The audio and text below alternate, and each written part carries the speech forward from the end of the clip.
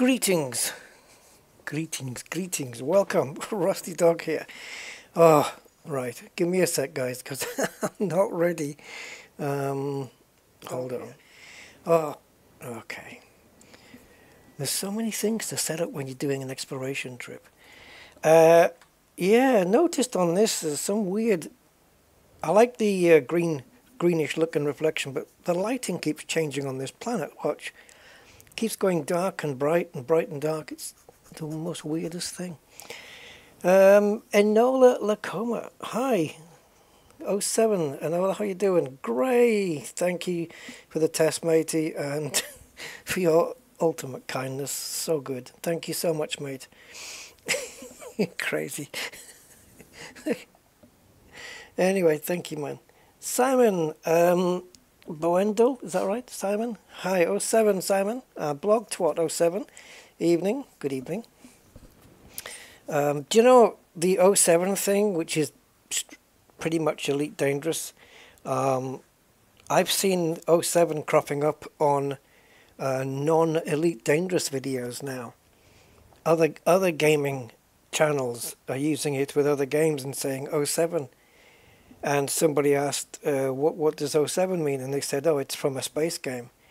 It's a salute from a space game. Yeah, you're very well drawn, Gray. Whoever was the artist who sketched you, they did a good job, mate. Take that as a really good compliment. It's a glitch with the lighting. Yeah, it is definitely 100%. It's just weird. Very weird. Now I know that we landed on here, and I can't remember whether there was plantage on here or not. So I'm just going to have to scroll down to my log, into my log. Ah, yeah. Okay, so there's a couple of planets here with plantage, but nothing in the you're going to make loads of credits range. So let's get the hell out of here and see where we are. I want to get off this flashy planet for reasons that it's flashing. Okay, so let me see now where we're going. I have got on ones. Despite having triple monitors, man, it's not enough. I need another one. I haven't got enough. Do I have enough ports? Yeah, probably wouldn't want to put that extra strain on my system though. But yeah, I've got the browser on one screen with my live stream, which I probably don't need because OBS shows the chat as well, but it's easier to see it on the browser. And then on the middle monitor I've got the game, and on the left monitor I've got OBS, Elite Observatory Core and Captain's Log all running. And I also need to run ED Market Connector. I tend to run that as well. Oh, so much stuff that you need. Alright, the ED Market Connector is connected. So, what don't I need? Commander Selim, how you doing, matey? Don't worry, you're not the thing I don't need. That didn't come out right. Right, what don't I need in front? I guess OBS Studio can be a bit further back. I need Elite Observatory Core. Alright, so we're here, and we are planning a run to SAG. So this is the we're still quite a distance. So despite the title of the stream that we're on the way to Sagittarius A, it doesn't mean that we'll get there today. Yeah. Oh, okay, so, yeah, no, Elite Dangerous Core doesn't exist. It's Elite Observatory Core. It's just an exploration tool. Basically, it just shows your exploration, your log, and like every time you go to a planet or there's planets in the system, then you send the probes down, it tells you what could be on there in terms of plants, or organics and bios, and how much they're worth, and it tells you stuff like, you know, if you've got a planet with wide rings or fast orbit, stuff like that. Which reminds me, I need to put, oh, it's already active. EOC overlay is active. So there is, yeah, so all the alerts should appear on the screen. Yeah. Now, this says 39 jumps, but I don't think I've got these, yeah, I don't have those included. So let's clear that destination and set it again. I'm not using Spanch because I don't want to use destinations that people have visited already. I want to get some, you know, undiscovered systems. So whatever's in this system we're in now, forget it. We're just going to fly the hell straight out. Surfbot, good evening. Oh yeah, carrier can get anywhere, Simon. Yeah, carrier can get out here, no problem. As long as you've got enough tritium to fuel it, yeah, no problem at all. The one thing about black holes in this game is that they're not really a threat. They're not really dangerous in any shape, way or form. They can make you perform an emergency stop and give you some superficial damage. But apart from that, yeah, it's not like you're going to get sucked into the event horizon and be made into spaghetti. Alright, 28 jumps. Maybe we should go via Spanch. That's a lot of jumps. Oh my god. Okay, we're going to need a fuel stop on our next jump. So I'm going to have to make sure the next jump is a fuel jump because we don't have a lot of fuel left. So where's the green coming from? I've been trying to work this out. Because if I look up, there's no, well, the galactic core perhaps? I don't know.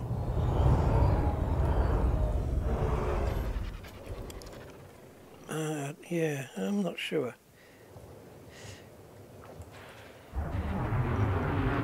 Come here.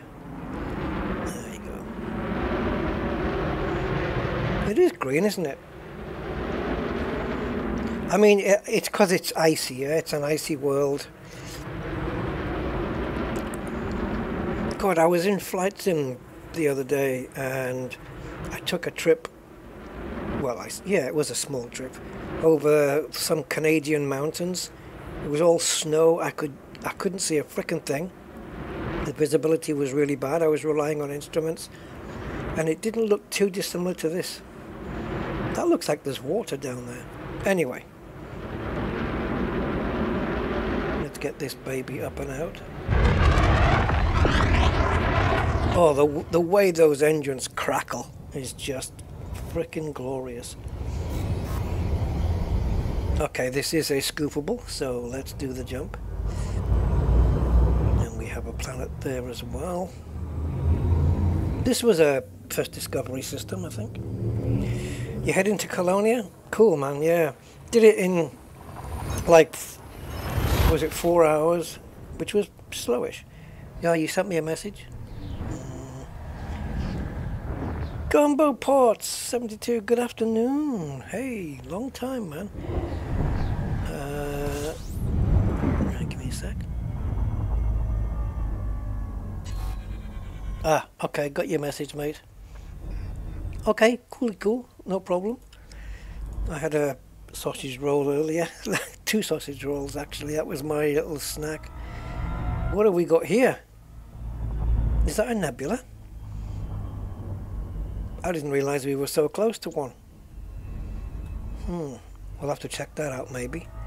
It doesn't look inviting, though, does it? Something you'd see on Star Trek.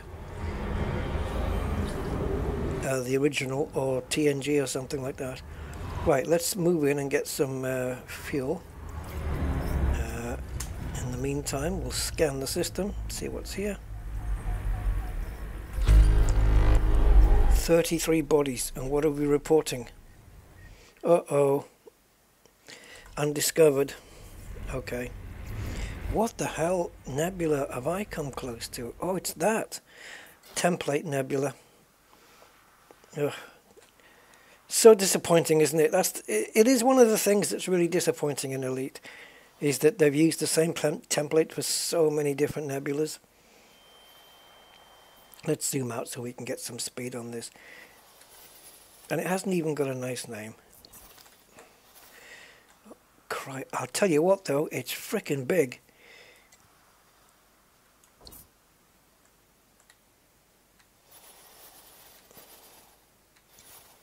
So if I was to go here, oh, it's not that far. 644 light years.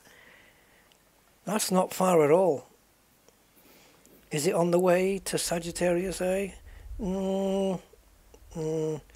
Well, we'd have to go up a little before we turned right. Yeah. In 644 light years, turn right. I don't know if there'd be much there though. And it would be pretty much well visited, I would imagine. It's a sizable thing, this though. Yeah, I've seen smaller nebula. Okay. Are we full? We are. Right, let's do some discoveries. Majok 56. How you doing, Majok? Good evening, sir.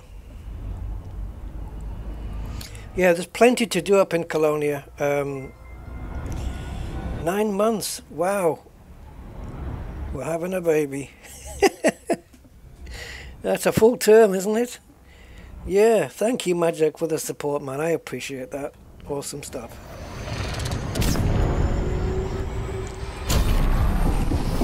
Thank you, sir. 9 months. Hey, you're going to stay for the year. That's awesome. Right. What do we have here? Anything special? Gas giants? No, gas giants and... No, all the interesting bit in the middle here. Earth-likes and ammonia worlds. We got nothing. So it's going to be a pretty boring system, but we may as well go through it anyway. So all these splodges is what we need. There we go. I remember playing Elite before this FSS scanner thing came into existence, and I remember thinking initially that this just made things slower. It just made, or it was either slower or too easy. I don't know. I had some whinge about it, and yeah, I was completely wrong about it because it's so much better, so much more informative, and it just saved you having to fly out to each of these planets separately in order to scan them. That we now had a scanner that could do it from distance, you know. Man, that was a bit laggy, wasn't it? That thing's moving.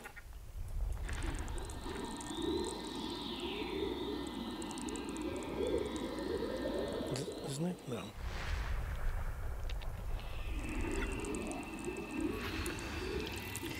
Gas giant with water-based life. I wonder if it's still or fizzy water. Sparkling water-based life. Am I enjoying the Mandalay? I love it. Yeah, it's a brilliant ship.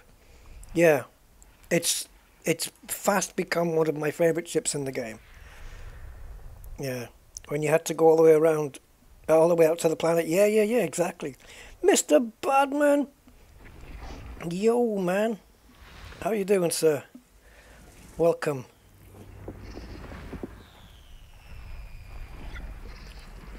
Yeah, this FSS really has been, it's a much better idea. It works really well. It is a spoiler thing though, isn't it? Like on the scanner below, it kind of tells you, yeah, this is what you're going to find and not find here. But if you're just searching for water worlds and Earth-likes and stuff, and you don't see any of those on the scanner and this on the spectrum here, that it's, you know, there's nothing there. That's a time you could choose to just move on and just not give the system any more time. If that's the thing you want to do, right? You know what I mean? So it could save you time, I suppose. Yeah, and if you couple this up with the, oh God, look at all this lot. If you couple this up with tools like Elite Observatory Core that tells you, you know, what possible bios are on the planets, if there are any, and if you've got things like nested moons and shepherd moons and fast orbits and wide rings. You've got quite a lot of info at your fingertips before you even move away from the star after fueling, for example. Yeah, so we do have a lot of info at our fingertips now.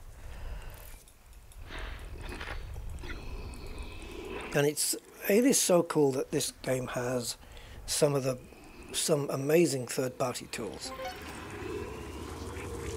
A water giant. A water giant? A water giant. I'm actually trying to work out whether I've come across one of those. Have we come across one of those before? A water giant?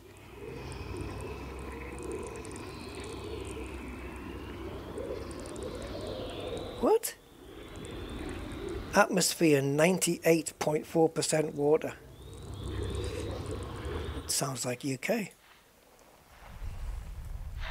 Right. Except most of it just falls onto the ground. The Mandalay is a Mark II DBX. Oh, I don't know. Yeah, well, you know, it's a great exploration ship. It's got fantastic jump range, better than the DBX. In fact, I don't know what can beat the Mandalay on jump range. You know, I've seen Mandalay jump ranges in the 90s, so I don't know. Oh, also on the subject of Elite, on my other account, I have reconfigured. I didn't know whether to do this at the start of the stream, at the end of the stream, or just not at all today. That's another nebula. Is it a different one? Same one? I've reconfigured my Combat Anaconda completely, and it now possesses 4 of the new Seeker missiles that have got the FSD disruption. And the reason I didn't want to use it at the beginning to test it out is because I haven't tested it yet. I did test it on the Corsair and it wasn't really successful. I fired a few FSD interrupt missiles at an Anaconda and it still jumped.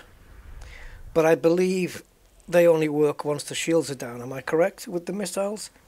That, you know, if you're just firing it at the shields, it's not going to get through to the modules because the shields were still up. So I'm guessing it was that. So I've put them on the Anaconda, on my Anaconda, along with other weaponry to get the shields down and then fire these missiles. But it would mean getting the shields down before the Anaconda has a chance to jump, or any ship really. And I don't know if we'll manage that. But I didn't want to use it at the start because if things didn't quite go the way I planned, I might get a bit frustrated with it. And then when I switched into this account, I didn't want to be I didn't want to have that hanging over me, you know what I mean? So it might work. It might be a complete success. I don't know. So, but anyway, I didn't want any lingering mood from anything that would give me to linger over onto this. So I decided to just jump straight in here and get some exploration done. And I don't know if I remember, if I've got enough energy left. Holy crap! This took me by surprise.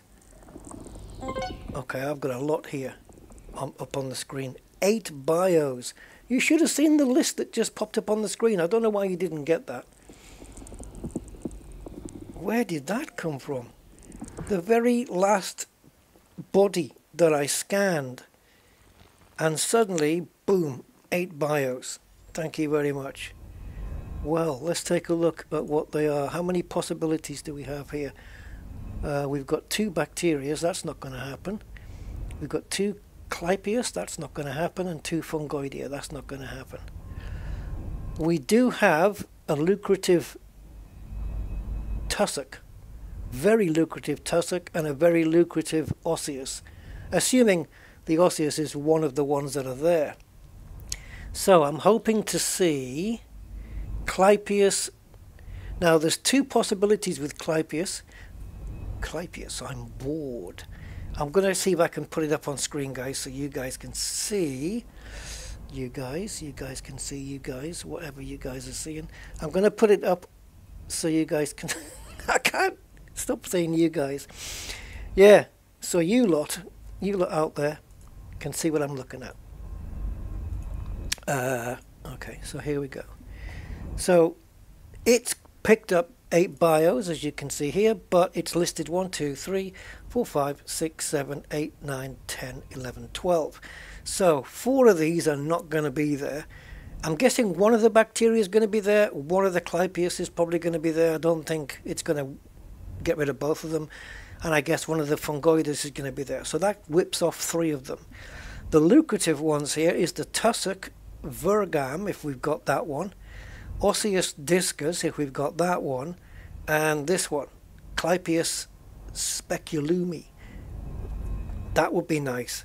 And even the other one is worth half as much, but that's not too bad. And then we've got Cactoida vermis, 16.2 million. And then you have to multiply whatever the value is by 5, and there's your bonus. So, worst case scenario, if all the nice ones are gone, and it only leaves the less valuable stuff, worst case scenario, 51.96 million. If we get all the good stuff, best case scenario, 75.49.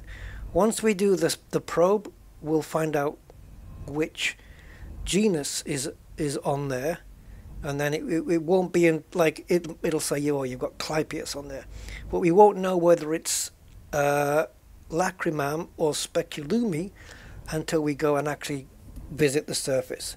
But as more information becomes available, this body value will continue to update. So why don't we head on over there and check it out? Also, how many other atmospherics do we have? So we've got, it's right there. Any other atmospheric landables? There isn't. There's plenty of landable planets, but this is the only atmospheric one. Okay, let's go over there. Let's skedaddle on over.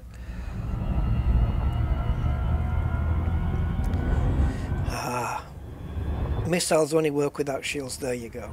Torpedoes work with shields. Interesting. Okay, good to know.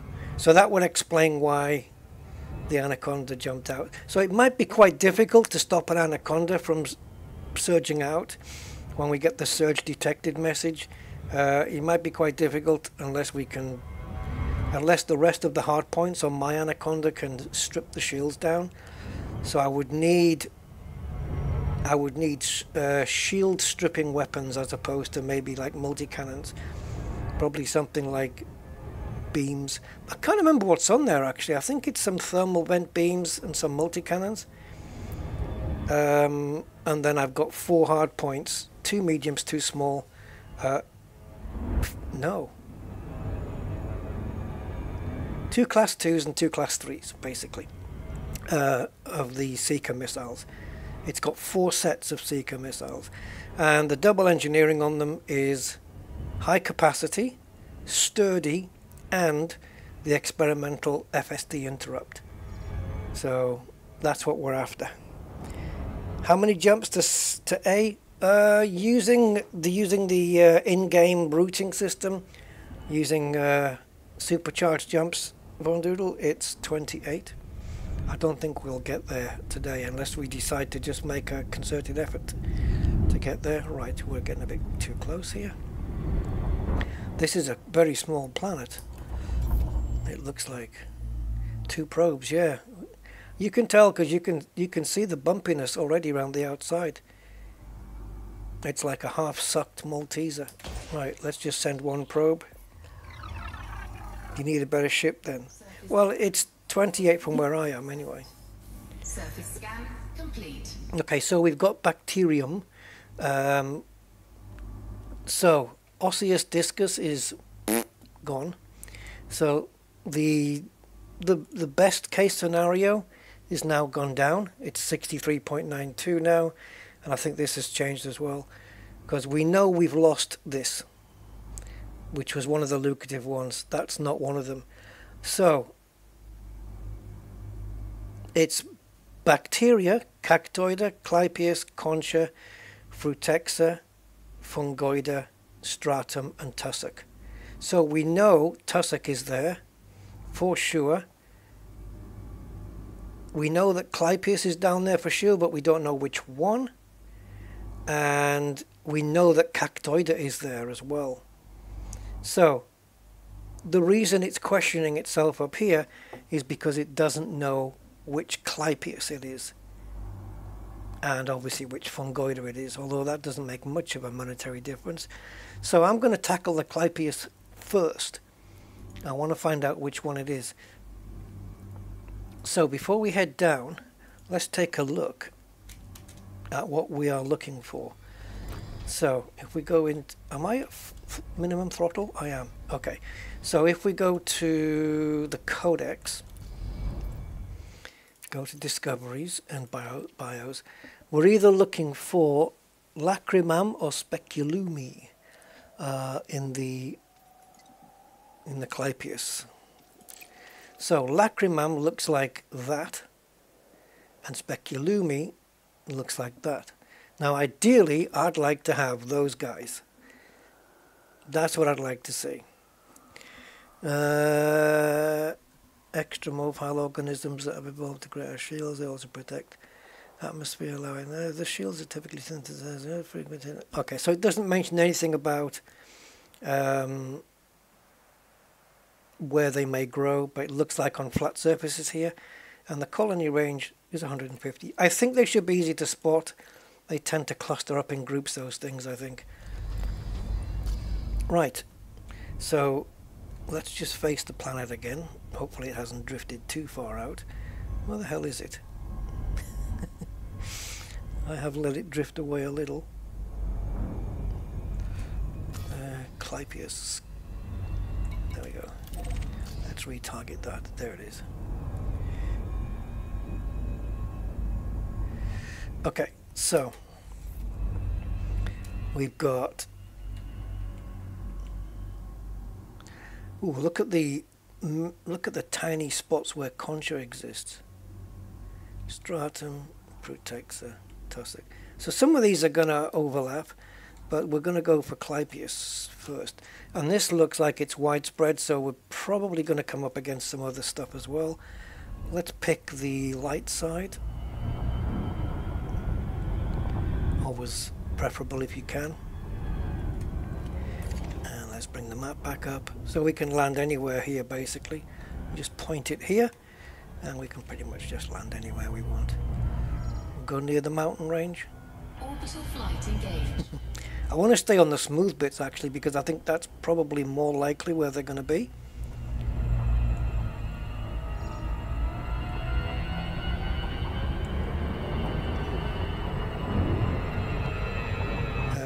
We'll come down near this mountainy kind of ish area.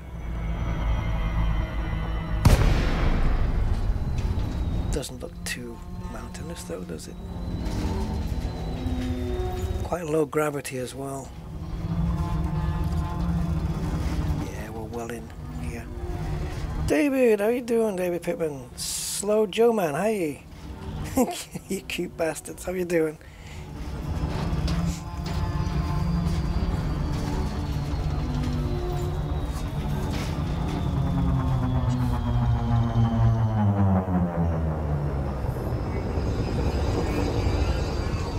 Right, so at the moment, because we know that this stuff grows on the flat areas, we kind of want to move away from this. Oh, come on. Oh, hello. Oh my God, what's going on? Is that stratum on the right? That looks like stratum on the right, doesn't it? This might not be. Okay, that from here looks different to that, but that looks the same as that. There's a lot of life here. This is two different things. I'm going to park in between the two. I don't know what the hell to scan first. Is that the good? Oh, is that? I think that's the cheap. That's the cheap Clypeus, guys. Or is it? I don't know. Yeah, it is. It's the cheap stuff. Of course it is. Of course it is. We're in the bargain basement here. I think we're gonna need the car. So let's get it out. Get the car out the garage.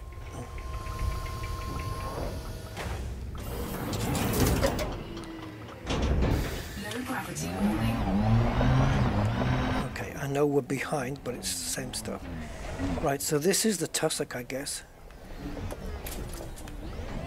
Okay, let's go over to the what I believe is the Clypeus.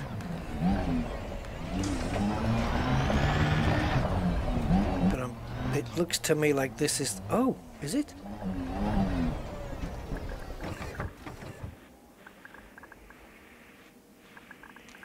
You know what? I actually don't know now.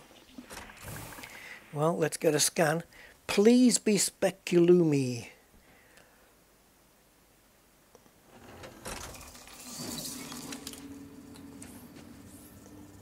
Wow, look at that thing.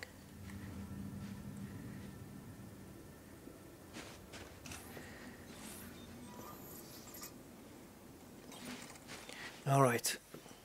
What do we have? Hot planet surface is what we have. Oh, it's lacrimams. Yeah, I thought it. I thought we wouldn't get lucky. Okay, so now this planet is worth between 55 and 56 million. So let's go 55, multiply that by 5. And what have we got, around 30 million? No, 300 million, I mean, sorry. All right, so these are 150 meters, are they? Yeah. 150. Now, we know that there's some over the other side there. So that's definitely more than 150 meters away. So that can at least be our second scan. So we'll just jump over this lot. Probably quite literally as well. Now, is this 150? It is.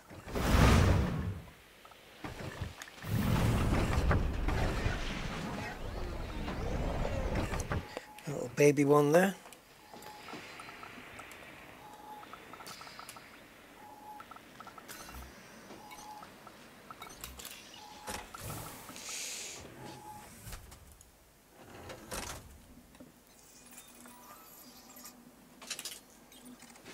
Do you scan this guy? He hasn't quite blossomed yet. Okay, I've noticed you guys are not getting the you're not getting the overlay.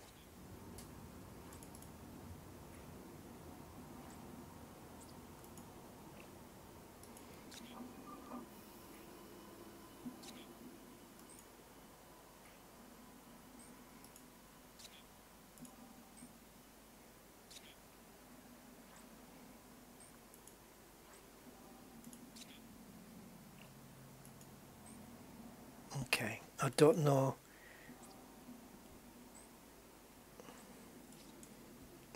Yeah, I've changed the window, but I don't know if it's still working.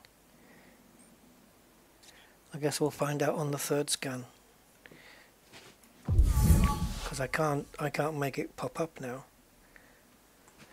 Right, so we've got two of the genuses or species, whatever you want to call them. This and this thing. These things.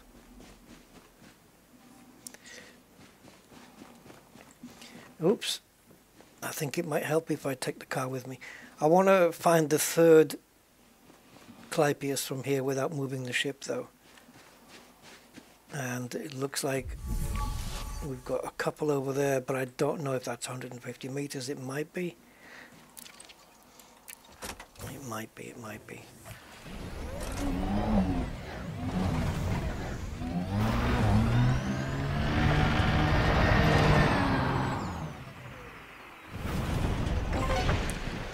Oh, we are on the limit.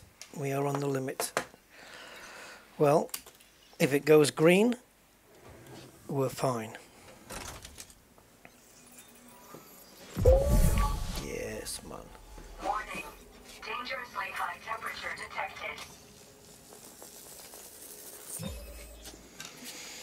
Now, the next one I want to do is those grassy ones, because I've seen a couple of examples of them already, because those big tubey looking things, I've only seen the one. So these, I don't know what the range of tussock is. I think it'll pop up and tell us though.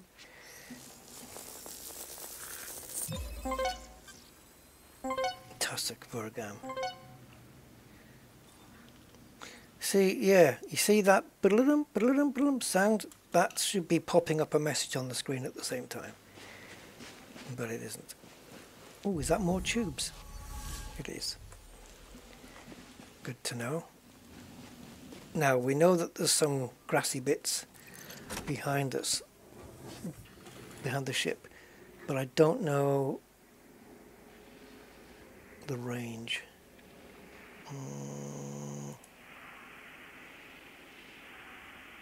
200 meters is the range for these ones.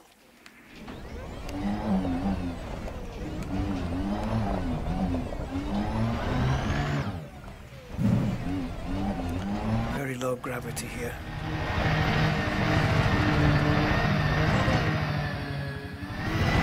Yeah, suddenly the messages aren't popping up. Not for me and not for you guys.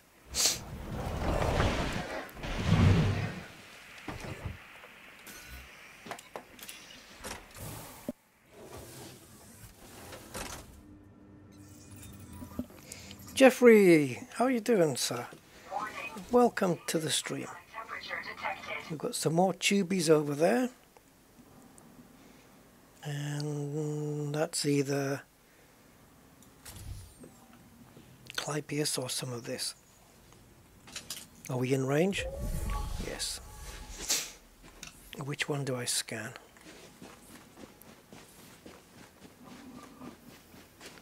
You.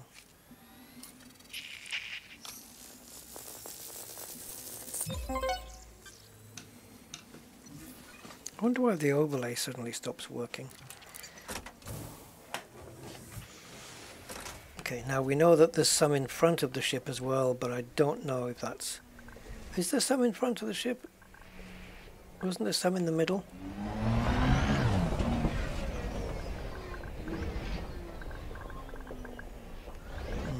Okay, let's venture out. As long as we don't venture out more than 3 kilometers, we're fine. Because after 3 kilometers, of course, the ship's going to take off. There's some stratum as well.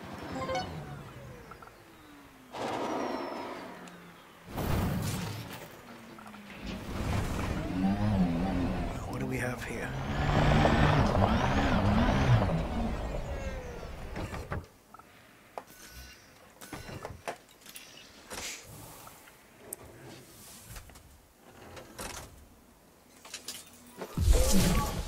All good, all in range. Warning. Dangerously high temperature detected. Yes, I know. Okay, that's that done. Tussock Vergam. That was nice, man, because that was 14.3 million. Multiplied by 5 is how much we'll receive as a bonus. Right, tubes. Let's get the tubes from over here. The stratum is here as well, so we can focus on those as well later.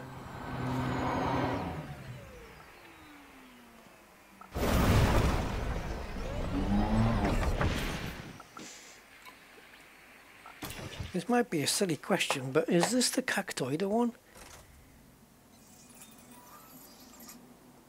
Or is it concha? Dangerously high temperature detected. Because it's got prickly things on it, so...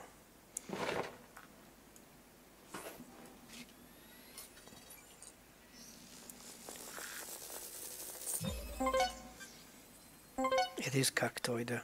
Cactoida vermis, which means that is... Oh, that's the... that's a good one. 16.2 million. Range 300 meters between the colonies. Cool. Planet Zoo water. Oh yeah, the water tech. Did you know that Planet... Is it Planet Zoo?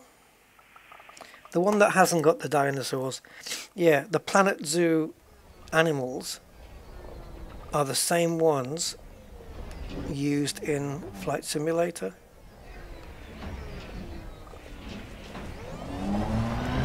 Because Asobo took used them with permission, of course.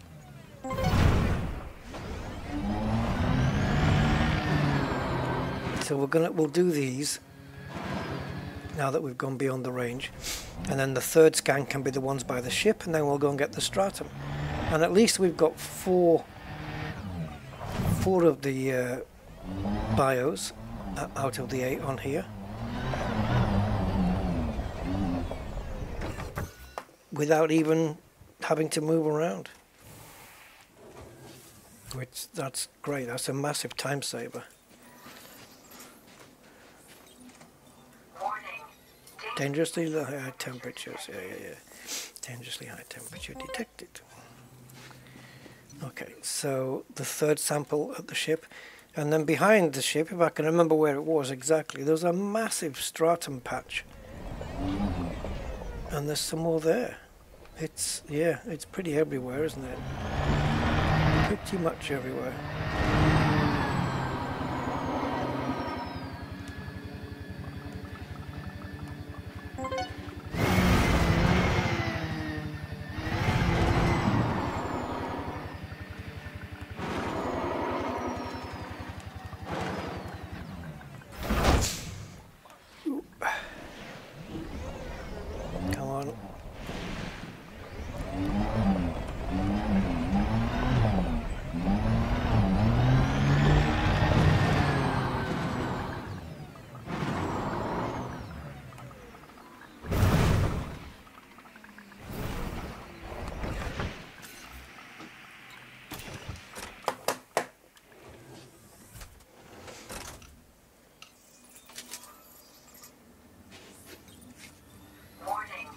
Dangerously high temperature detected.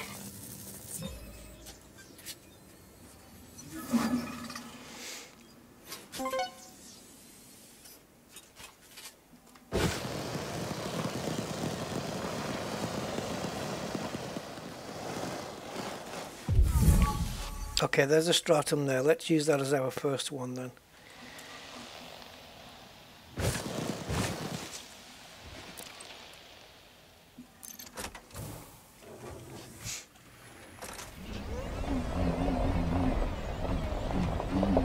The spawning on this game is...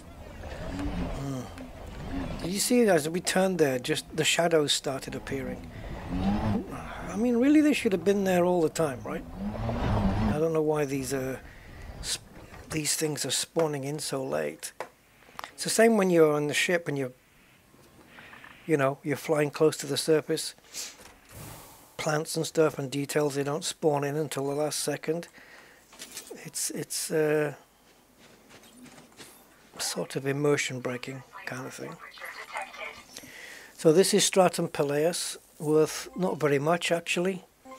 Not very much at all. 1.36 million. Unlike its big brother Tectonicus, which is worth the most of anything. Oh, is that what it is, Budman? Oh, okay, my mistake. Quantum Shadows. Now there's a title for a frickin' sci-fi novel. I'll bet you there's already a book called Quantum Shadows or something like that. Right.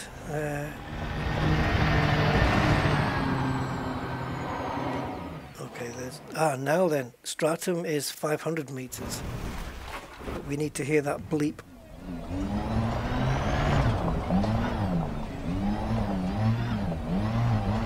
This isn't going to work, is it? That's not far enough. Oh, it just bleeped. Oh, this is going to be right on the fringe. If it's not within range, it won't scan as green. Oh, that one is not in range, and that one is. Oh, man. Talk about right on the limit. Very good. Yeah, 1.36 million only, this thing. Now, where's that huge patch of, I can see a load over there. There was a massive amount of it, wasn't there? Look at this little forest here, Jesus. Well, I say little forest, not really.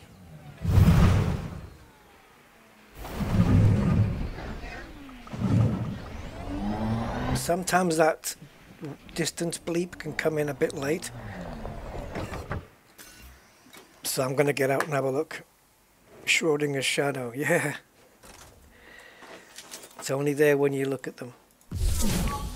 Oh, no, no, no. Dangerously high temperature detected. What about this guy over there?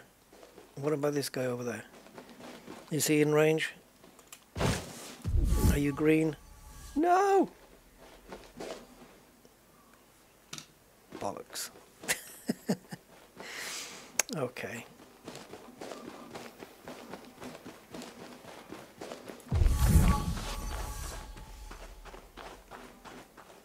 Yeah, well, yeah, definitely not there until observed.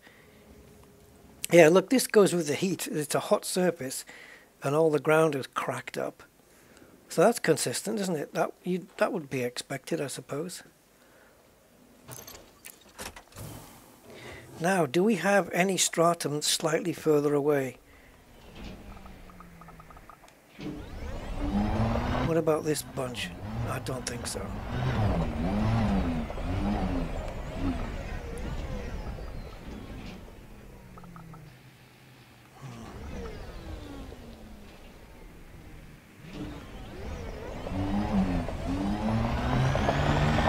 We may have to go over the mountain here. See what's on the other side. There's the range. Now, how big is this? Awesome detail, very good detail. Oh, back in the days when planet surfaces were just beige, and then they added a bit of detail, and then a bit more, and then a bit more, and now we're here, and it looks really nice. Look at this. This is why you don't need rocks and shadows just spawning in as you get to them, and organics as well, because it just look really nice, cool detail. I think we need to go left here.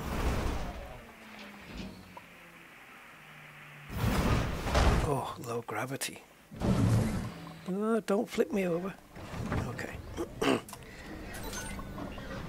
Okay, so I'm only 1.5 clicks away from my ship. I think we've got you scanned already, haven't we?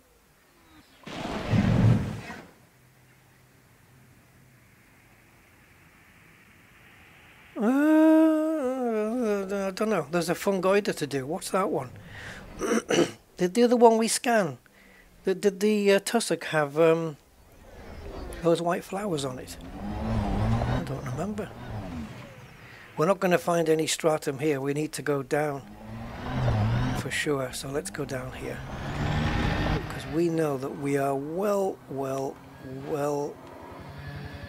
in range of the ship still for now.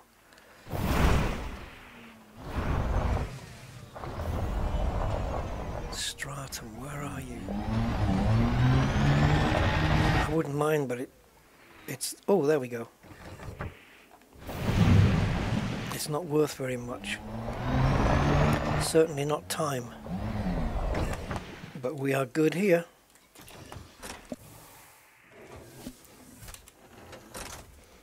Right. Warning. Dangerously high temperature detected. So we still don't have an exact amount of what the body value is because it doesn't know which bacteria it's going to have between Cerberus and Tella, which not much value difference, and the fungoida gelata or stabitis. We don't know which one is going to be there. So I have a question which I can find the answer to in the codex.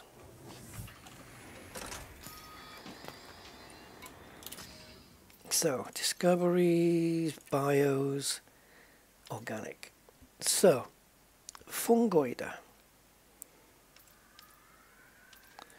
Show me pictures of, well, gelata I know. Gelata is the red wobbly bits. Stabitis, remind me. Ah, no, very different. Okay. So which is the most lucrative gelata is this one. Not by much. This one is 2.68 million. This one is 3.3 million, 3.33, so not that much. So we're looking for these, the red, yeah, those. And bacteria, well, is it going to make a big difference? Frutexa sponsae is here. Frutexa sponsae.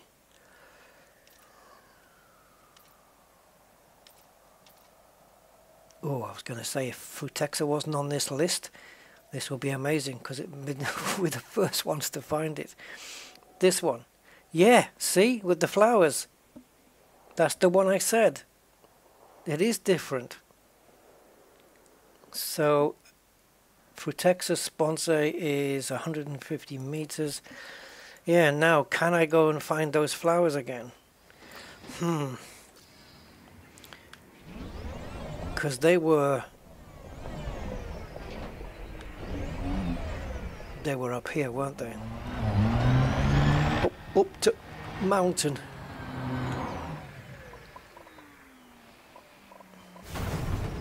And it's kind of like the tussock, only they've got the white flowers growing on the top. They don't. So it's very different. It's not those. And we found them up here, right? I think it'd be easier if I just got out and jumped into the air, see if I could find them. So do they grow on top of these mountainous rocky areas? What's the deal?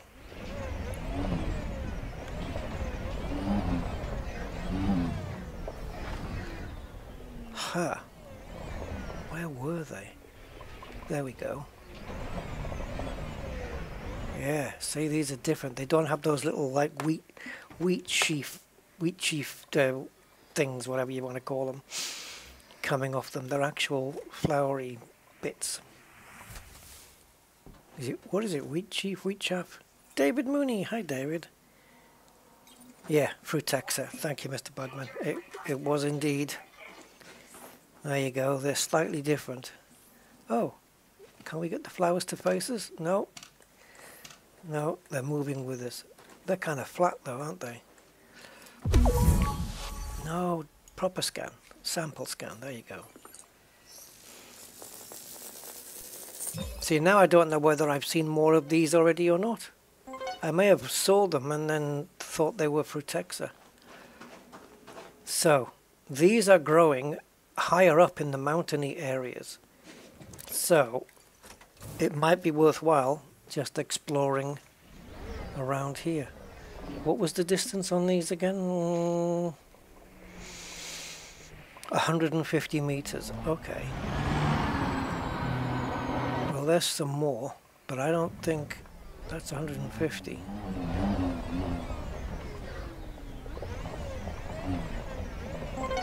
Oh, it might be worth a shot then.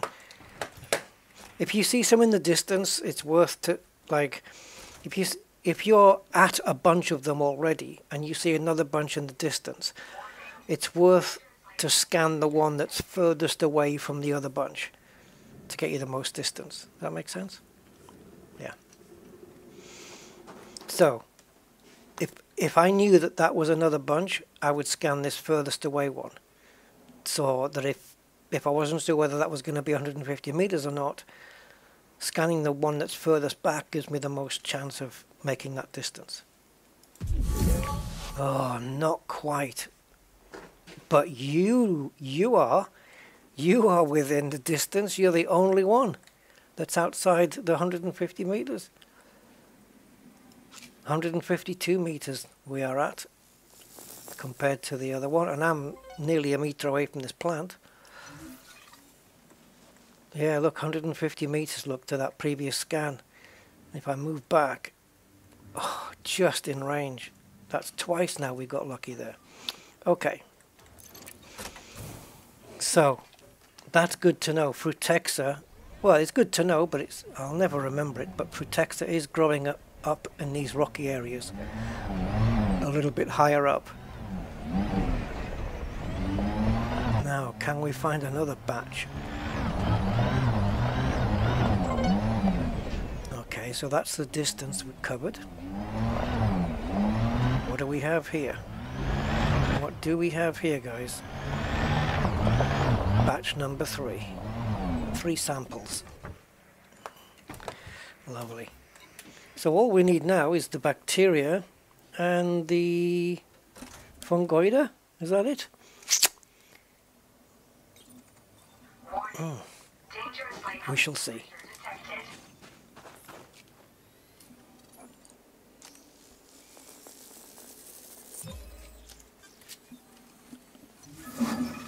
So I have scanned 1, 2, 3, 4, 5. In that case there's 8 bodies here. So bacteria, fungoida, Concha renibus. Ooh, I know what that looks like. Did we not? Wait a minute. Unless I'm getting my bios mixed up. Concha renibus can look a little bit like some of the Clypeus, can't it? Let's have a look. I might be getting very mistaken here though, so don't hold me on that. But Concha renibus, it's not the one I thought. No, okay, it's not. So we need this one. We know this is here for sure 100%. Either red or peach, don't know. It's worth 4.5 million. And then we've got fungoida, which we've already checked out already, gelata stabilis. We don't know which one it's going to be. Stabitis, sorry. And the other one is bacteria Cerberus, which is this one. That's fairly easy to spot. And Tila, which is less easier, but it's still not too bad. Now the bacteria Cerberus is lime, so that should be fairly stand out on these surfaces. Alright, so we've scanned 5 out of the 8 with that on our first landing, so that's pretty good. So I think we need to go back up into the stratosphere and pick another map to come down on. That was pretty good. That was we made some good progress there. Ooh dear, how are we going to land? Are we going to tip over? Yep. Saw that coming. We can recover. There you go.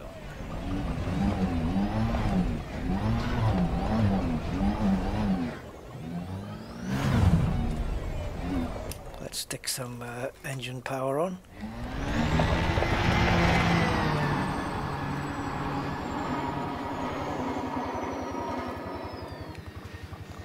And just land on the front wheels. Look at the size of this forest, man. That's Clypeus. No, it isn't. That's tussock.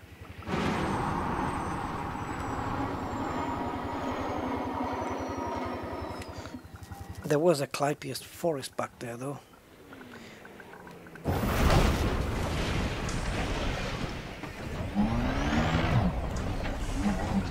Right, in we go.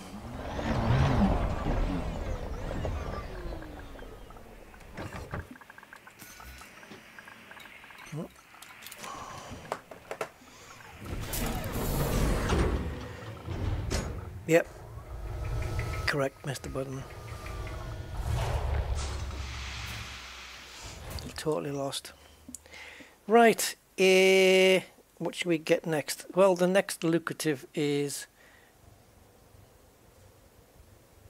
Well, Bacteria is cheap. Concha Renibus is decent. So let's go for the Concha.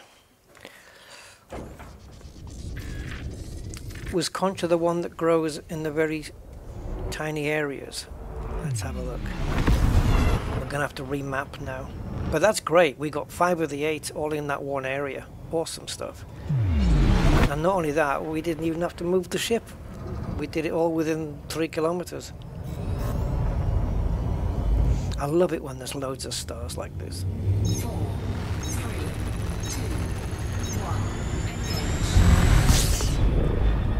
Thing is, if you point a telescope up into the night sky, where you are right now, you know, in our solar system, and you leave a camera on it for long enough, and expose it for a couple of minutes, you will see this many stars, even from Earth. So I don't know why we don't have that in the game.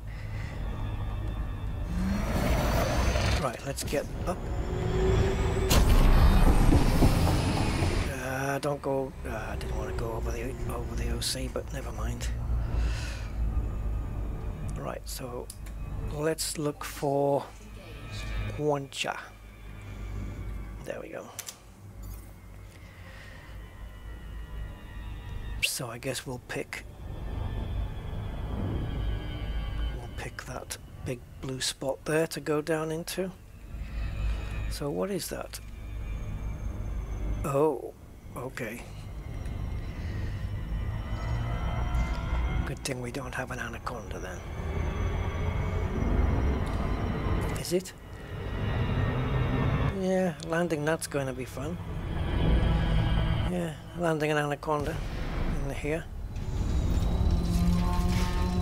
Let's see how adaptable the Mandalay is. It should be pretty okay. I mean, we're still 33 kilometers up, so these details are gonna get considerably larger. But it's definitely growing in this. I was going to say mountainous, but it's not. It's quite the opposite. It's kind of sinking here. Oh, look. A big deep valley. Mr. Bunman. We got one there, and we got a little guy there. Look. Should we explore the valley, or should we get the Renibus first? Rusty terrain. Yeah, it's that color as well. Oh, mama, what have we got here? Is this our stuff? What the frickin' hell? This is the gelata. And there's tons of the stuff. And what is this? Oh, it's just a rock thing. Okay. Well, up you go, up you go. Come on, up. I want you on this ledge. No, I think the landing gear is getting caught up on the rocks here. There we go.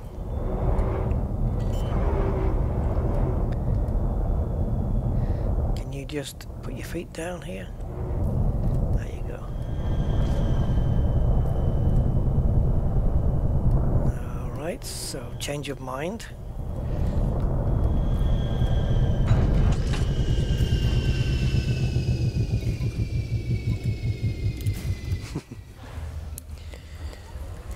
Hey, Jack the Ripper. Yeah, Mandalay's awesome, man. I love it. It's a great exploration ship. It really is. Gravity warning. It's a fairly decent-ish kind of combat ship-ish. But I think it excels for exploration now. Do the plant scannage first. The thing is, what if I venture out more than 3 kilometers and then lose the ship? The ship goes up into space and then I lose where I am here. Mind you, I could say the same from what happens if I venture 3 kilometers down into the trench.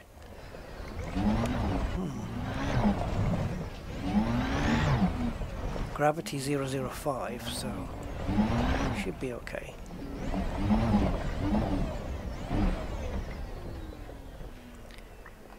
I'm not gonna lie, that looks pretty deep. Oh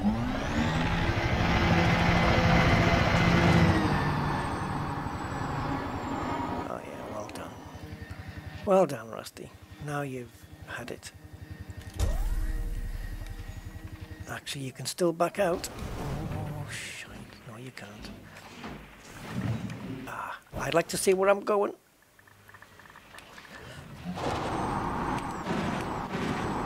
Oh dear. Save some boost. Oh, this is front wheels. Oh my god, we need to do a ship repair. I know it's not a ship, I haven't got time to argue it.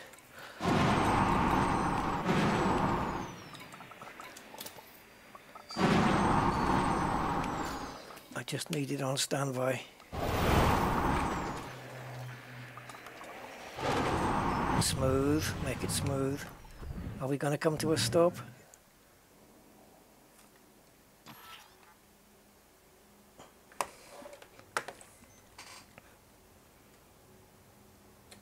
I don't know which direction to go in to get a signal. Where am I?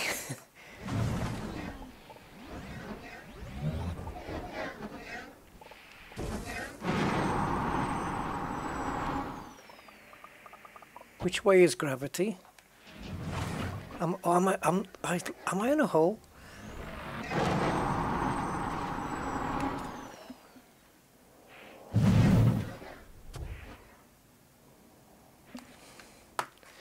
Let's get out. I don't know where the hell I am.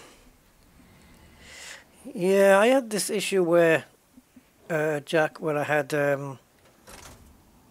what was it now? One of the cameras or something? The bindings in this game were a bit... Oh, we are in a hole. Oh no. What if I can't boost out? It's not like I can bring the other SRV over to tow it. To tow this out or to winch it out. I don't think... I know we do have... Oh, now we need the frickin' Scorpion. We need the Scorpion here. What have I got myself into here? Can we back out of there and use the low gravity to boost us out of the hole? I can't even get myself out.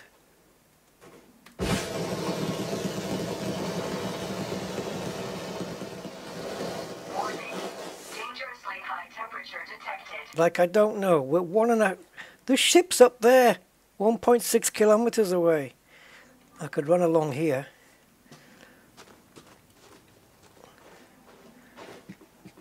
Oh my god. My SRV's stuck in a hole, guys. This is why this is why people come to my streams for exploration, for these moments.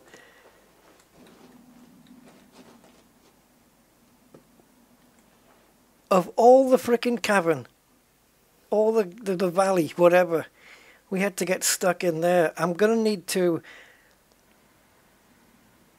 jump, maybe, and reverse. No, maybe don't reverse the other way around. Maybe, because reverse gear is the most powerful, right? Just like on your manual gearbox car. But, oh shite. Oh shitey. We could use reverse to get back up.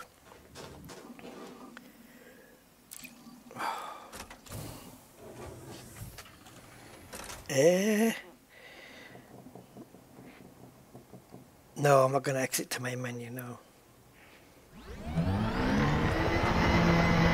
Come on. When it runs out of strength, we'll just boost. Is it going to get out? No way.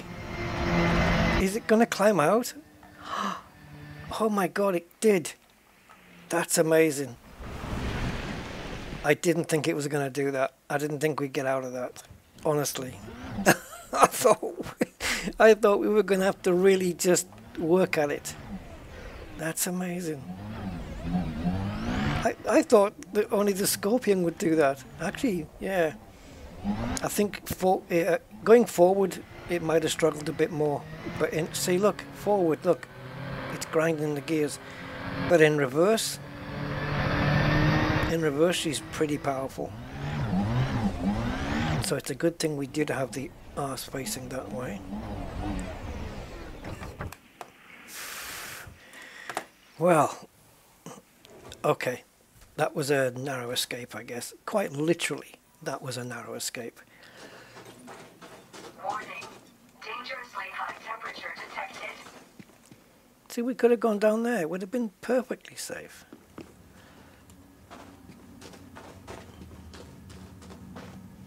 I mean, we're only, what, 26,000 light years from home? It's not like we'd be lost. Yeah, down there.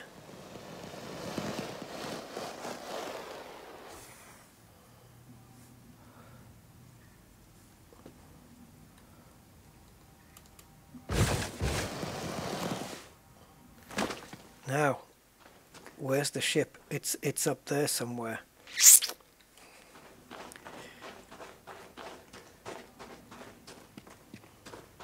Can we rendezvous with it, or do we have to dismiss it and bring it back to us? I'd have definitely been safer scanning those plants, though, instead. Oh, don't go over the other side. Okay, this is Scorpion territory here now.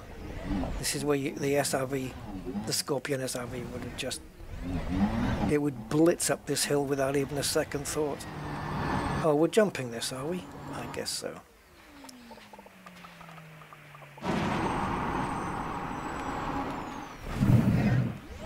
Remembering I'm on 45% hull, so I just gotta be a little careful. But rather than using up an SRV repair, I'm just gonna risk getting back to the ship and getting it repaired from there anyway. For free. Yeah. Thanks, Commander Selim. It must be all of my years of experience on getting out of crevices and holes and stuff on planet surfaces. Oh, we're going backwards. This is never good. Brakes on. Oh, Jesus. Come on, grind those gears.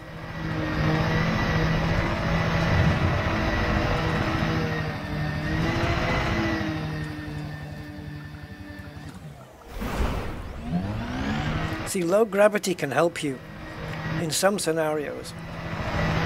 Right? Like if you need to boost out of a place, you can boost pretty high because you've got low gravity. But it can also hinder you in that the lack of gravity means the weight of your SRV on the surface is not what it would be on Earth. It's a lot lighter, and you just don't get the traction on the tires. They just don't want to grip. Worse if it's an icy world as well. You just get so little grip on some of the inclines. Where's my ship? Oh, it's still nearly just under a kilometre away. And where am I going?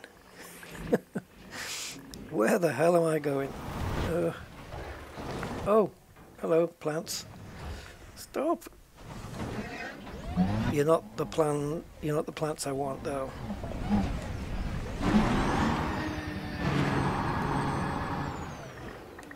Three-quarters of a kilometre to go.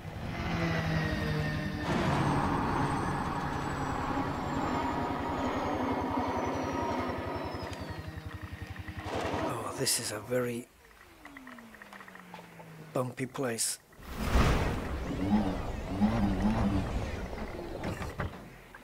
I'm not going to make that, but I think I can go this way. Whoa!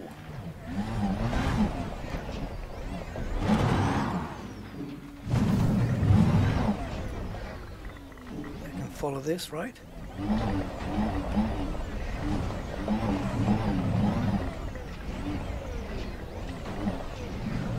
This is the kind of surface the Scorpion would just relish. They would just keep going. But when you want to do a jump like this, you need the Scarab. Oops. It tilted before it jumped. It should be okay. Oh, oh, don't go backwards. Don't go backwards. Don't go backwards. Don't go backwards.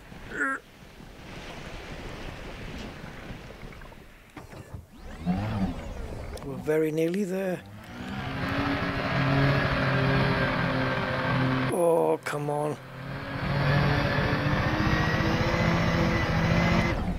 Where the hell did I park? There it is. I've got visual. Careful. There we go. Oh, we're safe. Now don't go off on your own again.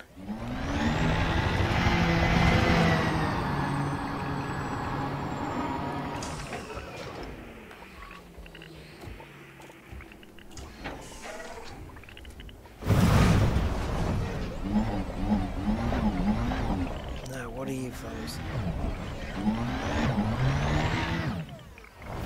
There we go. 32% hull, but we got here.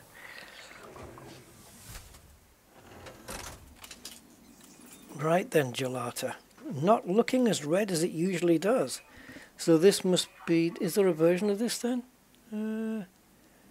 Yep. Fungoida Gelata. It's either cyan or mulberry. Well, I think we can agree this is the cyan version. I don't think I've ever seen them in this colour before. They've always been the red ones, the mulberry ones. I don't suppose... No, it's the same money. Okay. So this has got to be cyan then. 100%. There you go. Distance on these is 300. Now the question is, do we use a 30? Do we use a 32% hull SRV to go and find some more, or do we get a repair done first? Let's get the repair done first.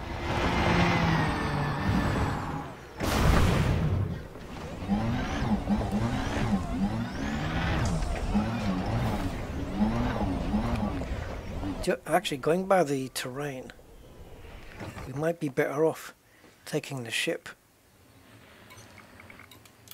to find the next one. A rush on Soontil relics. No idea, Mighty Agu, no idea. Hello, Klaus. I have no idea, Mighty. No, I don't know if there's anything going on.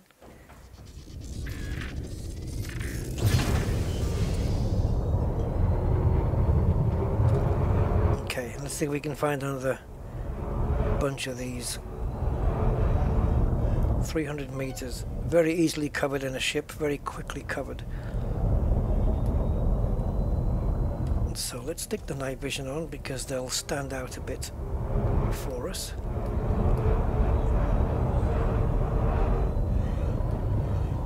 Kind of looks like grassy terrain now. What are you fellas? You wouldn't happen to be... I don't think you are.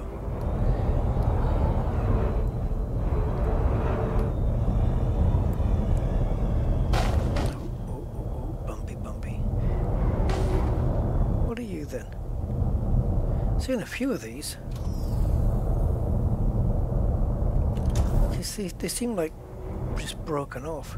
Oh, is that Renibus? Yeah, it is. That's the other one that we want.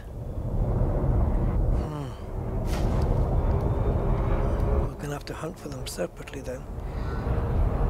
We're in the Concha territory, but we found something else instead.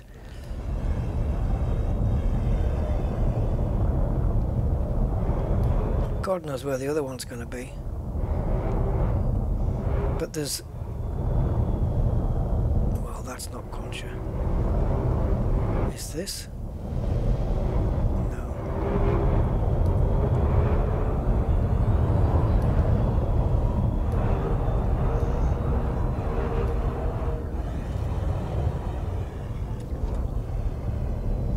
See, we're finding this Renibus everywhere now.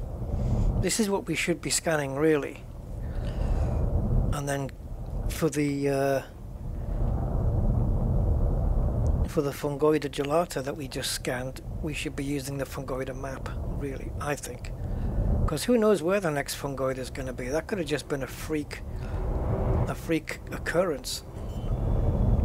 So I think I'm just going to concentrate on the Renibus and cancel that previous scan.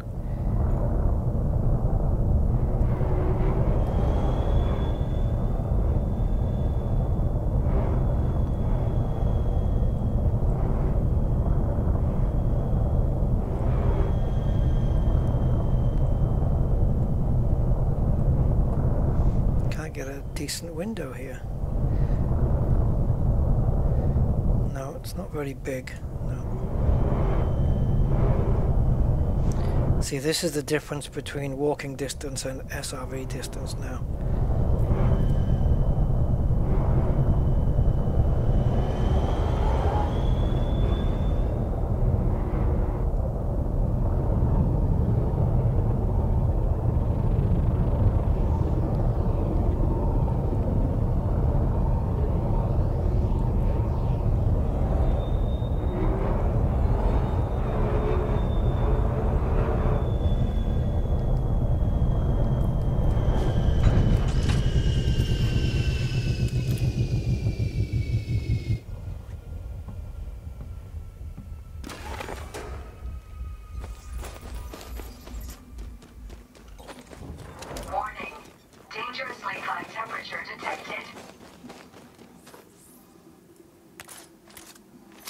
So we'll cancel the other one. She gone. And we'll do this.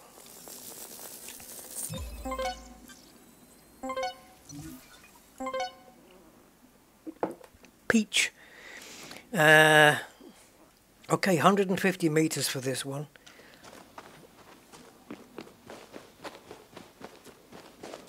Could use the SRV, but you just don't know where the next ones are going to be.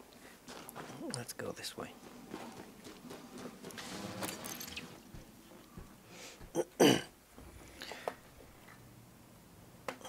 Got no lights on my Xbox controller now, for some reason.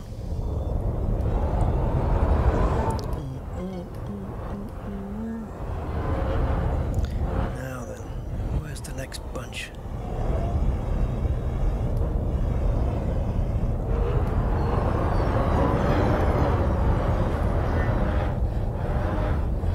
I think if they can be seen from a distance, it's not them.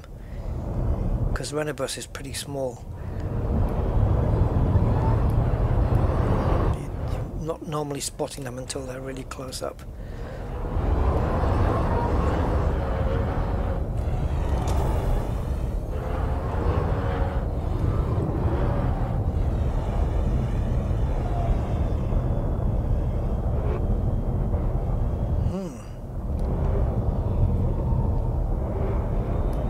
They should definitely introduce hover drops where the ship just hovers and you can just drop down like a drop ship like they do in the conflict zones, because you know that ships can hover and rescue you, so why can't we have a hover drop? So I've got some in front of me and some behind me, but I don't have... Oh yeah, we do. We have a landing. It's on a bit of a slope, but it looks like it can cope.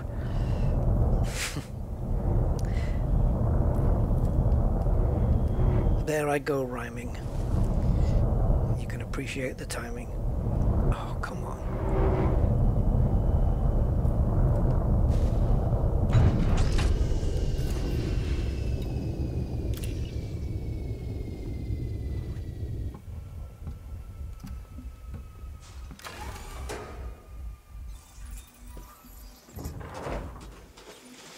Right, so Dangerously high temperature detected. let me just take a little jump here. There we go.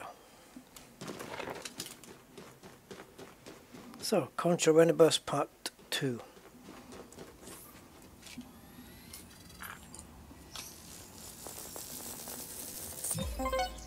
I can't remember whether this suit, this Artemis suit, has got the the extra sprint duration.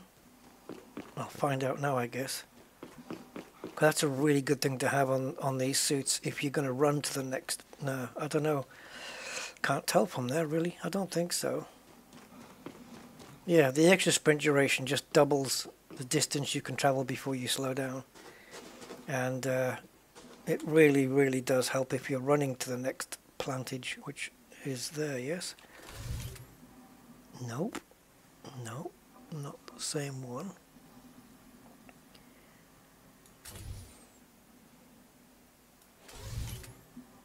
You.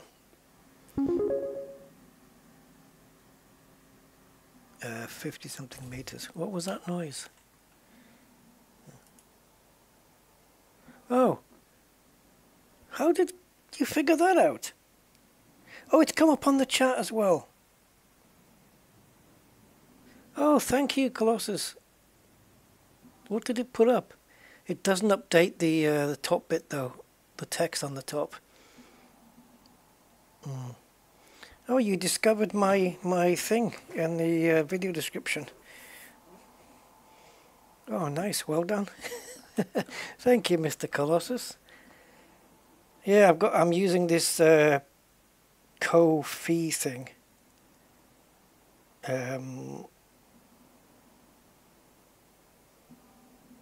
Which I've decided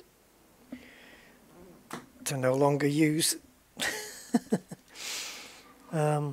Well, yeah, I think I will, but in a different way to what I'm using today. That's why I haven't advertised it. But yeah, thank you, Mr. Colossus. Appreciate that. Wow. Thank you, sir. Zonta, how are you doing? Welcome, my man. Yeah, it hasn't got that fanfare sound yet. I'm doing all right, surviving in the weather we're having. But yeah, just exploring and gathering plantage. 28 jumps to Sagittarius A, and we've made 1 jump. The only problem is we jumped into a system that had 33 bodies that were undiscovered. Thankfully, though, only this one has bios on it. It's so we can get this done and move on. Now, there are 2 schools of thought here. Do you A, forget the bacteria and move on? Or do you say to yourself, well, the bacteria is the very last thing. After we do the fungoida, the bacteria will be the very last thing to do. So you may as well get it for completion's sake. Do we do 7 out of 8?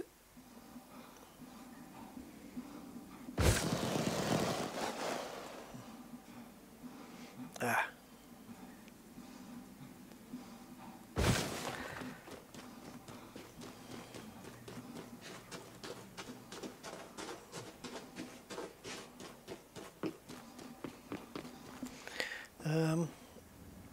Give me a sec, guys. Let me quick have a look at something.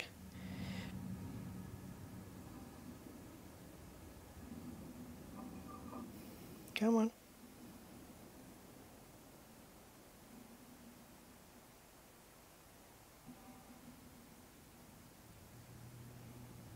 Ah, okay, that might be fixable. Steve Zodiac, hi Steve. Welcome to the old stream.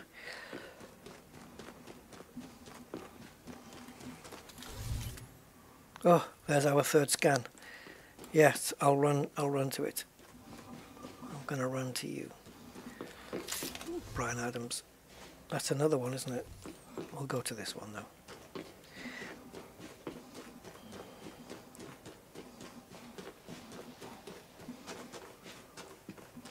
Come on, my energy's getting low. 62%, and I've still got to do another scan yet. So that's another good mod for an Artemis suit, is the one that gives you the extra battery power. Oh, we got one right here. Oh, we're not out of the range yet. What? What about you guys? No! Fudge! Did we already scan you or something? Now I can bring my ship to me if I need to. I haven't got the SRV out, so it shouldn't be an issue.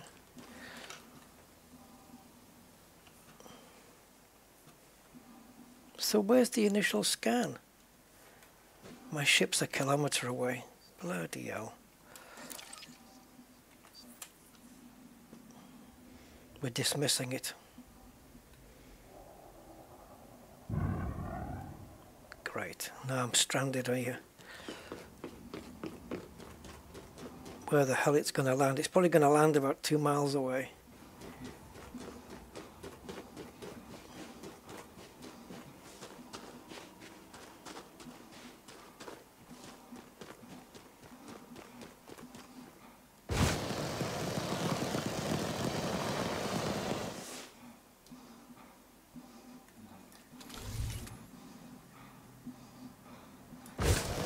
I spotted one, but I don't know if it's in range. We've travelled far enough, for God's sake, so it should be just fine.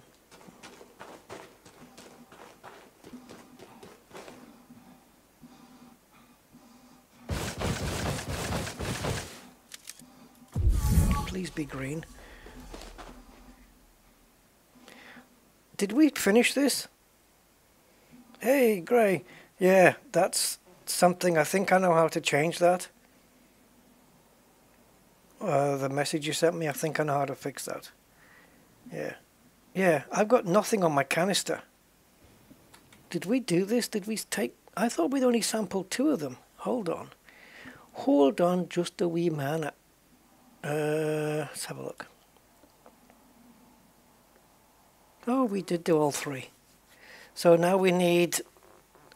yeah, now we need to find the fungoider. This really isn't fungoider territory, so let's go find what is. Yeah, I would have been all day doing this. We already did it. Yeah, no, I think I just need to change one of the details, mate. Thank you so much.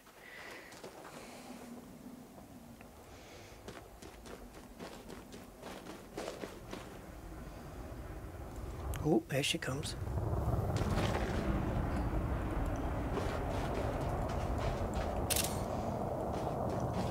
There's a screenshot. Look at those wings, man. Where are you going? There you go.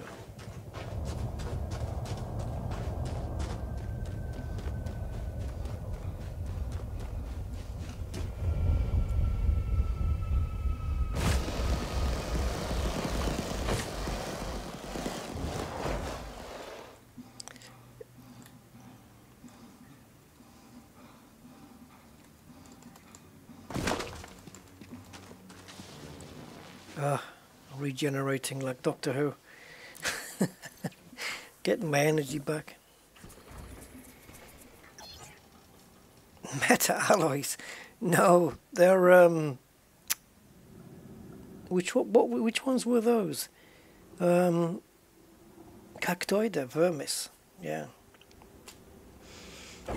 Right. So fungoida, which is worth 3.33333 recurring million, and I guess we can do the bacteria, which we know is going to grow on the flatlands anyway, because bacteria only grows on the flat bits.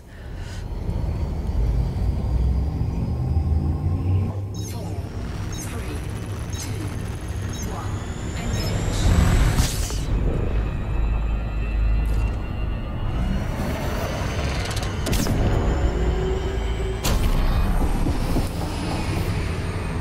Okay, so what are we looking for?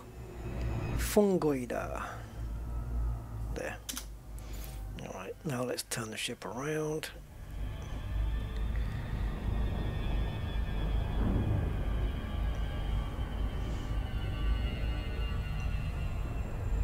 That big patch sounds good. Small patches would be good as well, because you know that if a small patch means that there's got to be some there, right? And if you're in a small area, then then you know there's going to be some in that tiny area, so you don't have so far to search. But is it a guarantee? Is it a guarantee that they can be there?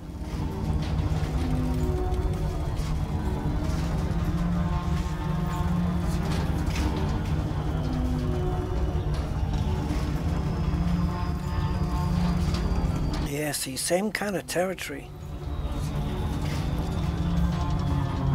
Same kind of territory as the other one, but I'm going to go, instead of on the dark areas, I'm going to go down below onto the flat bits. Oh man, look at this terrain. How come they got so dark? So I'm going to go down in these dark areas, but kind of on the rim where the mountains are. Because I'm not sure where they're more likely to spawn, to breed. Yeah, that's more cactoida. Let's see if we can find our first sample with the ship. Oh, we're definitely in cactoida territory. Right, let's go up and see if there's anything up here. Aha, what do we have? They're not big enough. No. Concha. So is Concha sharing the same map as Fungoida? That's one thing I didn't really pay attention to. Cactoida is simply everywhere. Oops. These big wings, man, they get caught on the ground quite easily. Why do I get the feeling that Fungoida is going to be a nightmare?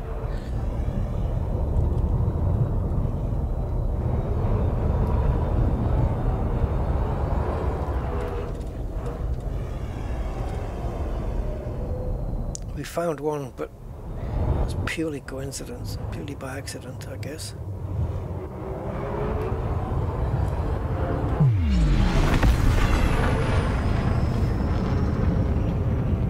So let's have a look on the more flatter terrain. Maybe even down here. What's this one? Rocks.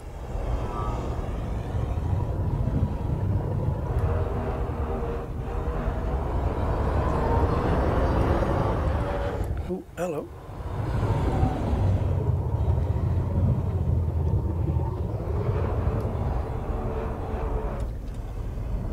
Ah, Cactoida identifying as Fungoida. And you, what are you?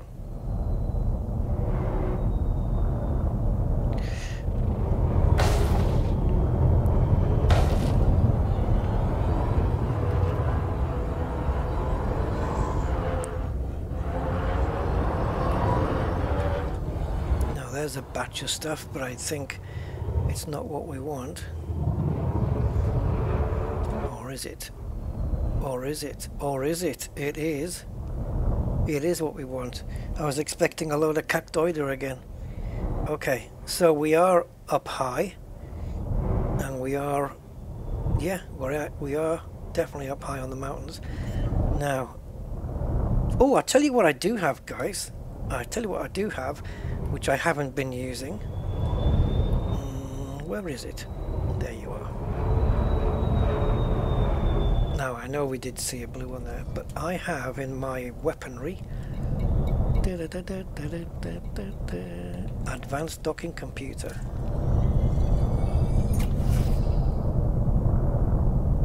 Now, I think I have to put the wheels in and back out again.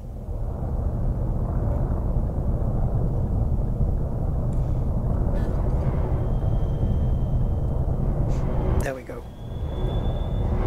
Auto landing in progress. Yeah, you're doing a great job. Yep.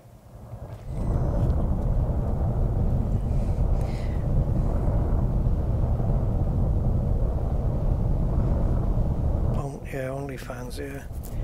No air conditioners, just fans.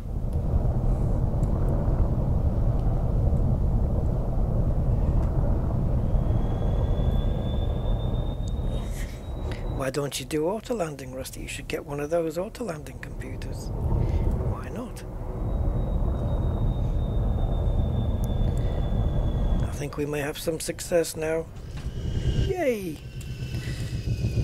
Yes, these are used. Oh yeah, look at that.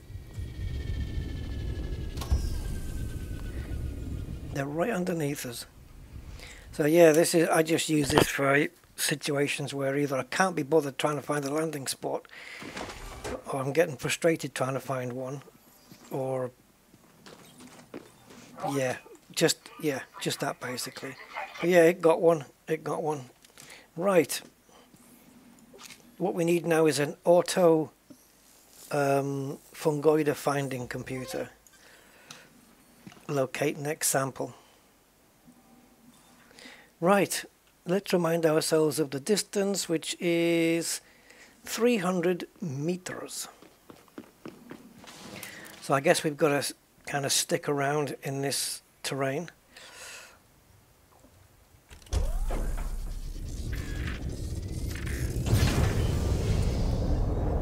Bring the wheels up immediately so it doesn't try and land again. Right, so we'll stick to this terrain, and we need 300 meters. That is not 300 meters.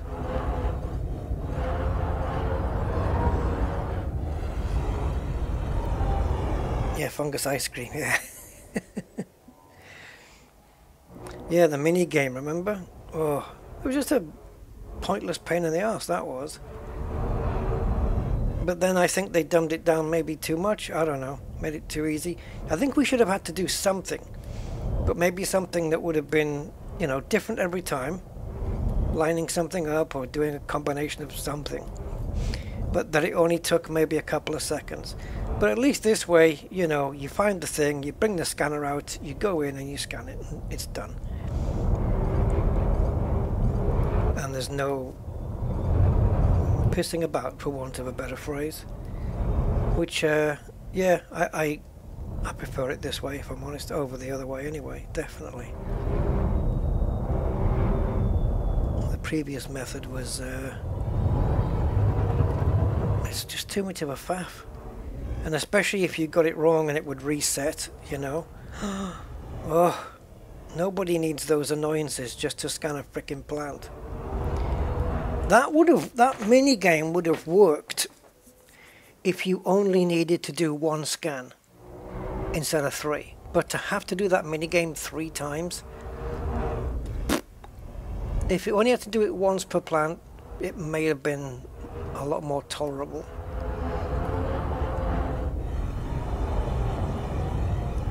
I don't know.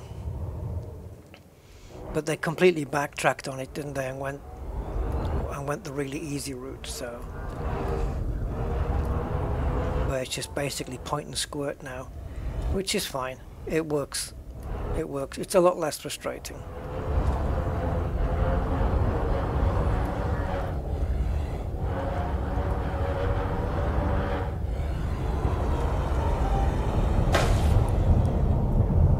Sometimes you have to use the ground for brakes, especially if you think you've spotted something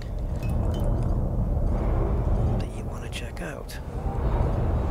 This fungoid is going to give me a headache, isn't it? They're just rocks, I believe. Let me just have a look. Are they? No, they're not. I thought they were just rocks, but they're not what we want. They're just bits of grass.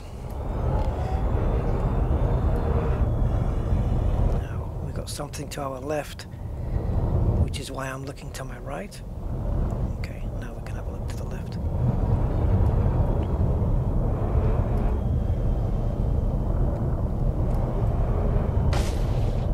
Okay.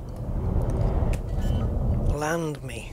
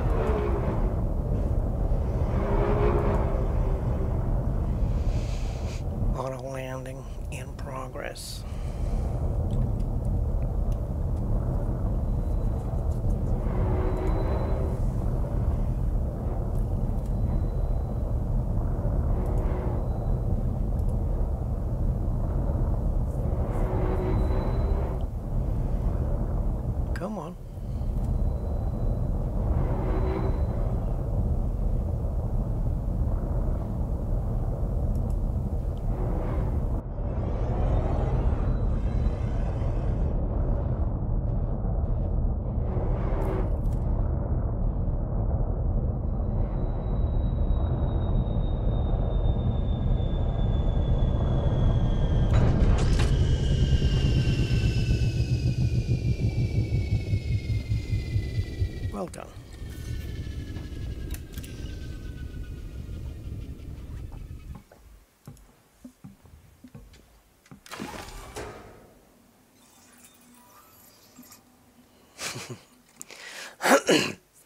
Now, I'll tell you what I did do the other day, talking about paying for a license. I had this program to do a backup because I got a new SSD for my laptop because I was running desperately short of space, like really short, and I only had the one partition and I was really, like, it was low on space, and so I put a bigger drive in. They don't cost very much now, the SSDs. Got like a one terabyte, because the one that was in there was a 256, and I got a 1 terabyte for like, I don't know, 44 quid or something. And where am I? And the program I used to back up the disk, you know, because it was a system disk, so it's kind of, you have to just back it up as a, not file by file, you know, just like a proper backup. It said to restore this backup, you need to purchase the full version. Oh, here we go. You know, he said you can't do cloning or system restores without purchasing the program. And the program was like 30 something quid, right? So I thought, oh, for God's sake. So I thought, well, I've got no choice. I have to. I thought, they didn't tell me that when they were backing up though. But so I went to the website, and the moment I got on the website, this huge full page advert comes up, 50% off. Now only, I think it was $17.99 or $15.99. So I thought, okay, 50% off, can't really argue with that, let's get it. And this is only for a year. You can't just buy programs well, I don't know if there was a lifetime option, but yeah, it's a year thing, you know. Another pain in the arse trend that's going around. So anyway, I got it. And then it wouldn't do the restoration.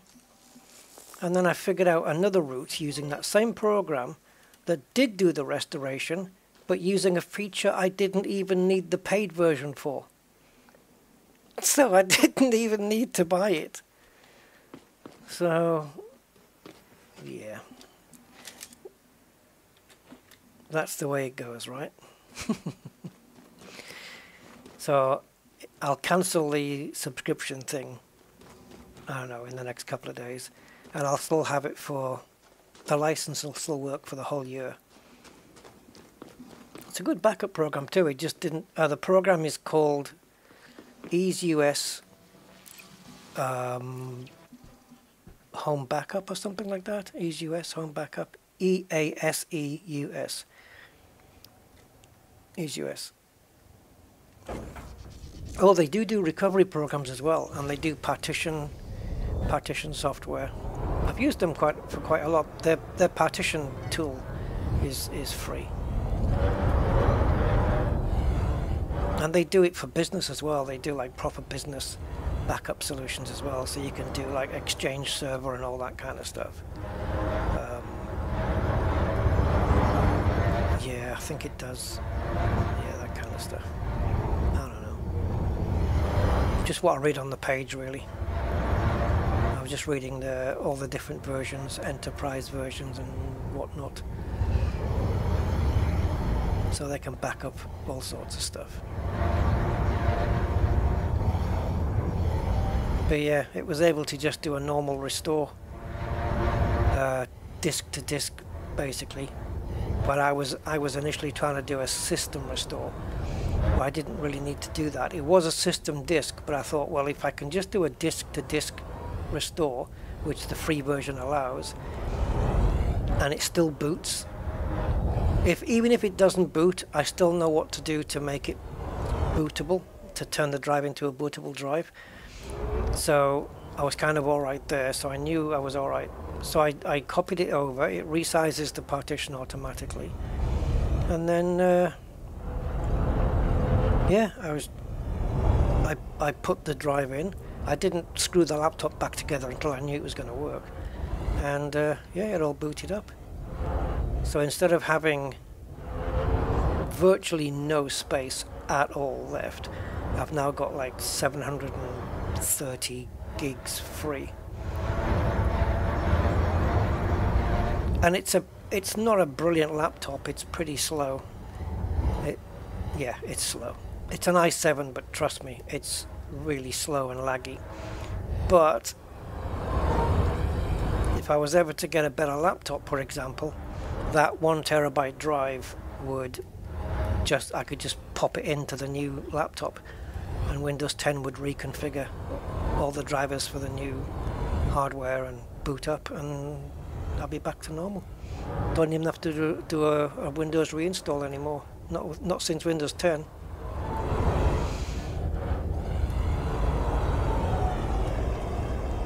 In fact, you could even avoid doing it on Windows 7 if you use the right third-party software to back up your boot drivers and restore new boot drivers. Ask me how I know. I had to go through this experience. It was a nightmare. But yeah, there's third-party tools that take care of it. But now you don't need those because Windows 10 just does it on its own. It's freaking brilliant. Windows 10's just one of the major things it has above any of the previous operating systems is that you can just take your hard disk out of a computer, pop it into a completely different computer, and it'll still boot up because it'll install all the drivers it needs to make it boot. Try it on Windows 7. You're just going to get a blue screen of death. It's not going to happen. Windows 10 just says, please wait while I install new drivers, and then it boots, and you've got the system that you're used to on your new computer. It's brilliant. Do I game? No, my laptop can't game, man. No, my laptop can't do that. It hasn't got a good graphics card. It's using the onboard Intel. The laptop I took apart had an Nvidia on it, but I had to take it apart because the casing was falling to bits as it had been dropped, and I never put it back together. It's got some issue on it. I can't remember what the issue was, but it does have an issue on it. So it's all in bits, really. But that was getting dated as well. So yeah, my laptop's out of date, unfortunately. That's the one Zontar, yeah. Hello, Andy.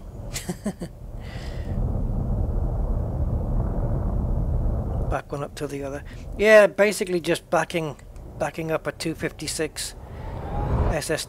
No, actually I didn't do it that way because I thought while I'm waiting for the drive to be delivered,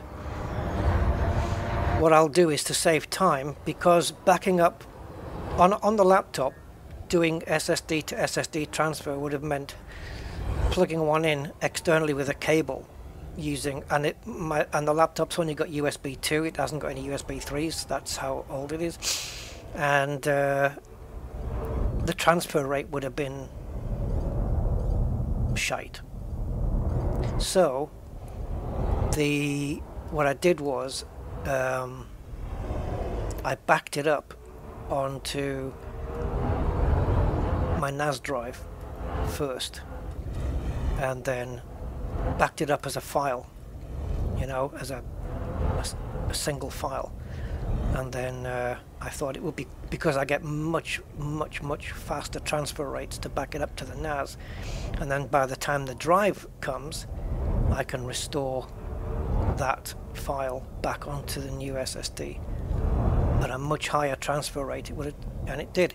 It took 1.5 hours to back it up and 1.5 hours to restore it. So 3 hours all in all. And if I'd done it over USB, it would have taken forever. It would have been 6, 7, 8 hours minimum with those transfer rates, I would imagine. So that's what I did. I managed to get it all working in the end anyway. What do I know? If I can do it, anybody can do it. Recovery data. Ah, yeah. I didn't use the. I wasn't using the recovery program. I was using the backup. But you're talking about recovering, like lost files and stuff like that, Zontar, because that's a different thing. I'm talking about restoration of a backup, basically.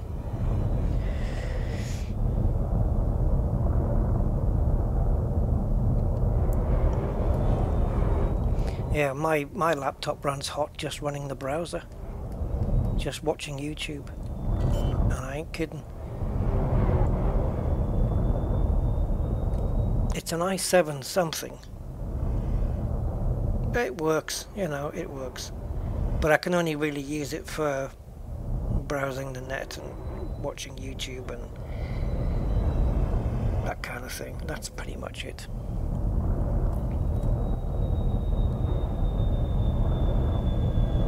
I see these gaming laptops and they just look, oh, the business. Seeing one with a 50 series Nvidia card in it, or a, well, chip. And it just looks like a proper gaming PCs from Asus Republic of Gamers and what's the other one? Alienware is the other one, I think.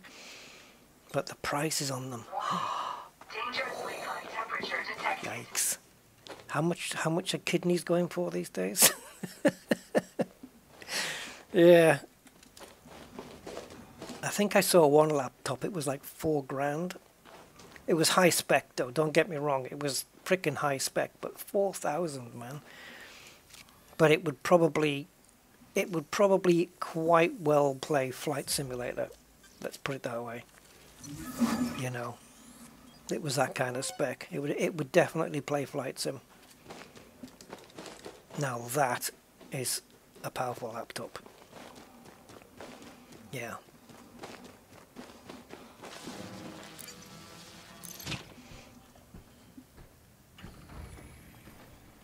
Okay, we're done, right? That's it. So we only need the bacteria. Are we going to do it? Because so far, I've spent 2 hours just on this frickin' planet almost. I mean, bacteria is normally everywhere, isn't it? Really. If you go to the bacteria map, it's normally pretty much absolutely everywhere. So, but, like the coverage-wise, but it's normally only in the flatlands. So let's have a look over here and see if we can find any, instead of having to go up. This is the only one we don't know which one it is. There's 2 types of bacteria it could be. So hopefully we'll find some splodges here on the flat grounds. Oh, got one, got one, got one.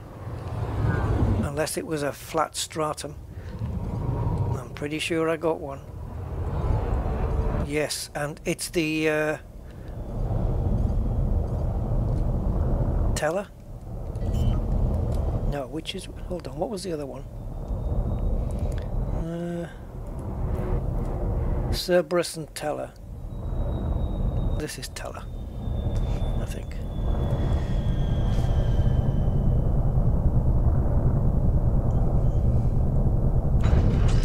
Ah, some of the, I don't know, Zonta, some of the laptops, like they got some nice screens, some of them are even got detachable screens. And I remember a time when I was in transition between, you know, houses and stuff, and my computer hadn't arrived, and I was literally doing my YouTube channel from a laptop. I had a joystick and my laptop, and I was playing Elite on it.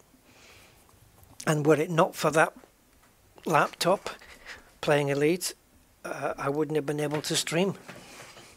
It was an extreme, yeah. It soaked up Elite pretty well back in the day.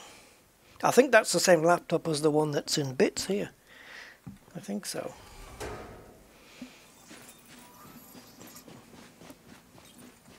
Oh, here we go. Dangerously high temperature detected. So this is Tila, and it looks like it's, well, it's either gold or yellow. That doesn't look like either.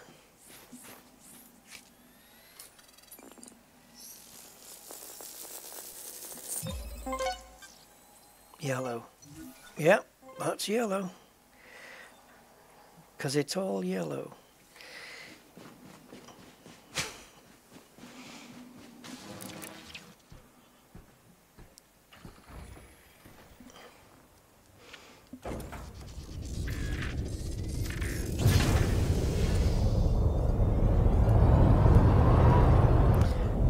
Alright, we got another one here, but are we in distance?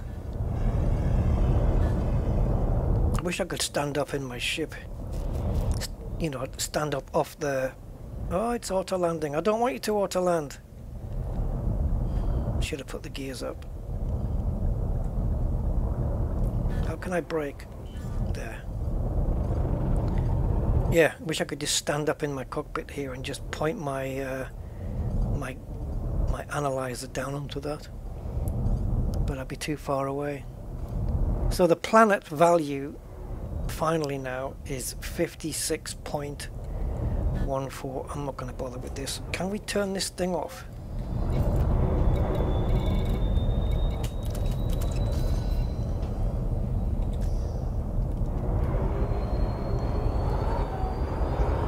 That's not 500 meters, so I'm going to abandon it.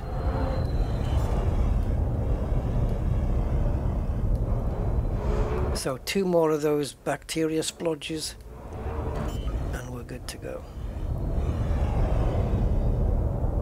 We can get the hell out of here and make that jump in front of us.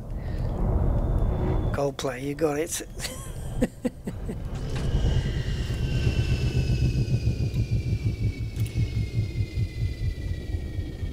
I remember those Acer Ferraris. They were all red, weren't they?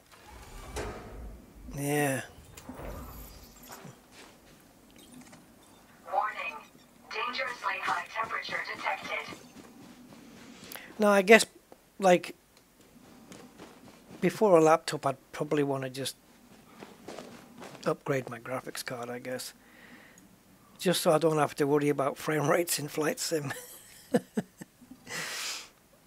Although, with the new AMD FSR 3, which is really quite the game changer for Flight Sim, and I've updated the latest DLSS files using DLSS Swapper, so I'm getting some really decent frame rates in Flight Sim now.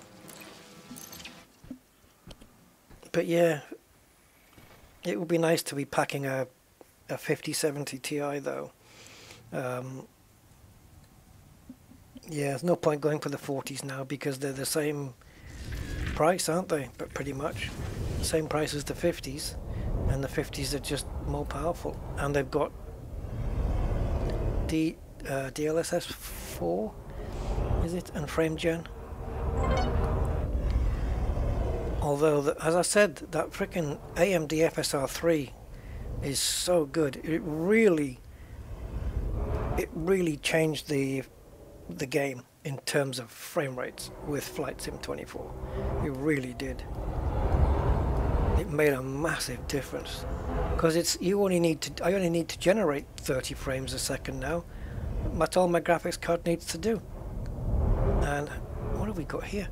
And the AMD FSR, which is kind of a software or CPU based frame generation, because obviously my card doesn't have frame generation, but you know, you need the 40 series for that. But you can it kind of emulates it, I guess, right, with the 30 series card using AMD FSR 3, and so you only need to make it generate 30 frames, and then the FSR 3 will generate the bits, the ones in between, and suddenly you're hitting 60, but you're only telling it to do 30.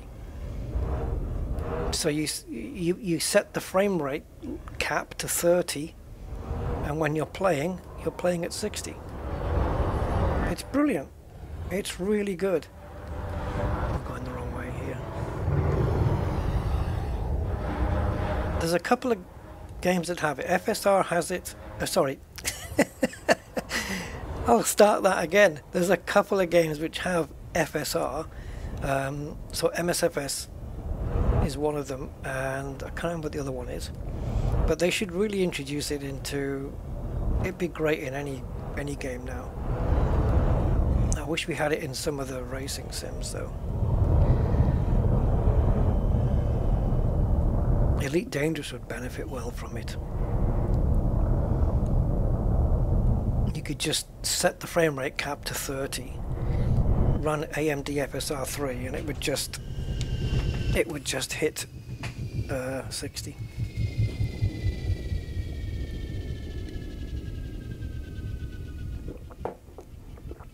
Yeah, I don't think it was around at the time, was it, Andy? DLSS 4?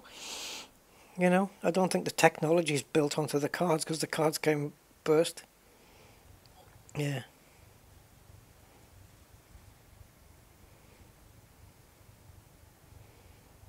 Yeah, but I mean, I haven't compared.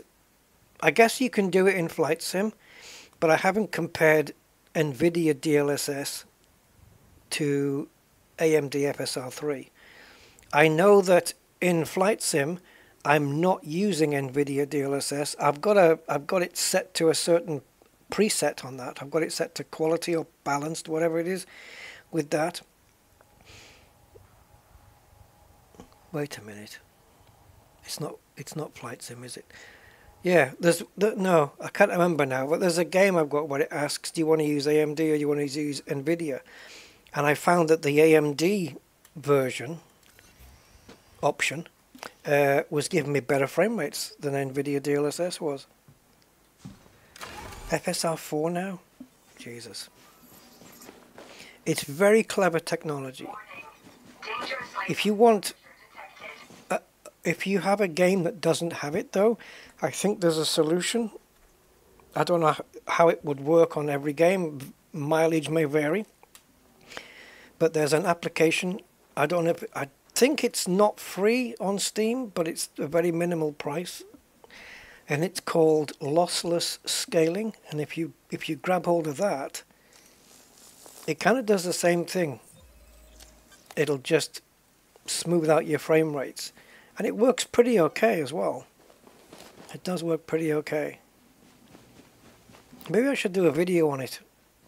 Maybe I should do a video comparing and use Flight Sim or something. Maybe not Flight Sim, but something. Maybe Elite Dangerous. But Elite Dangerous doesn't have any of the other options, does it?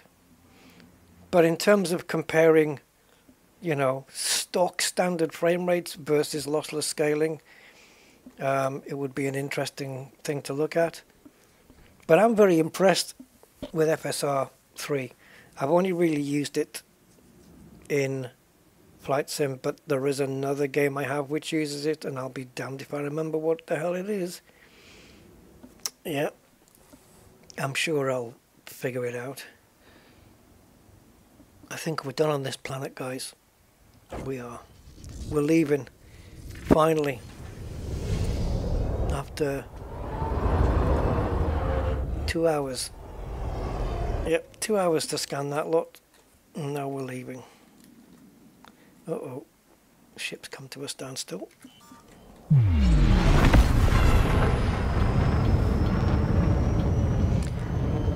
So I did use lossless scaling in Flight Sim 2020 before. And it, like if you have a little bit of stuttering in your graphics, it kind of smooths that out. Makes it really smooth. It did used to glitch a little bit, but it's had a few updates since then. So yeah, you're basically just getting your CPU or your GPU Zonta to just generate the frame in between. You're running 30 frames per second, and so you've got the frame number 1, and then you've got frame number 2, and FSR generates the frame in between the two to give you smoother movement. Yeah. 4, 3, 2. It's really quite clever, and the fact that it can process all that so fast and so quick, you know. And my system is quite well balanced, because at the moment you know, you have sometimes like a bottleneck. You'll have like your CPU will be more powerful than your graphics card, so you're kind of bottlenecking on that, and then or the other way around, your graphics card is so powerful but your CPU not quite so much, so you're bottlenecking on there. And it's nice to have a balance where your CPU and your GPU are kind of more or less got the same kind of power, although good luck now with a 5090 because there's no CPU going to push that out. But anyway, the ideal range to be within is 5%, so I think mine is around 2 to 3%, the CPU speed versus my GPU speed with a 3080 Ti. So for example, if I'm going to do, let's say, I don't know, some task that I can choose CPU or GPU, it gives you the option. Do you want to use Nvidia GPU or do you want to use CPU? It should take this roughly-ish the same amount of time to do it, whether it's GPU or CPU, because they're almost the same power. That's kind of what it is. And I've tested it, and it is actually does actually work that way. I did some task with it, some task it had to render something out, and the GPU did it in like 20 minutes and the CPU did it in like 21.5 minutes, something like this. So I've got a nicely balanced system, so neither are bottlenecking the other. If I jump to a 5070, then it's a different ball game. Now the gap's bigger between the two, and the graphics card's going to be sitting waiting around for the GPU, for the CPU to catch up. But the CPU's powerful, man. So yeah, ideal scenario right now would be the latest AMD chip. That's the 3D version, whatever the latest 3D one of that is, plus a 5070. I think that'd be a pretty potent system, because those 3D chips are pretty frickin' powerful, aren't they? And the 5070's really good performance for the buck. Are we jumping? I don't think so. Yeah. Let's see what we got here. But yeah, all in good time, all in good time. Apart from Flight Sim, which doesn't really struggle that much, I kind of get by with it a lot better than before AMD FSR came along. I'm getting along with it a lot better now. I don't really have any games that struggle, except for Le Mans with a full pack of cars in the rain. Oh boy, it struggled. But yeah, right. Oh, wrong map. We need to be here. Throttle down. Yeah, people were telling me at the time to get the 3D 5800, but I ended up just getting the 5900 instead. But yeah, the 3D chip does, gaming-wise, does produce, in gaming at least, it does produce better performance. I think the 7950 is compatible with what I have at the moment, right? I think it's the same. But now that they've got, is it the 9? The 9s are out now. Is there a 9800 3D or something? I have no idea. But yeah, whatever the latest 3D chip is, that one.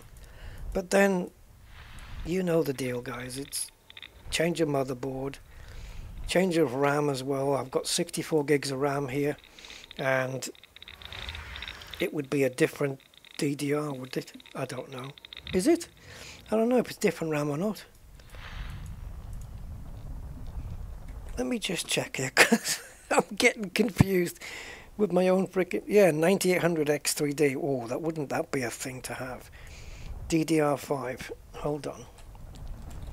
I'm just going to ask my setup what it is. I don't know what memory I'm running.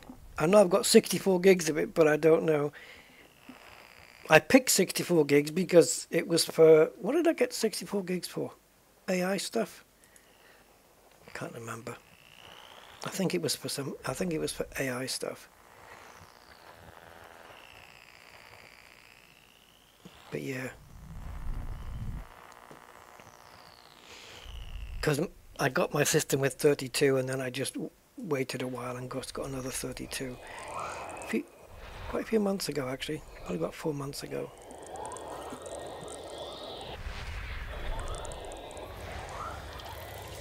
Class 3 gas giant.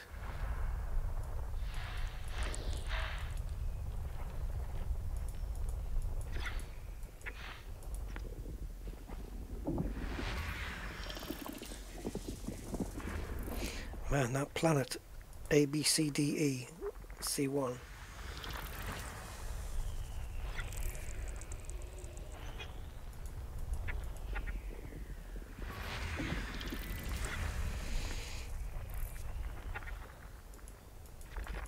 Oh, come on. I keep tuning in and then it tunes out again.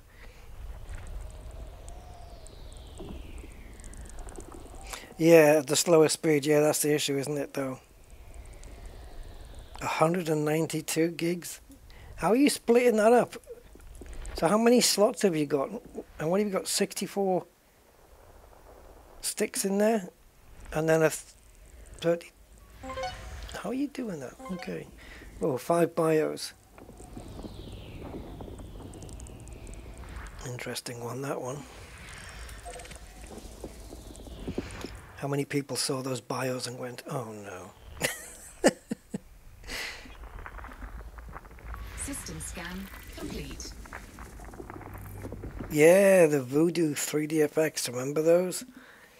I used to have one. The first time we had proper, what they called proper sprites, where we weren't using pixelized graphics. I don't think my setup thing's working. Oh, 64, 64, 32, 32. Oh, wow.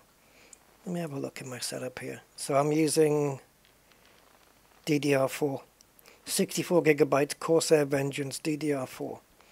3600 megahertz. So yeah, I'd have to change motherboard, RAM, CPU. My liquid cooler, I guess, would work the same on the same thing, so I probably wouldn't have to change that. And that's it basically. Because of Windows 10, it would just boot up.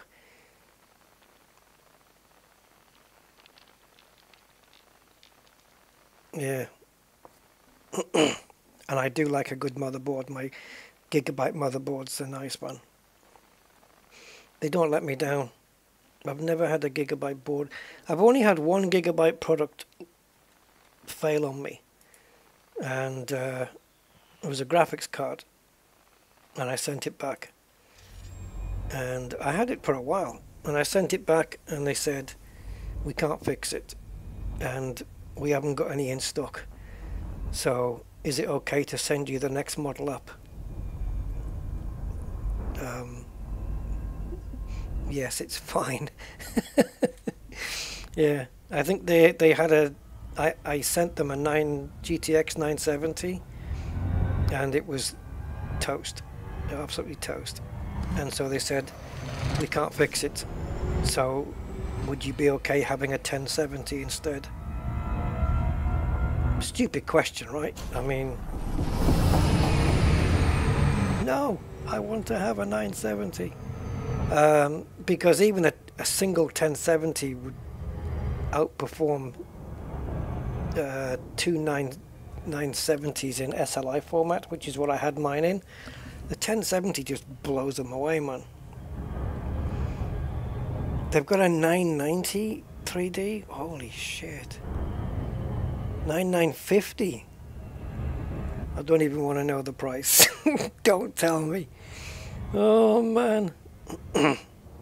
Yeah, go on, tell me. What's a 9950? Because if I'm gonna get another one, which I'm not, but if I was gonna get another one, you'd have to just go for the best one, wouldn't you? You have to.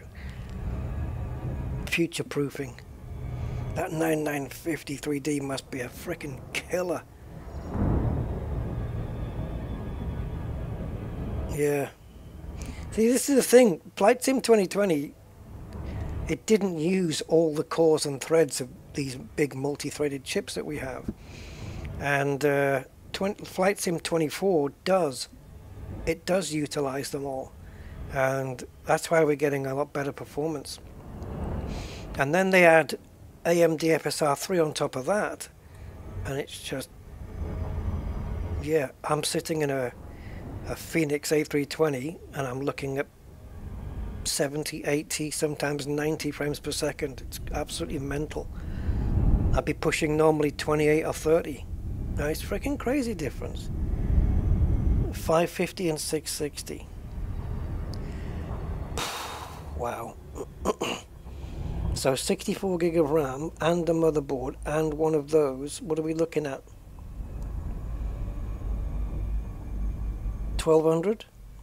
About £1,200? Yikes.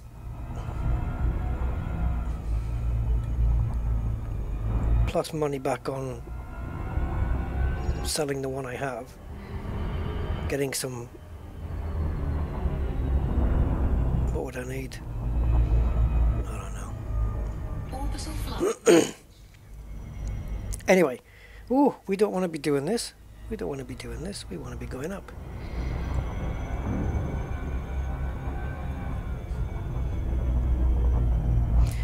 Yeah, I was convinced by a number of you guys to switch to Intel. And so I did. I think it was Andy and you, Zonta, I think mainly was convincing me, if I remember right. There's probably others as well. So I did the switch, and yeah, I'm impressed with it. Really impressed with it.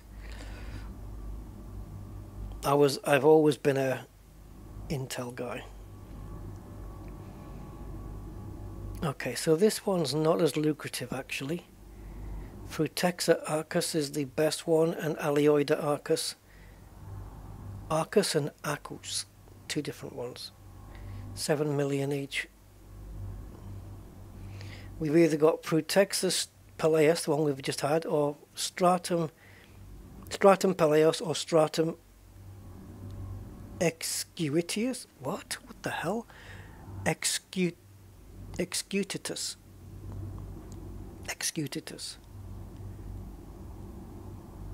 Oh well, let's have a look at the surface anyway. So Alioida's everywhere, so we don't need to worry about that. Bacteria's everywhere, we don't need to worry about that. Stratum's everywhere, so we don't need to worry about that. Tussock is everywhere. So all we need to focus on is a big patch of Frutexa, and we should be able to find everything else in that same region. Right? Because everywhere else has got full coverage. So let's just target the one with the least, and just find a big patch of it, and we should be able to find everything.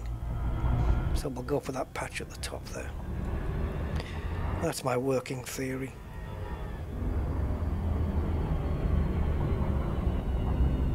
Yeah, I think the chip I have now, Zontar, is 12 core, right? I think it's 12 core, the one I have. So I definitely wouldn't want to go lower than that.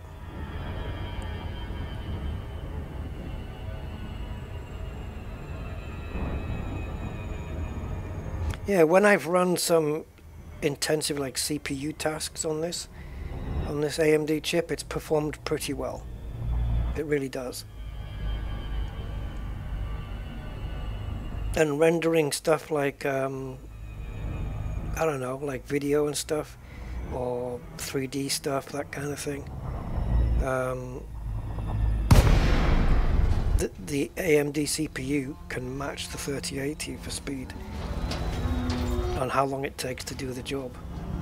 It's actually quite impressive. Obviously, if switching to a 5070 or something, that'd be, the AMD wouldn't have a chance. So it'd be nice to upgrade both at the same time.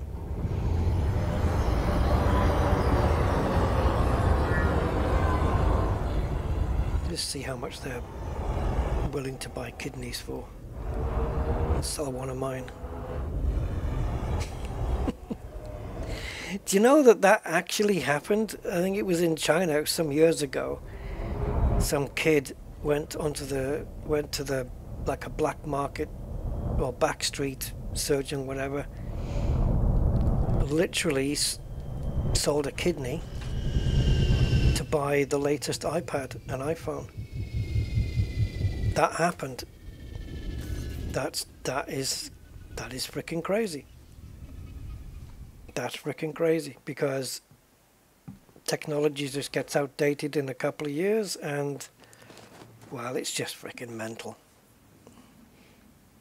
Yep, yeah, it is 12 core, yeah. It's also the first time I went liquid cooling as well on this one. My CPU is liquid cooled, and it's fine. It's working very well. I have no cooling issues at all. Low gravity warning.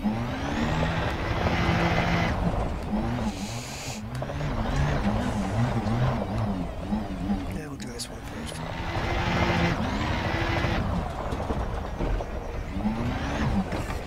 So I use the SRV because we've got multiple different genuses of plantages here, so it looks like a fossilized crocodile or something, this, I don't know. Anyway, space cucumbers, as we call them.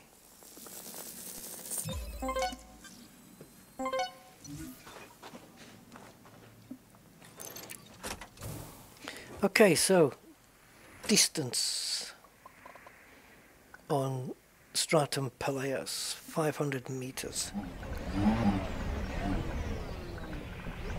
Okay, well, we better get some distance then. Let's head off over here.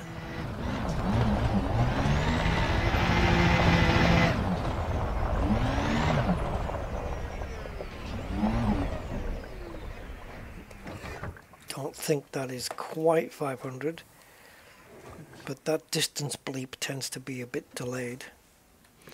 And also, so does this, the visor, to tell me. So it's easier to just do, oops, it's easier to just do it this way. There you go. That's the fastest. By the time you wait for your visor, it tells me it's 236 meters. So yeah, we're not even close. Yeah.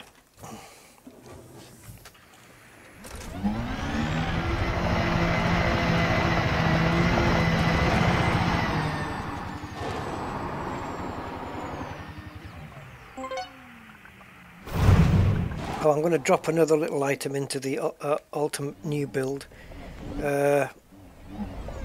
unless you guys recommend a better one. HTC Vive 2 Pro. I've seen those secondhand. You can get them secondhand for, yeah. I don't know whether you need the...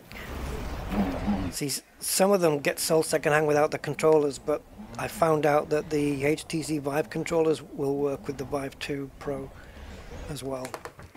They will work. So yeah, because better graphics card, better performance means you can use VR with, you know, graphics maxed out to hell, right? So yeah.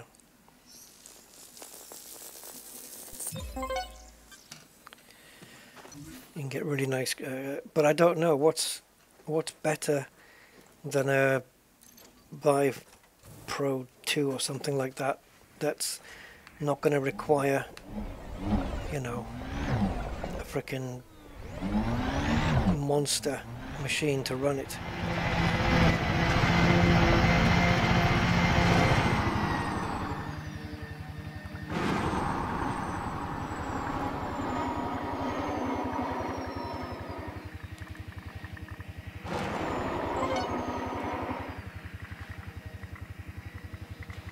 Oh, there's one. And there's a bacteria. Oh. And there's some over there, which is easier to get to be fair. That is such a weird thing. That nebula in the background, it's such a dark patch, look at that. Quest 3. I've heard good things about those. Is that the Meta Quest one? Is that the same thing? I wonder how the visuals compare. Because that's kind of the main thing, isn't it? The visuals, how clear everything looks in VR. That's kind of the main one. And then of course you want something that you don't need a 5090 to run it decently.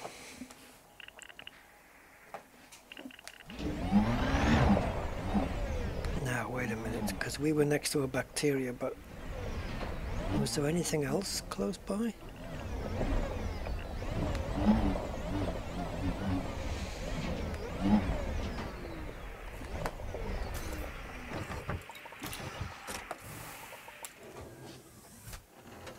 Yeah, I hope it doesn't do that jelly thing that the bloody Vive does.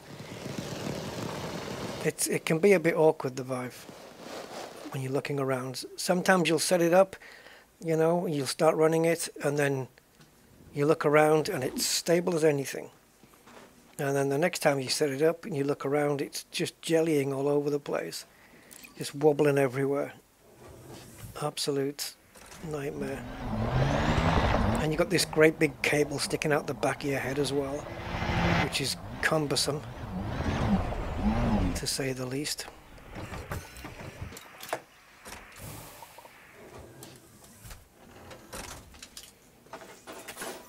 But it's cool though, especially in Elite. Elite Dangerous in VR is amazing. It's like Elite was made for VR, you know. It just works so well. It works really well. The only game I've got that is VR compatible, which is frickin' horrible in VR. Like I don't get sick, I don't get nauseous or dizzy. The only time you would probably get dizzy in Elite Dangerous is if you're doing it in an SRV and you roll down a cliff and it's flipping over and over and over and over, and you're in VR. That can be a bit, you know. But all I do then is just close your eyes, man. Just close your eyes and just let it happen. Wait till the noise stops. Wait. Yeah, just wait for the noise to stop and then hope your SRV doesn't blow up in the meantime. But it's not too bad. What you can do instead of closing your eyes is, as you're tumbling, just focus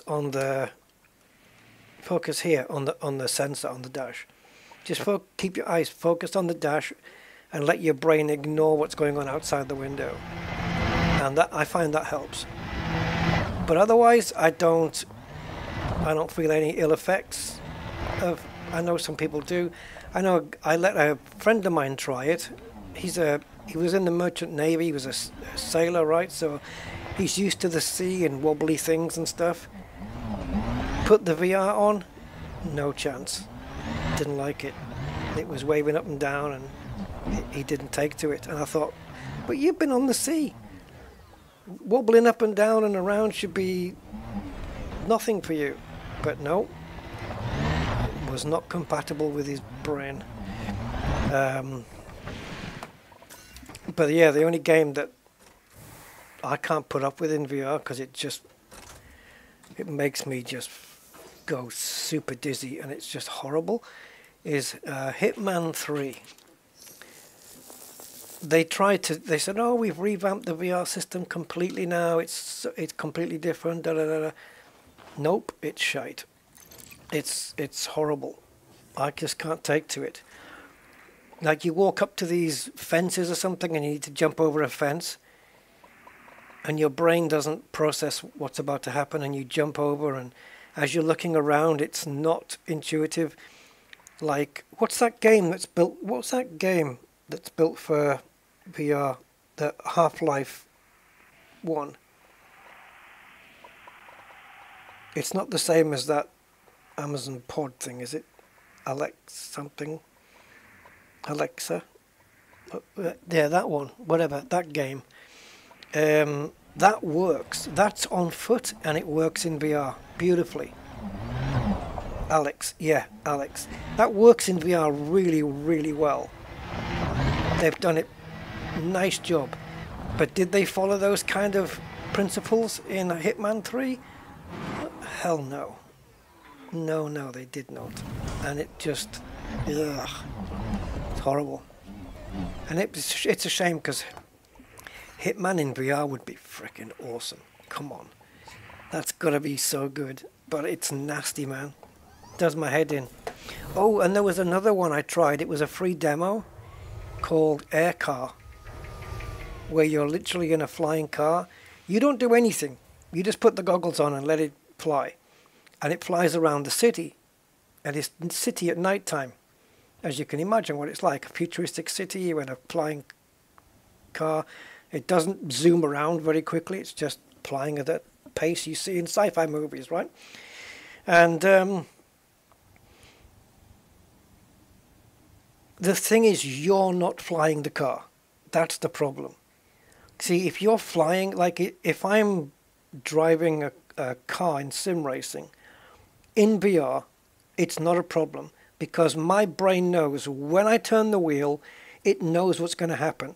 We're going to go around the corner. I look into the corner and my brain knows what's coming because it's expecting it. But when you're a passenger, like in air car, you don't know what it's going to do next. It's going to turn right, it's going to turn left. So when it suddenly makes a movement, your brain like, what? I wasn't expecting, I didn't know what it was going to do. It's horrible. I had to whip off the VR goggles with air car. The moment it started moving around and making a turn or dipping down, no thanks. Nope, not interested. Not for me. And what was the other one? Oh yeah, there was another one. Oh, I don't even know why I bothered trying this. The title of the game alone should have said, don't even try it. It was it was called Roller Coaster Extreme. Why did I try Roller Coaster Extreme? Oh my, it's VR only, I think. Oh my god. So you sat in this roller coaster, right? I should have known. You're a passenger again. I should have known. But you sat there, and this thing starts, you know, you sat at the beginning where people get on, and then it starts moving, and it's all good, it's all fine. It starts doing its roller coaster tick thing, you know, that tick, tick, tick, tick, tick, tick, as it clacks along the tracks, you know, and it starts getting faster, tick, tick, tick, tick, tick, tick, tick, and then you see this, the track goes in front of you, it goes right up, right up high, no problem. It goes up high, not a problem, not a problem. And as it gets to the top, the ticking is starting to get slower, tick, tick, tick, tick, tick, tick, it just gets to the summit, and then it comes whoosh down the other side. No problem so far. But at the bottom of the, let's call it the hill, at the bottom of the hill, the track goes flat and then it just whizzes over to the right. And that was the problem. The moment it whizzed over to the right, I took my goggles off so fast. Oh God, that was horrible. It was nasty, man. Doesn't make me nauseous, it just makes me dizzy. That was bad. Yeah, the up and downy bit was fine. Going up and down the hill really fast, not a problem. And then it turned to the left, oh sorry, to the right. It turned to the right and yeah. F that. No thank you. Wait a minute, why am I lifting off? What is this? This is another species of thing we haven't got yet. Tussock, I would imagine. It's only worth $1 million. It's a chance of 2 different tussocks here, and they're both worth $1 million. Or it could be Frutexa. And if it is, please let it be Acus. Because we've got 2 chances of Frutexa, Acus or Ferra. Ferra's worth 1.63. Aquos is worth 7.77. So quite the difference. Guess what we're getting? The cheap, nasty stuff. I don't know if this is Frutexa or Tussock. Tussock Propagito, worth $1 million. Yeah. Oh, distance 200 meters. Is this 200 meters? I think it is, guys. How long will it take me to run that? Let's do it from the ship. 69. No, maybe not. We need to be 270 meters. All we have to do is just keep scanning until they turn green. Just pretend I'm Usain Bolt and just count how long it takes him to do like 20 seconds worth of running. There's the greens, look. There's the greens. And you can see the little balls there, green balls, letting you know that there's some behind. There we go. Now, what we need is the closest green that we can find to us, which I think is this one. Because it might just be the case that we can do another 200 meters in this same batch. Can we? It's going to be tight, isn't it? It's going to be really tight. I don't think so. Oh, what a shame. There's nothing. None of you guys up here, nothing. No, that's nothing. Any volunteers to go green on the outskirts here? What about those over there? I don't think so. Ah.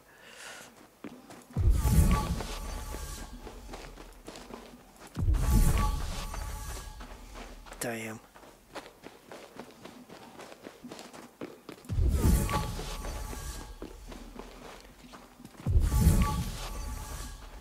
Is that another batch of the same stuff? Might as well run over there. It's quicker than going back for the SRB.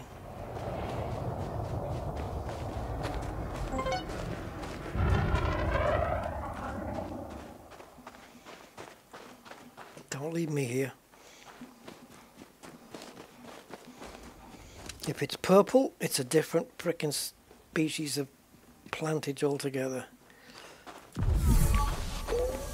However, if it's green, nice. Oops, wrong one. F1.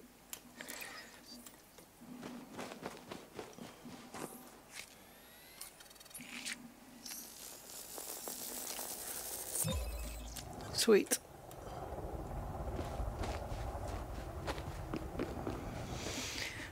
So, Frutexa. Discerning that from tussock sometimes is a pain in the arse.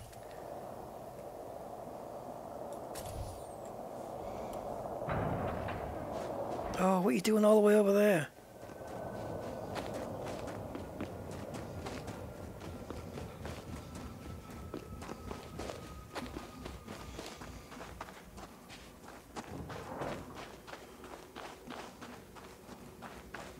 That nebula's really big, isn't it? It's 450 odd light years away from where we are. Think of that. If you had a powerful enough torch with enough battery power and you put your torch on, it would take 450 years for the light from the torch to reach there. It's not too bad, is it? It's pretty quick.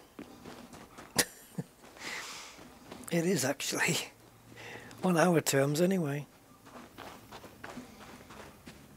300,000 kilometers per second, right? 186,000 miles an hour. Oh, sorry, yeah, not per second. 300,000 kilometers per hour. Right, where are we?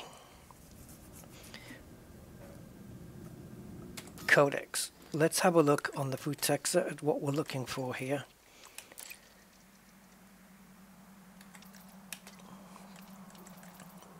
So, where's the fruity stuff?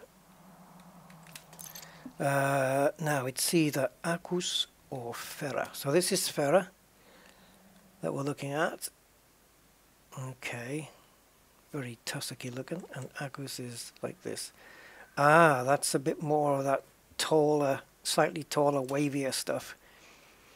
That's gonna be fun.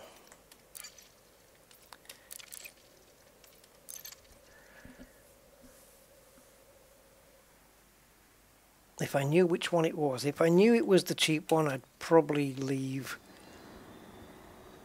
Let's have a look for Alioida, because I'm just gonna have a look, see what it looks like, because that's the next best thing in terms of Dinero, Robert Dinero. How do I go? There we go. We got there. Took a while. Right, Alioida, and we're looking for Arcus. That stuff. Exciting.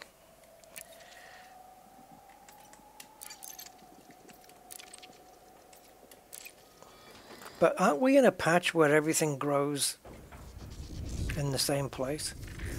So it's not like we have to go up again to find something. So we've got the bacteria scanned, we've got the stratum scanned, and we've got the tussock scanned.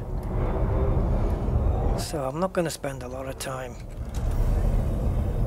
finding other species, because I've got a feeling when I'm looking for the Futexa, I'm just going to keep coming across tussock all the time. Yeah, so the one with the pink flowers is the one we've done.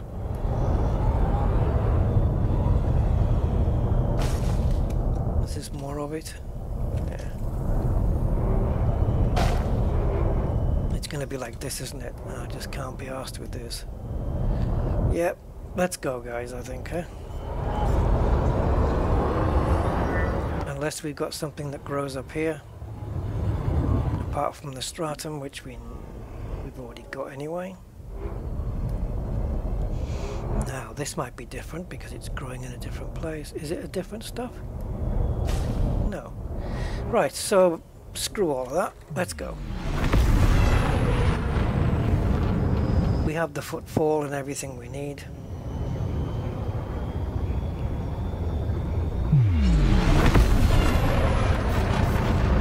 Oh, can we? No, we can't just do a straight jump out, so...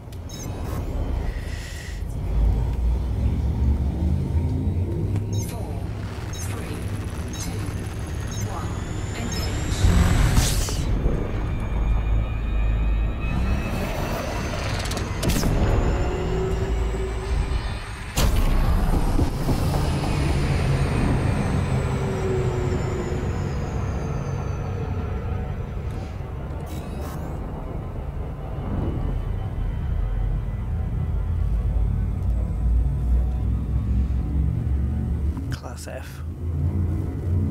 White star.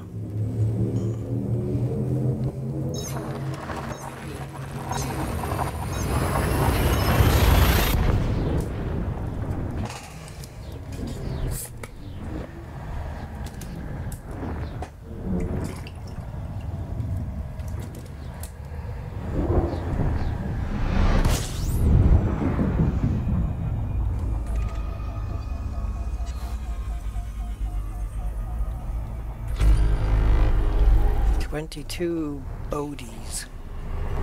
No Doyles, just 22 bodies. Someone will get that reference, I'm sure. Okay, another undiscovered system to boldly go.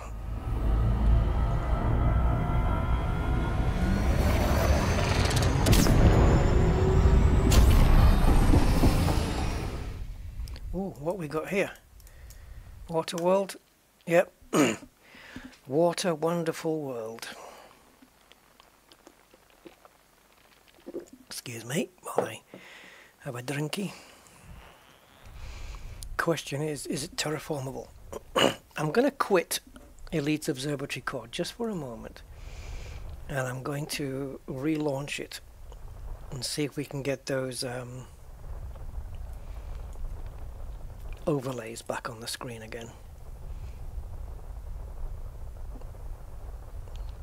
You guys can count the stars while this thing boots up. There it is. The thing is, once it boots up, it has to load in your log file. So while it's doing that, I'm just going to make sure that the overlay is still correct. And it looks like it might be. Okay.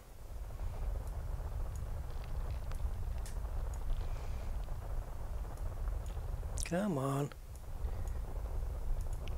Oh, it doesn't want to move its window while it's reading the journal. Okay. Nearly done. 3, 2, 1. Done. Cool. Scroll down and go. Right. Because I want to know if the water world is terraformable, and I want it to pop up on my screen. Where are you, water world? Oh, I got you. Do I? Are you buried in there? I don't think you are.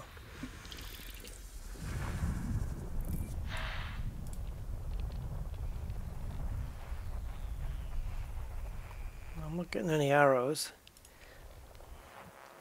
We're homed in on the frequency, but okay, I guess we just scan everything and there it is. I found you. There you are. High value body meets mapping criteria. So, does this mean you are terraformable?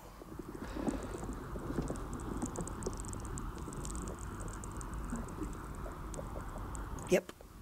Undiscovered terraformable water world. Very nice. Oh, we've got two. Oh, we've got two terraformable water worlds here, guys. First discoveries. There's two of the buggers. Because I scanned the first one and the arrows were still white. And there was still some spectrum being shown. Wow, two water worlds in one system. You don't see that every day.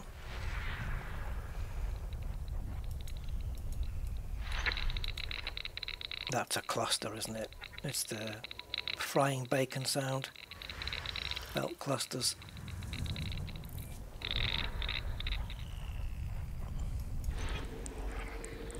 Some weird bacon if it makes that noise, I have to say.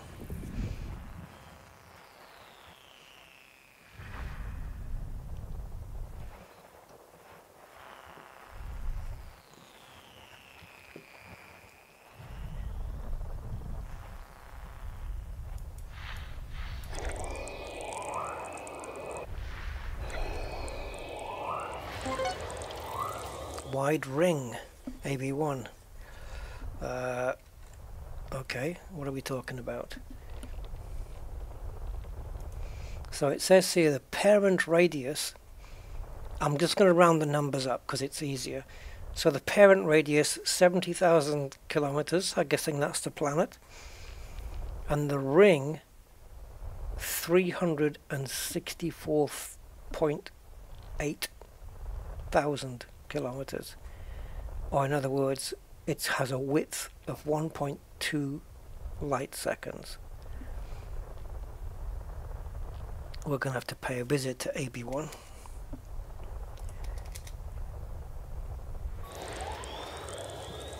Now, it doesn't look so wide there, but don't be fooled. It might look exactly the same when we get there. I like the ringed planets that I like the most are those ones where it's like different colorings. So you've got like a really wide, kind of bright whitish color, and then you've got like, it looks like a gap as it comes inwards, as it looks like you've got a gap, but it really isn't. It's just darker rocks, and then there's a bright ring further in, and it just looks like you've got a series of white rings of varying widths, when it's not. It's one complete solid, well, it's not solid, but you know what I mean. It's the whole width of the ring is just one thing. It's just that they've got different bands of color. They just looks really cool. I think we had I got a screenshot of one of those. Was it on the last stream? Yeah. Yeah, really nice. I like those. They look the coolest. And also those ones that are just a light, bright color, and they're wide rings, and they're really like quite dense. So it looks like an LP with a hole in it. I'm sure you guys know what I mean. But yeah, those.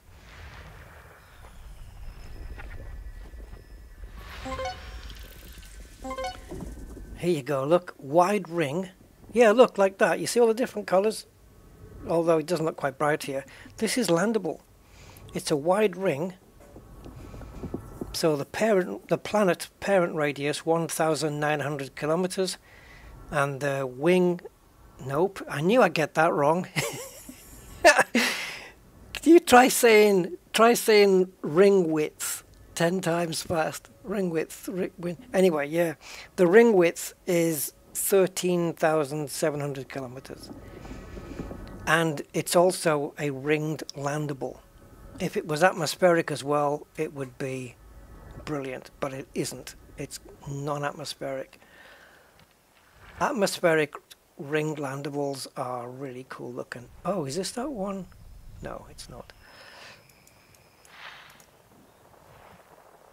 This is what I'm doing the exploration for, man. It's just not just the plants as well. It's just I want to land on planets that'll just, when you got there, the terrain just looks spectacular.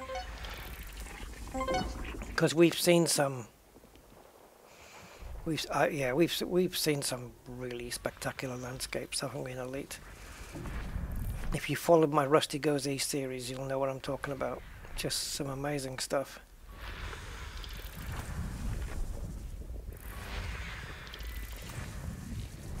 It's one of the best trips I ever had, I think. It was only 11 months out in the black.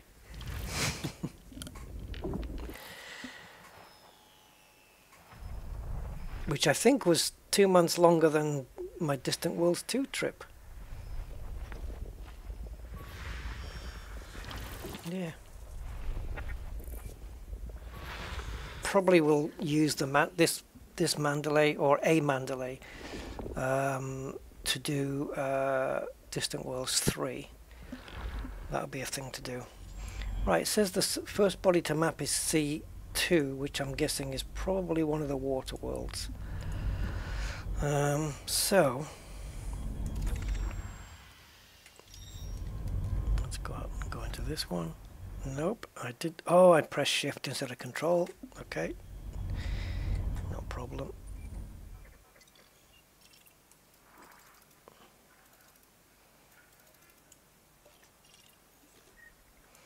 That's B2.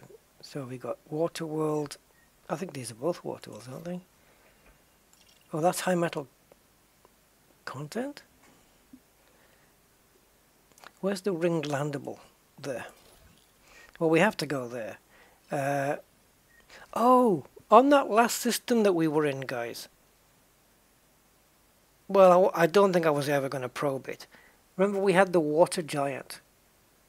Oh, it would have been nice to go and see that. We could go back. Yeah, water giant. Should we go take a look down here? Grab a screenshot.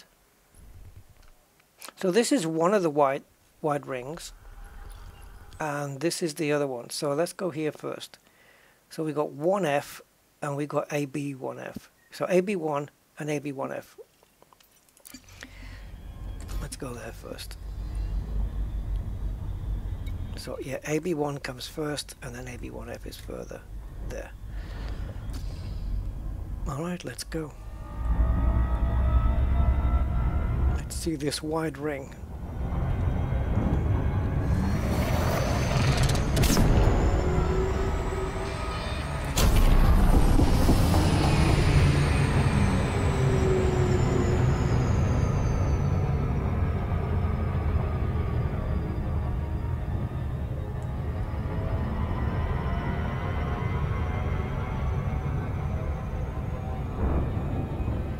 Maybe we got a good screenshot out of it or something. Who knows?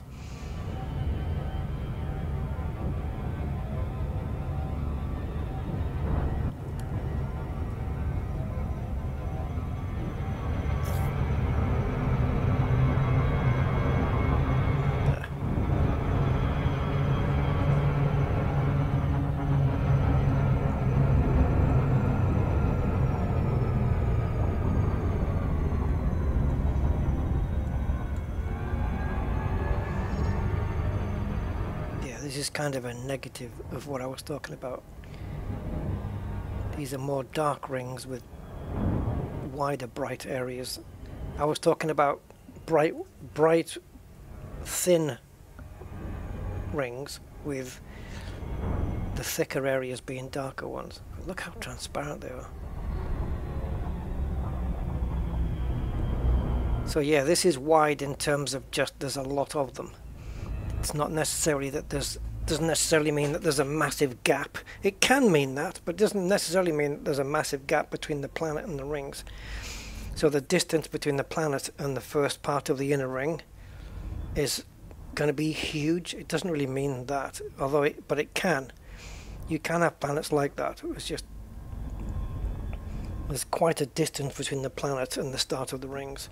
But in this case, it's not. It's just that the ring is frickin' solidly wide. Okay, let's go to the ringed landable, which is here. We'll land there because I want a screenshot. So we have to land in a specific place so that when we're on the ground and we look up, we can see the rings at an angle. Make a nice screenshot.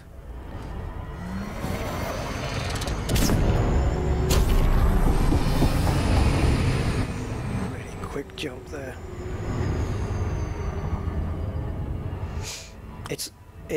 These look a lot better when they're atmospheric, but it can still make for a good shot.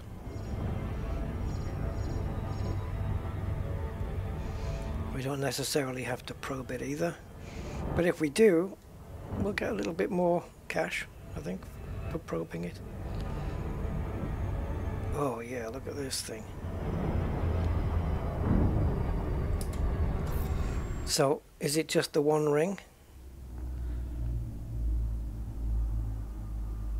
What? No, it isn't. Because look, you've got, it's a wide ring, but then you've got ring, and I just move it slightly, and it's a miss again. So this here, in the middle, this is empty space, or what?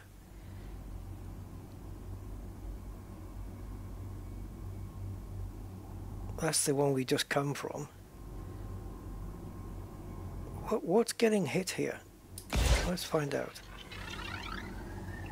Yeah, so it's that outer bright area. Ah, look at that, it's got all of them. So it is all one ring then. Complete. Holy crap, look at the size of those hotspots. Is it just me, or are those hotspots like frickin' massive? I mean, I normally expect to see them that size. Those are huge, man. I have tried Elite in VR. Yeah, it's when I first got my VR, I played Elite in VR. It's freaking amazing. It's brilliant. It's one of the best VR games you can get, I think. Well, it is if you're into space stuff. Serendipite, Musgravite, Alexandrite, Monazite, and more of those serendipity ones. Right. Now we need to land and have an angle. I don't think we're going to see much. It's not atmospheric, so it's not going to light up the sky or anything. but we need to land somewhere, I guess here. I don't think we're going to see very much. We can't have it edge on either, because if we have it perfectly edge on, then it's just going to look like a line. Where the freaking hell? Okay, let's just bring it down near this crater and see if we can create a good reason. Yeah, I mean everything is meant to be to scale, isn't it, in VR? You know, it's amazing how sizable the just a standard Eagle is in VR. It's quite a size. It's like a freaking jet fighter, isn't it? Well, it's bigger than a jet fighter, I think. You know, like your F-15, F-16 kind of thing. It's a bit bigger than that, I think. Or maybe not. Maybe it's around the same size.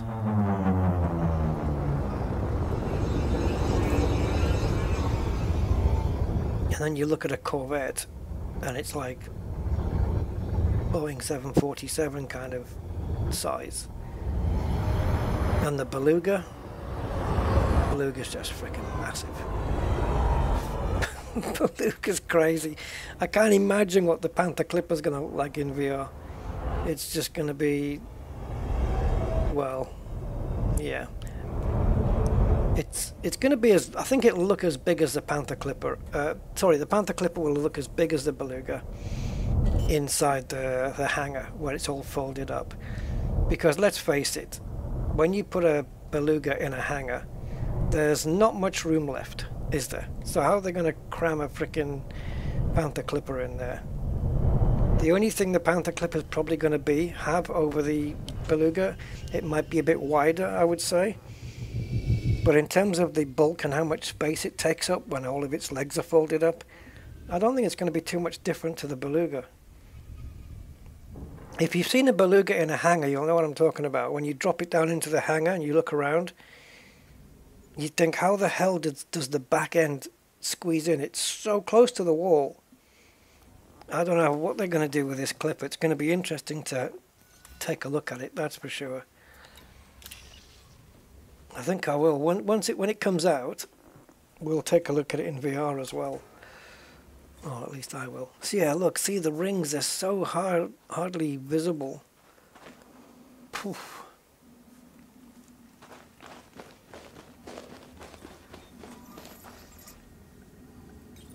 I wonder if there was a way to have the galactic core as a backdrop instead. That looks just like a hole, doesn't it? Just have the galactic core as a backdrop to brighten up the rings. Yeah, let's have a look, see if we can get a shot here. Let's speed the camera up. Whoa, okay. And zoom it in.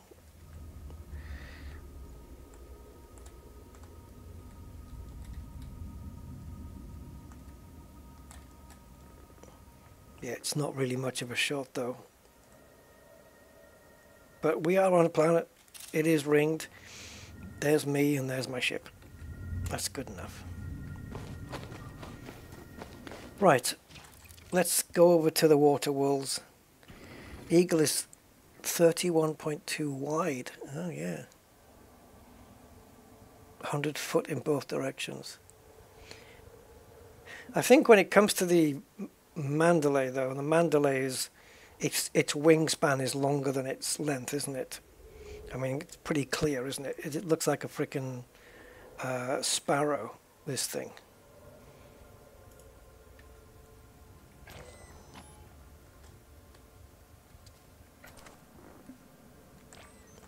And you got the wing length there. It honestly looks like they just built one great big curvy wing, and then just the ship just is built around that big long curve. But it's not as long because it's got a very sparrow type head, and it's got a huge and it's got one of the best rear ends of any ship. It just looks freaking awesome. And that Bantha clipper looks pretty mean as well. The way that the landing gear folds out and pulls back in again, and because it's folded into the legs of the thrusters, isn't it? On the Panther clipper, and it looks very impressive. Somebody suggested they should do a Thunderbird 2 livery for it. I don't know about that, but yeah. The hole in space, guys. We came through so fast, we punched a hole in the galactic core.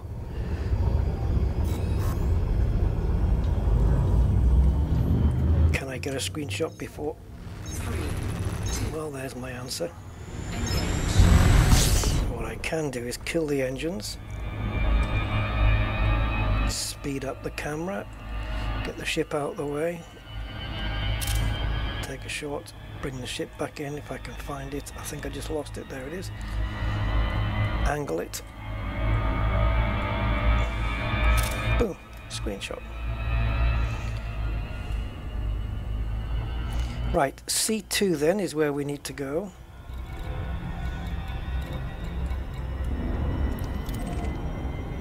So the water world, let me just figure out which one the water worlds are. See, okay, alright, okay. So we have 3 terraformables. One is a high metal content, which is C2.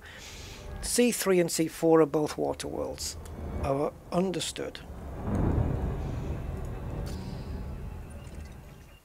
These are the 2 water worlds. Okay.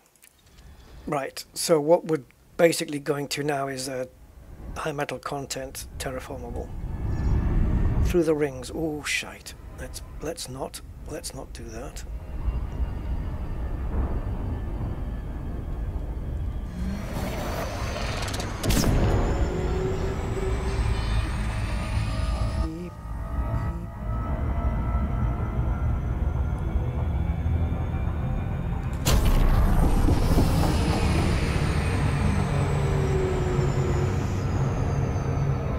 Yeah, look at that difference, Andy. About 50 meters versus 75. It's... yeah. 16:9 ratio. Well, you know, ish.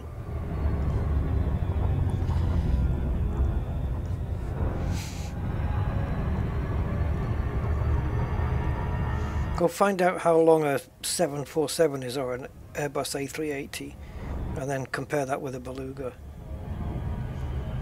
Beluga sounds like, you know those car horns? Those, that's what it sounds like. Beluga, Beluga. No, maybe not. Just me then.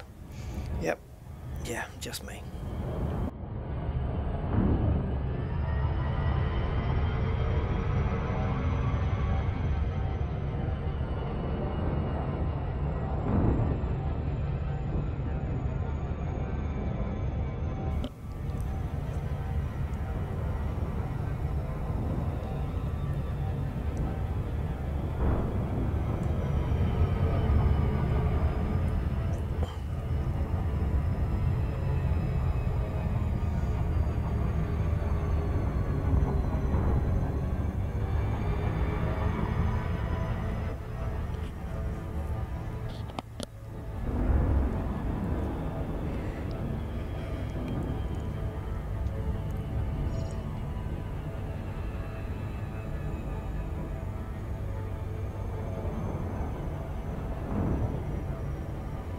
Okay, so we're just going to probe, and that's it.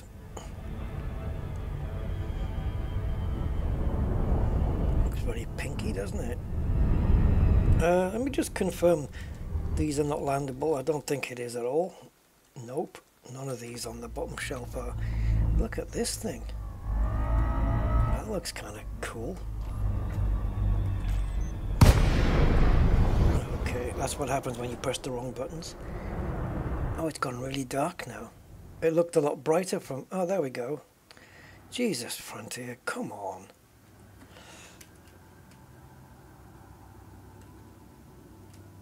So rule of thirds and screenshot.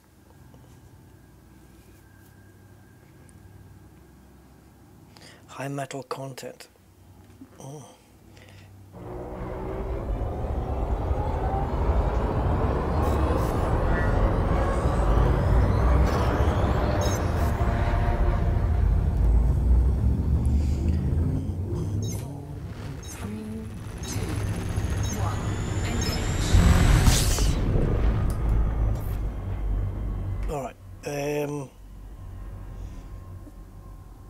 Yeah, we are probing this. 7 probes then. So we have one front, one rear, one top, that's 3, and one near the bottom but slightly further out. Something like that. That should get 90% mappage.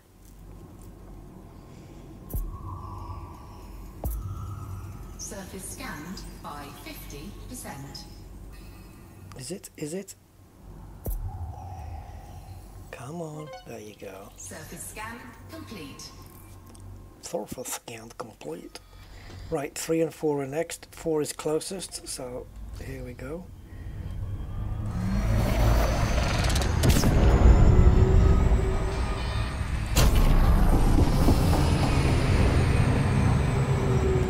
It's got some brakes on it, I tell you. Once you come out of overcharge with this thing, it slows down really fast. Not like some of the big ships I could mention, where they take forever. Jumbo is, yep, 70 meters long. That sounds just about spot on, 70-ish. 59 wide. Wow, wow. That's a wingspan, isn't it? Hey, Mark Godfrey, how you doing, sir? So the Mandalay's wings are wider than a 747. Oh, Jesus hell! But it's not quite as long.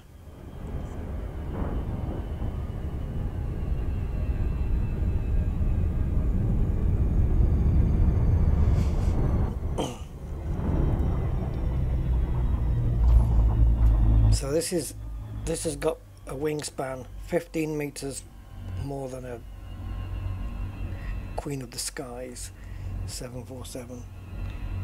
Yes, hopefully, Mark, hopefully.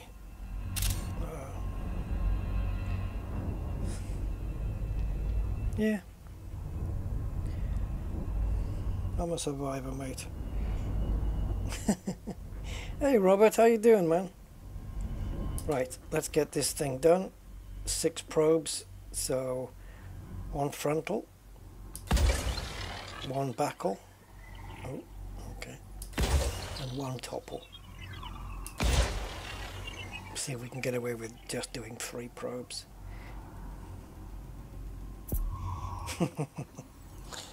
Yeah, we're all survivors until suddenly we're not. Surface scanned by 50%. Yeah, baby. Complete. This engineering thing that you can get on the surface scanner with the extra probe radius, highly recommended. It just saves you firing off.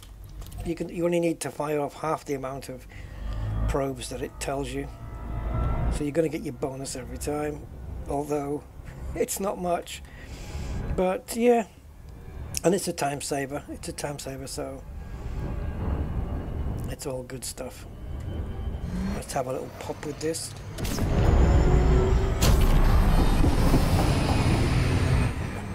I'm very cautious with these short distance bursts because they can whiz past you before you know it.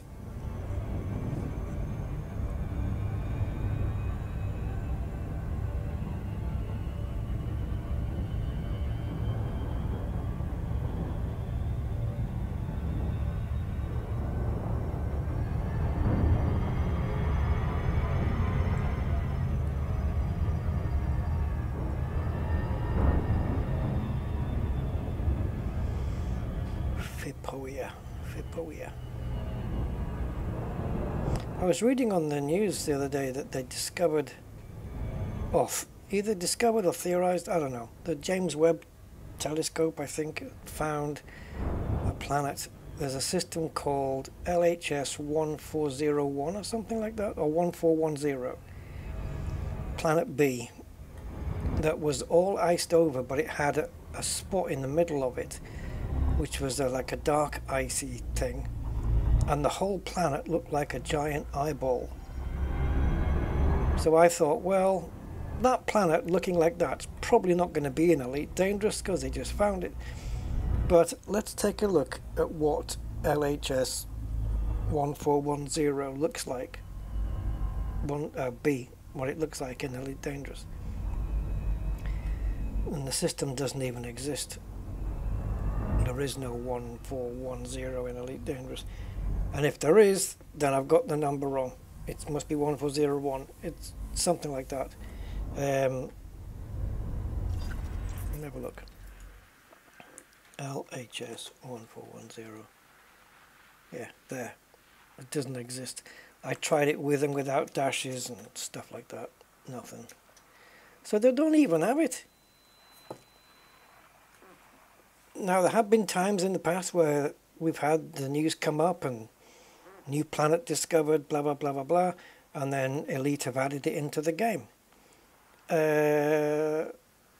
Frontier have added it into the game, and they've not done that for quite a while. But it would be nice if they kept up with these discoveries and, you know, just put them into the game as well. That'd be so cool, especially to see a planet like that. I wonder if I can bring up the news article. I think it was BBC. Give me a sec, guys, see if I can bring it up, because it looked awesome. Was it BBC? I don't know, I'll search it anyway.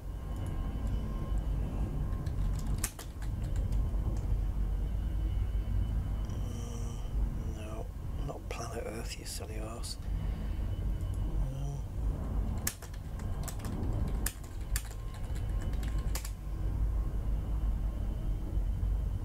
The cold eyeball planet.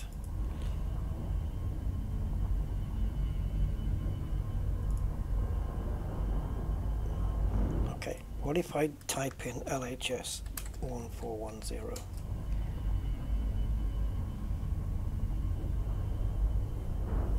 Alright, so I've got a few images.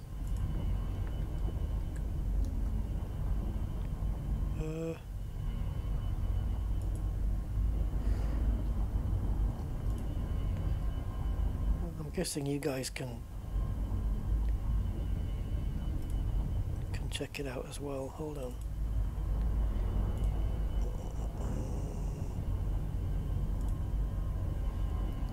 That's not correct. Okay, so it will be this. So it kind of looks like this. It's just a big ice thing right in the middle, you know. And this is in I just thought that. Oh, LHS 1140. Pardon me. I'll just see if that exists. LHS 1140. No results found. Yeah. Sorry, I got my numbers in the wrong order. Yeah, 1140. Can you imagine that's ridiculous. But can you imagine seeing a planet like that in Elite Dangerous? That would be freaking awesome. Yeah, look, 2 days ago. LHS dash. I'll pop it into the galaxy map. LHS dash 11. Nope. As soon as you put the dash in, it says no results found. If I put 1141 is there. That's the best you can get. 1141. There is no 1140. Frontier, we need a patch. We need a patch. Patch has to come out. Yep. We need an update on this. Get the world banged to rights. That's your home on a Friday night. Looks amazing, doesn't it? I wish we had this kind of diversity and variation in Elite, having planets that just look, you know, they could just pop up and just suddenly look weird like that, because there's just a huge, like huge is an understatement, but like a huge ice lake kind of thing, or yeah, in the middle of the planet, huge, the size of a continent kind of size, you know. We need more of these ideas that can happen on planets and put them into Elite. And then obviously it'll be completely frozen, so you could land on it. Surface scanned by 50. Do some drifting in the SRV with it. Surface scan complete. No more bodies to map, it says. Okay, cool. That means we can skedaddle. Was there any bios here? No. Wide ring. Okay, blah, blah, blah, blah, blah. Okay, I'd have to go to bio insights. Yeah, no, nothing. Okay, we're moving on. Next jump.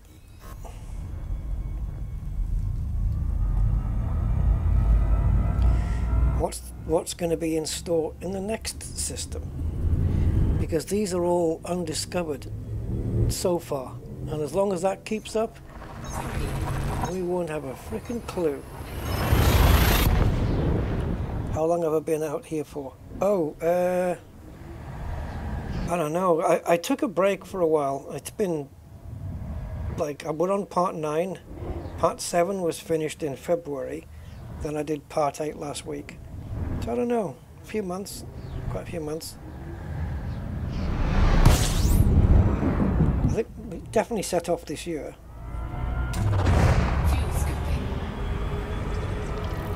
Sorry guys, I didn't have control of my screen there. Too busy on that browser. Okay, can you scoop again? Right, so while you're scooping, let's take a look at what's here at the moment. Oh, stop pressing shift. Fuel scooping complete. Okay, so 2 bodies confirmed and a cluster. Okay, what do we really have?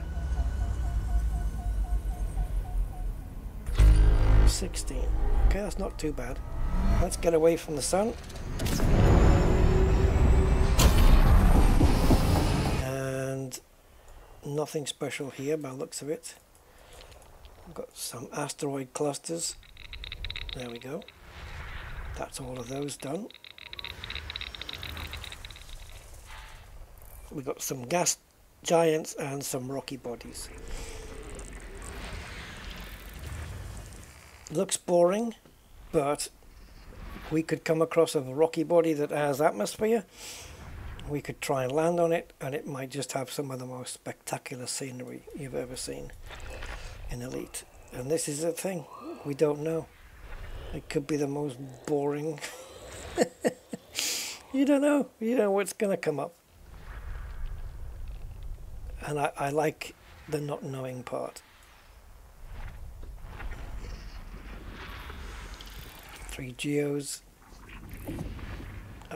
I have a feeling there's not going to be any atmospherics on this system for some reason. Just a gut feeling.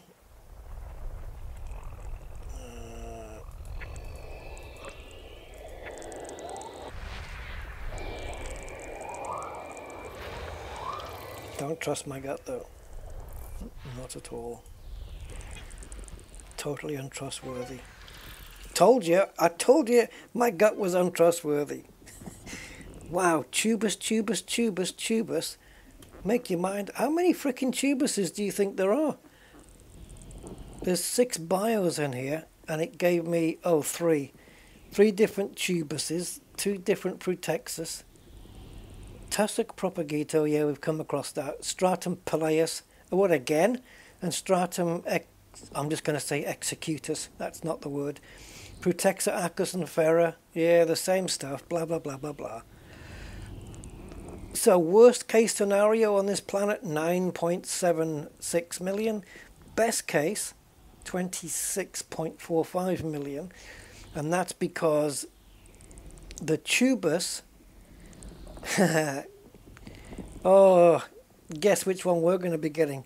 Right, you've got tubus Cavas, 11.9 million, rounded up. 11.9 for tubus Cavas. Tubus Compagibus, 7.77 million. And tubus Conifer coming in at 2.42. Tubus Conifer, only 2.42. Guess which one we're getting? Yep, that one. You know we're going to be getting tubus Conifer here. You know it. I know it. We all know it.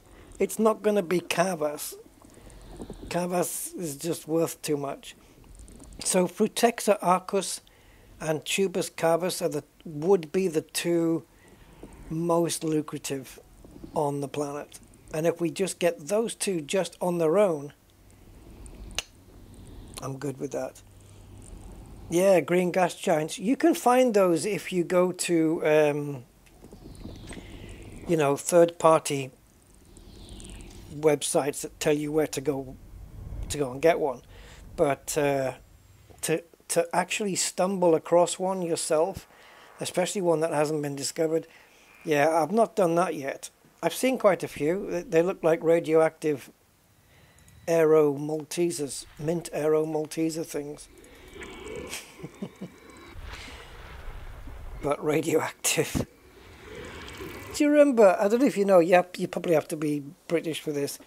There used to be back in the day an ice lolly, and it was like meant to be, it was black, and it was, the inside was like this red lava looking thing, wide ring, and it was like, I don't know if it was Dracula, was it Dracula's ice lolly or something? I don't know, but I'm pretty sure there was also a green one where it looked like green, bright luminous green ice lolly, or at least the inside of it was.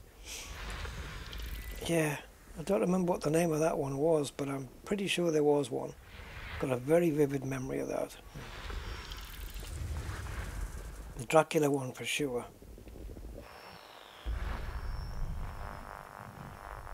Yeah, back in the days of Zoom, ice lollies called Zoom, and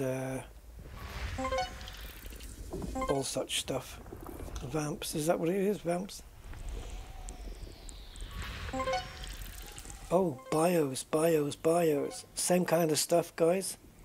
Yep, same kind of stuff. Only 4 BIOS on this one. What are we looking at? C. Yeah, Concha Frutexus Tubus again. The same range.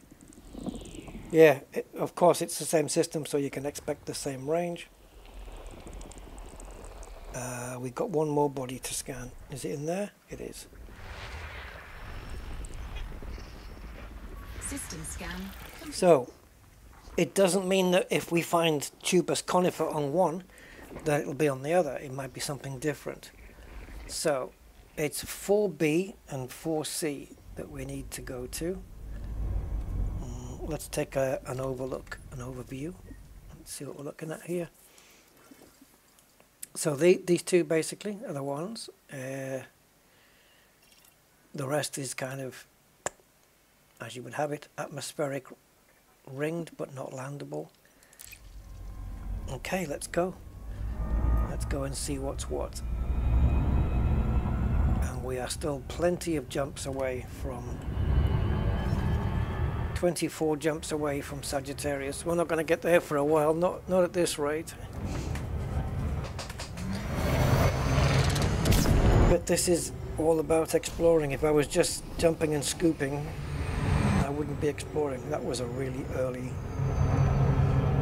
Monsters. Is that what it was? Yeah. It was really cool. I don't know what chemicals they used. Yeah. Didn't they use, like, isn't one of the chemicals bad that they use in, like, Is it red? Is it red Smarties or red M&Ms? Is it the red ones or the blue ones? I think red, right? Yeah, I think red. They have to use something slightly dodgy to get it. I can't remember.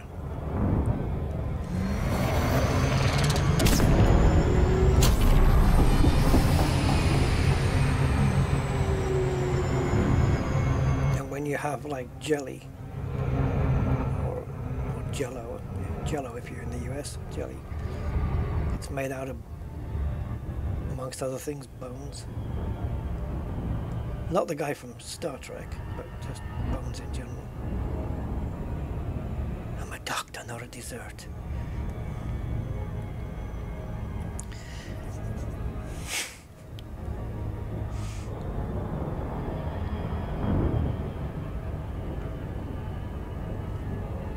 Blue made your teeth rot, is that what it was? No, they had this, people were complaining, I think they had this chemical they were using in the red one, and they had, I don't know if there was some kind of protest and they had to stop using it. I can't remember. I seem to remember a news story. Quite a while ago, to be fair. Quite a while ago. Yeah.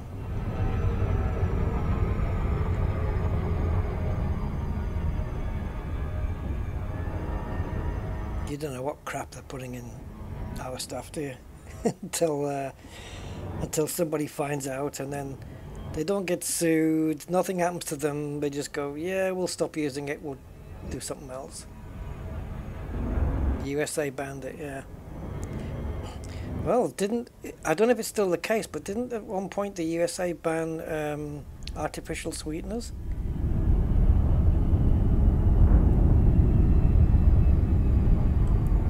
They must have something by now. Like a, you know, something artificial other than sugar. Right,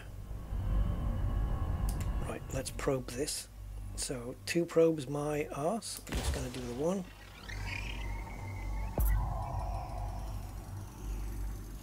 Surface scanned by 50%. Okay. Surface scan complete. So there's concha, there's stratum. Stratum we can find, stratum's really visible no matter which one it is. They're always really, really easy to find. Oh boy, okay, I am really curious. Are we going to get ripped off? Ripped off. The planet's ripping us off, guys. It's conning us. Are we going to get ripped off here by just being given the least lucrative the least lucrative tubers? So conifer is the, let's call it the economy one. The economy one, conifer. Second class is compagibus, and then first class is cavas. Just think of caviar. It sounds like caviar. Cavas would be the one we want. Compagibus, if we can't get cavas.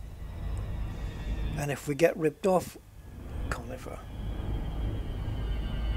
Yeah. I already know which one we're heading for. Should I take a look at the pictures on the codex first, or should we just encounter it?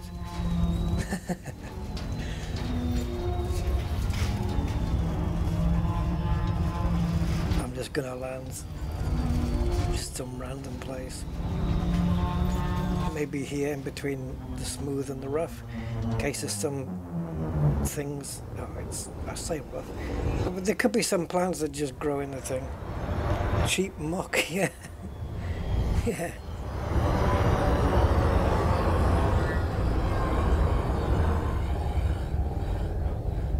Hello. Are they just rocks? Yeah, probably. Bacteria.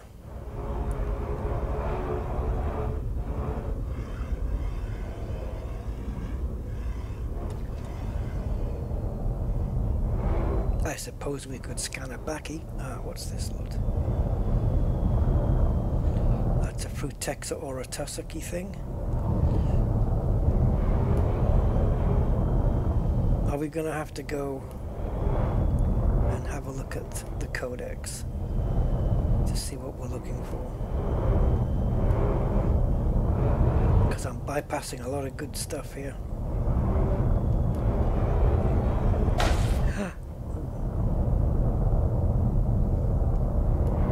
There's plenty of this stuff. I mean, the distance we've covered to get these, we've easily got 3 scans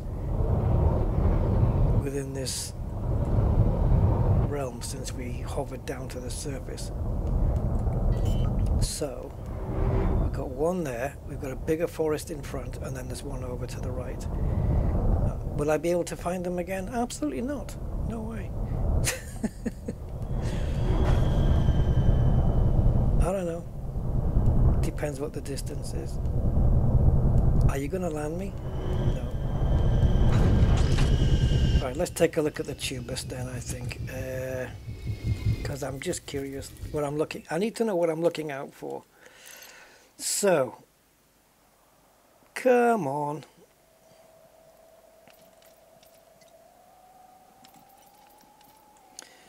Right, tubus. So there's the cheapy ones. This is the common as muck ones. Those. That's what we're getting. Compagibus is a white version of those. They're like a brown, they're a white. And Carvas at the bottom is red ones. So brown, bad, white, alright, and red, I don't know. Yeah, red would be good. Big red things, tubes. So we're looking for tubes basically. They all look like tubes, it's just a question of the colour. Alright, take the car with you. Let's get this plant done, so it's done and out the way. While it's right here in front of us, we may as well do it. Oh yeah, there you go, Robert. Oh, I like it. I like it. Good one. Red, you get the bread. Nice. That was nice.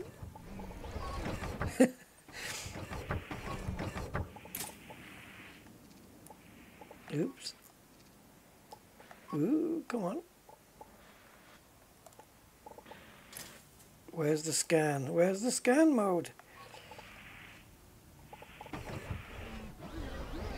It's not scanning. My scan button isn't scanning. Okay, bollocks to it then. Does it not work next to the ship?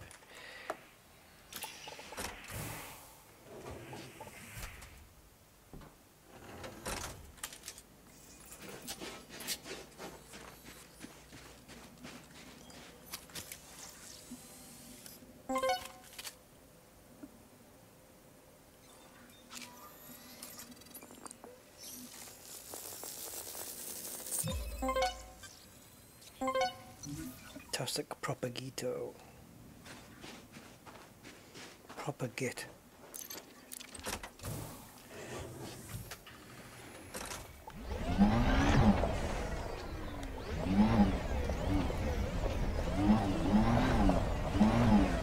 Oh, what are we looking at here? Tussock. 200 meters. Oh!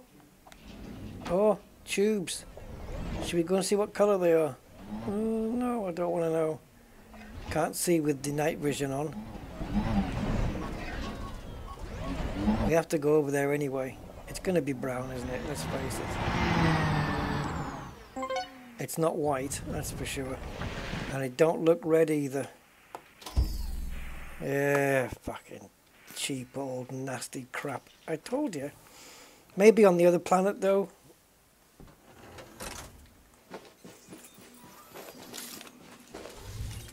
Yep, cheap and nasty rubbish.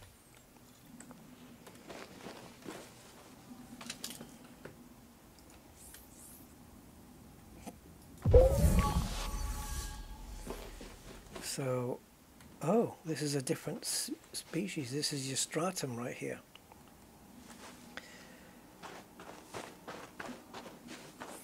We'll scan the one that's closest to the ship and closest to the last one we scanned. So this is a stratum. Look at this thing. Well, this is not stratum Peleus. This must be stratum excutitus. Wow. I don't know if I've ever seen that before. Maybe. Just so infrequently then I've forgotten. Right, so you should be seeing on the top left the information, right? The distances. It's funny how it only decides to put that information up when it wants to. So we can't obviously scan the stratum until we've taken all 3 samples of the other one. Oh, hello. That's the white one. So the other one must be white. It can't be both. So we've got the Compagibus then. Come and pay on the bus. Yep, we've got the Compagibus ones. Okay, well that's better than the cheap rip-off ones. So.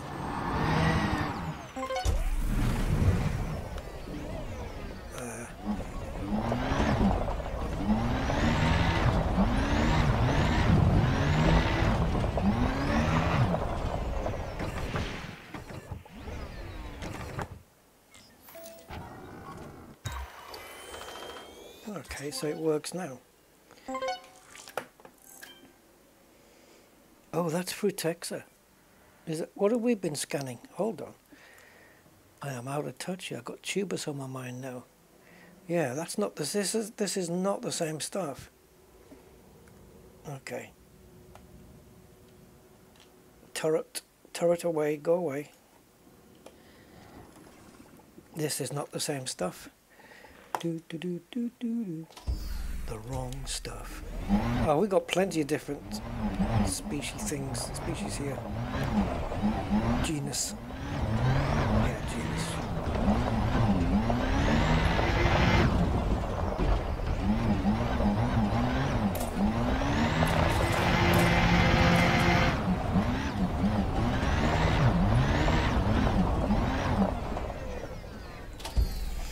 No.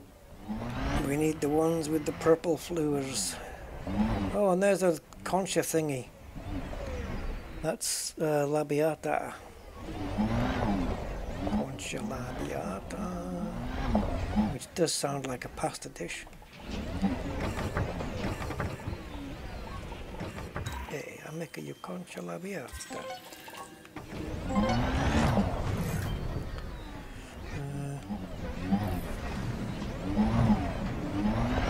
Yeah, there's plenty of stuff in range,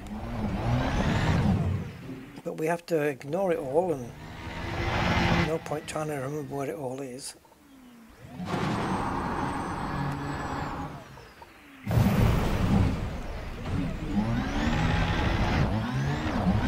More of it. But I think we should head back towards the ship, maybe look behind it to see if there's any more tussock. Unless by some chance. Nope.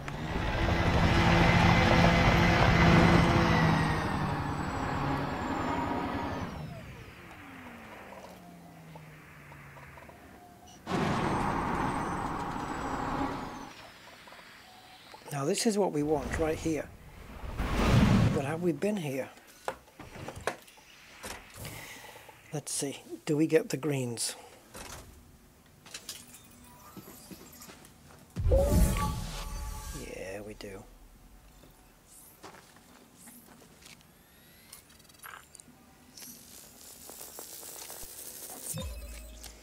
So, which one do we the hell we do now?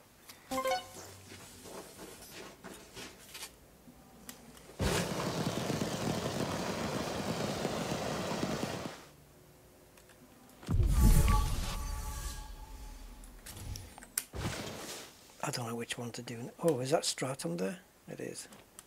Oh, I just punched somebody. Right, there we go.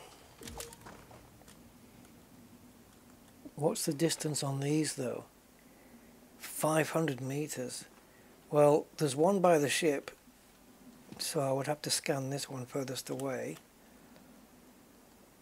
That'll get me 2 scans, but where the hell's the other one going to come from?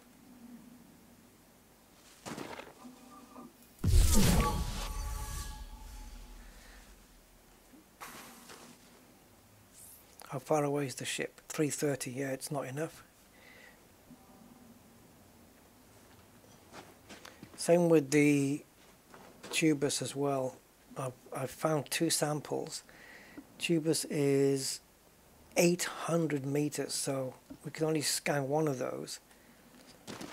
So the only other things that we found is the Frutexa and the Concha.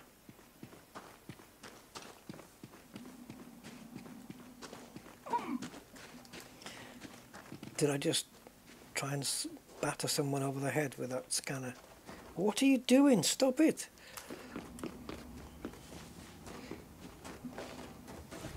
Getting aggressive.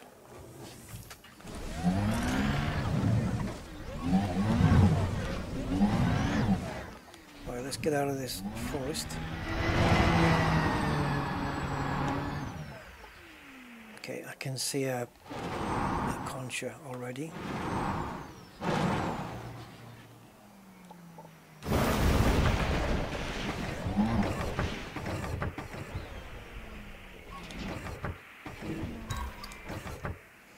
Oh, this hat key on the controller is useless.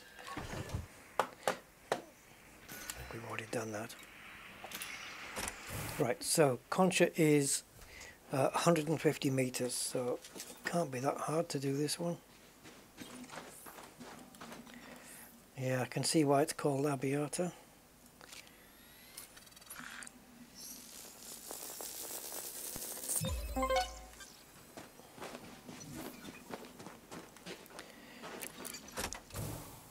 Lips.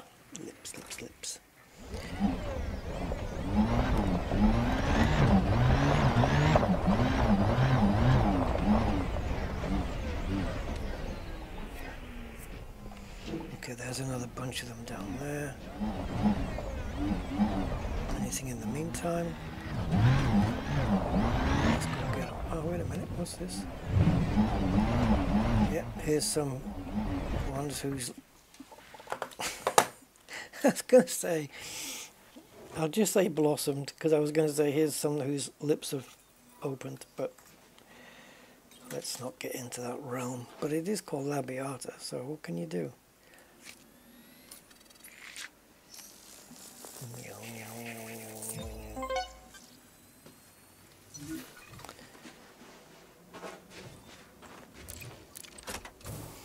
When we scan, I've noticed on the circle there's one of the dials is orange.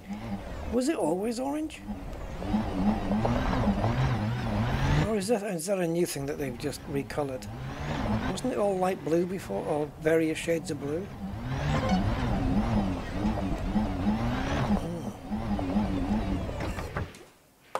Yeah, there's an orange now, which I don't recall before. I have to have a look back on my old videos. Watch as we scan this, we get an orange band. See? It wasn't always orange, was it? With that spectrum thing around the edge? Is that new?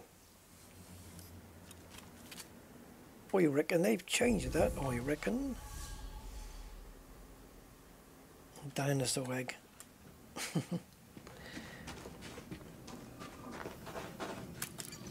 I've never seen one. Well, outside of a museum anyway.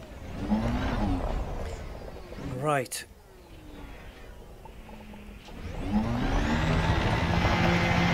Let's see where our travels takes us now. We've got 3 things. We've got Tussock, Frutexa and Concha done. Done and dusted.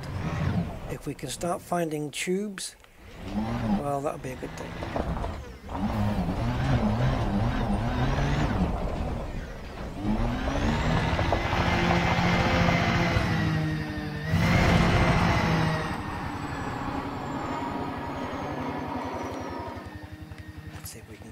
this somehow. No chance.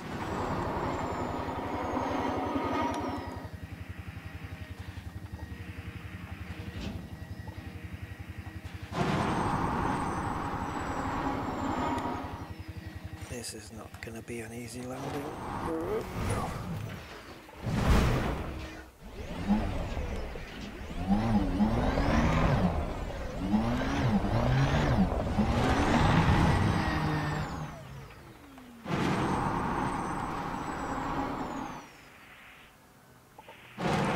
Yeah, it doesn't look like there's anything up here. I think we're going to have to use the ship for the concha, which means, no, not the concha, the tubus. So what that means is we can scan the tubus that's near the ship and then just use the ship to get the next two.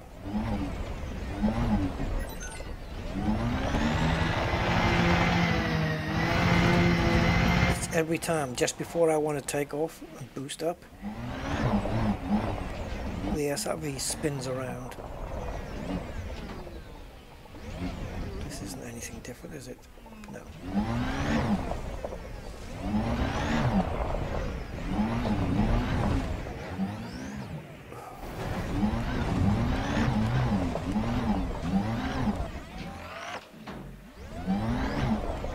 This is where C3PO didn't want to go in episode 4. If you remember his line, arguing with R2. Well, I'm not going that way. It's much too rocky. Yeah, well, so is this. Oh.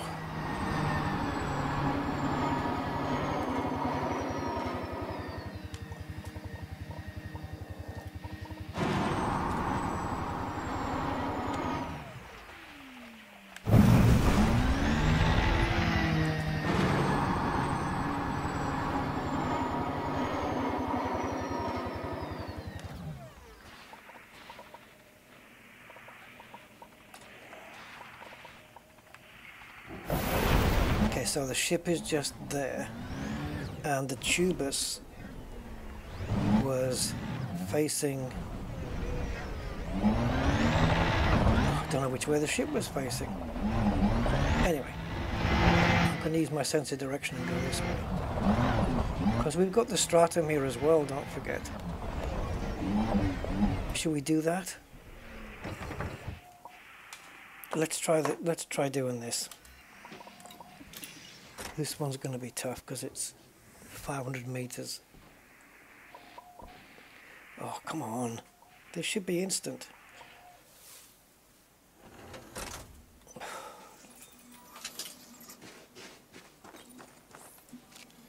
Right. Execute tits. Something like this. That. And we're not getting the dialogues on the screen anymore. They've suddenly stopped again.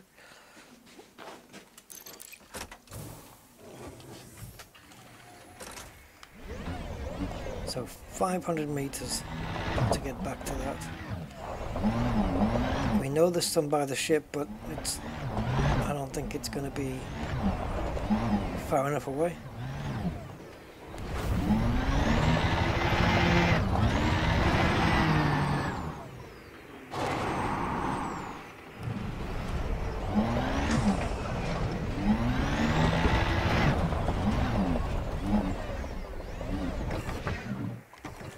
Be? Oh, okay. Ship dismissed.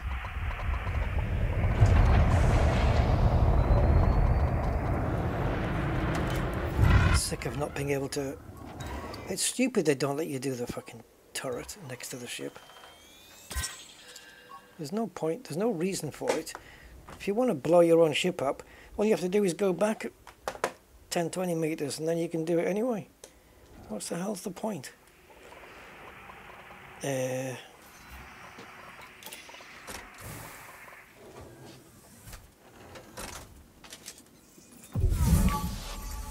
so it's not quite. So now I'm going to have to wait here until the visor powers up. There we go. 380. So we need another 120 meters. which is what I would arguably have done in the ship had it still been here. But I needed that turret mode to scan the thing on principle. I wanted to do it.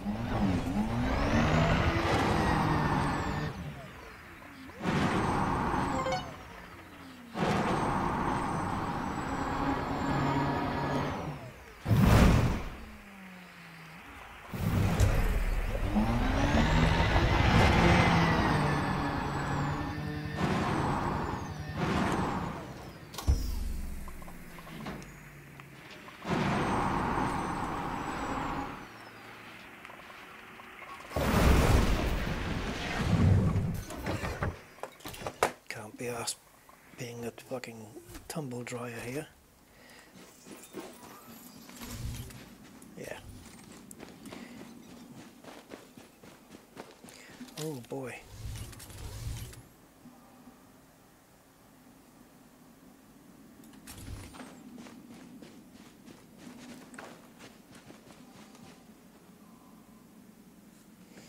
Okay, I have an idea.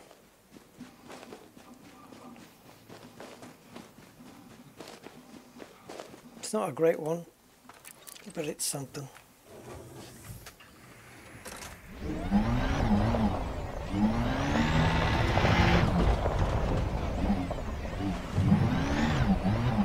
So we put the SRV next to the stratum, but we point it towards the tubus farm. Which one are you? Compagibus, yep, yep.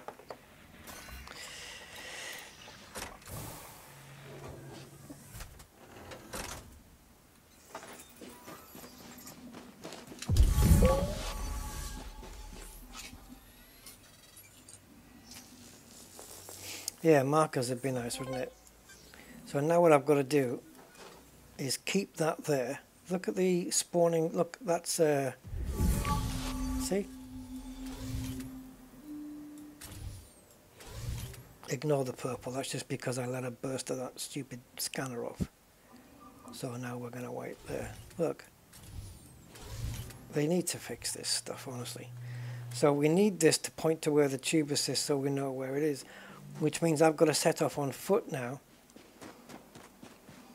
Gain at least 500 meter distance. And then find another stratum. And then I've got my SRV positioned for... What the hell is that? No, the pink stuff. Oh, okay.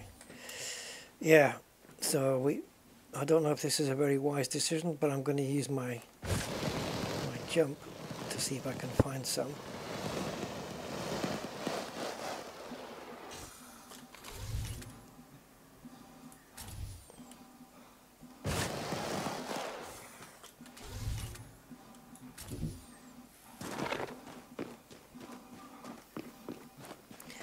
I mean, you can use the coordinate system.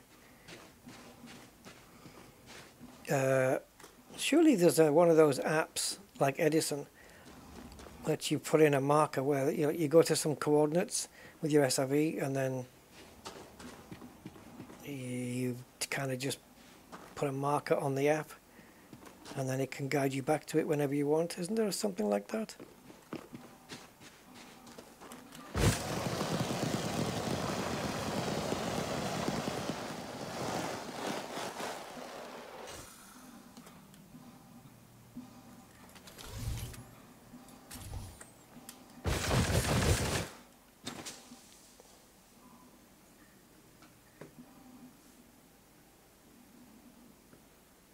Okay.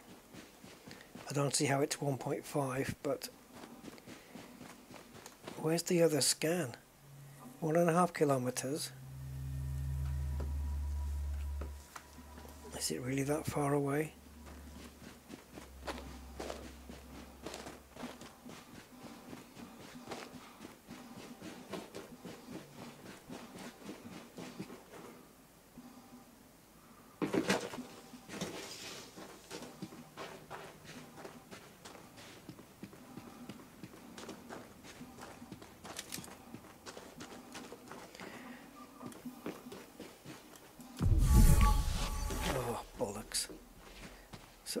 Right, so the other scan must be near the SRV. Ah, it is. It's jumbled up in the writing there. So 400 meters. So we're not quite where we need to be. There. And I can get another scan from here as well. So it's got a double helping.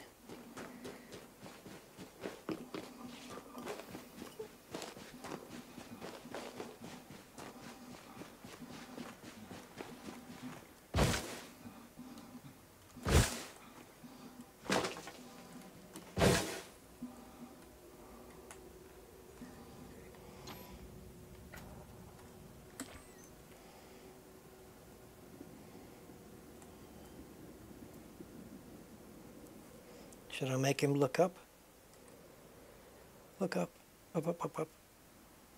Over to me. Don't sink. Pull up.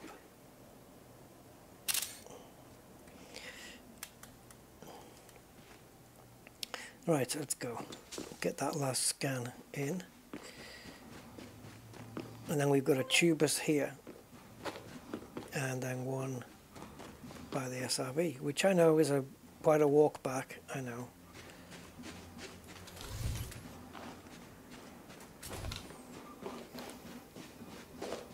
Sometimes when I'm doing this and looking around like that, I feel like a Dalek's going to come over the horizon. Been binging Doctor Who, so I'm expecting this stuff. Where are they?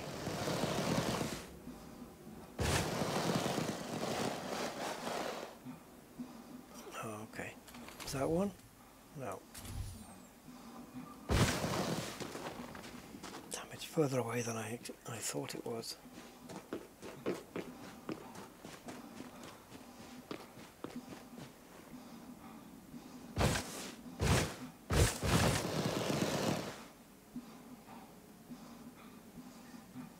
We could go and get that tubus.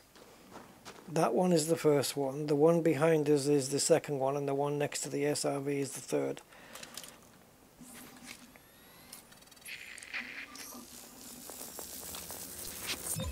But we won't, because the third one will be easier to get in the SRV. I didn't let that finish, did I? You have to let it finish.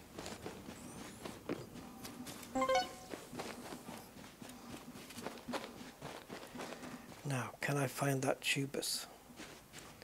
I should have noted the heading I was on, and then I could have taken or added 180 onto that to get my way back. But I think it's over here. Let's just wait for my guy.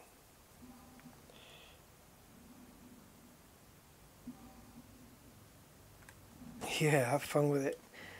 Yeah, I know.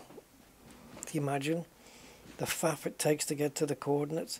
Although Edison kind of helps when it's just telling you go left and go right and all that stuff. Don't think it works on foot though. Although I don't see why not.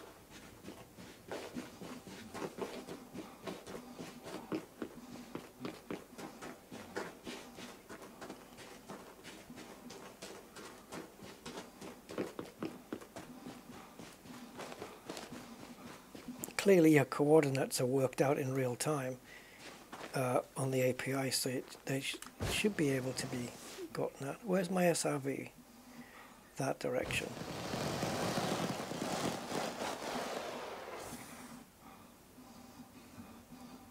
Fuck's sake.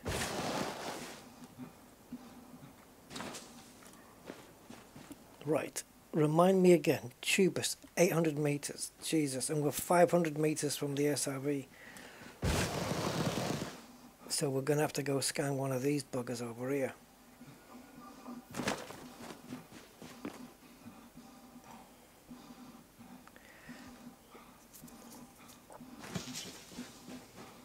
That one would be the best one, really.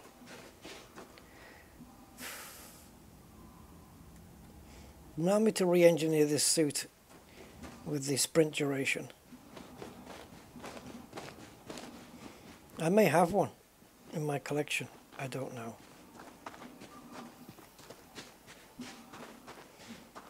Not taking away a space cabbage.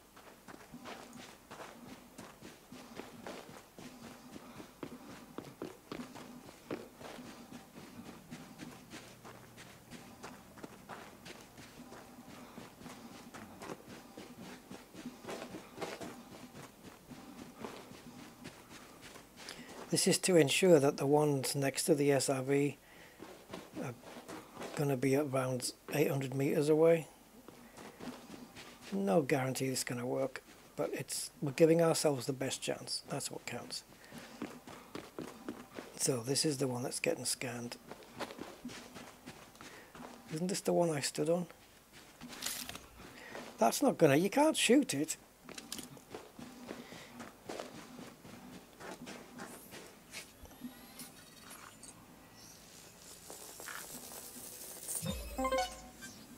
Alright. Now, SRV is a kilometer away. So we know for sure that that second scan is 100% going to be is 100% going. Oh, there's some stratum there. Look, is 100% going to be within the range. No, it's just a rock.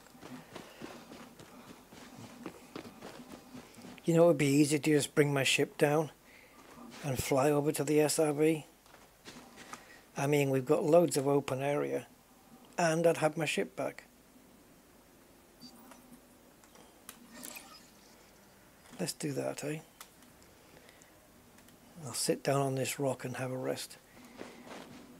That would be good if you could walk up to these and it would just say E, sit.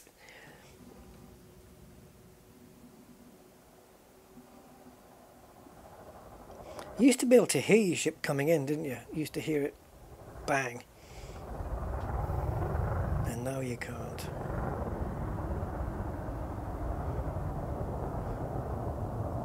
This is no good if you land 200 frickin' meters away.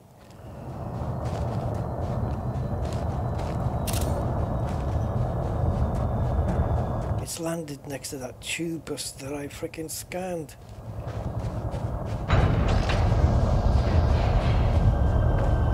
Oh, I've got a Scorpion on board as well, but I'm using a Scarab at the moment. I have both types. So it's just decided to land in mid-air. Sure, okay. Auto dock for the win.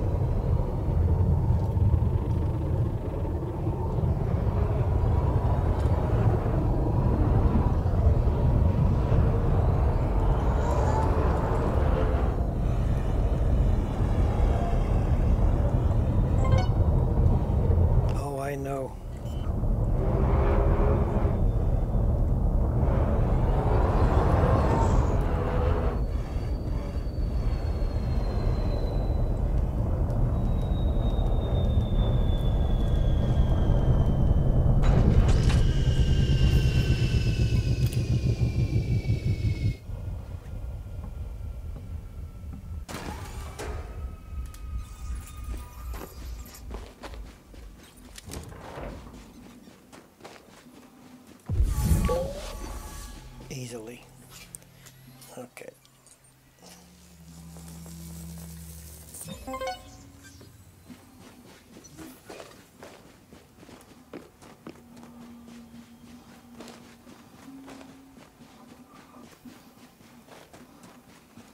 Don't put that thruster on when I'm going underneath it. These things will be very crispy.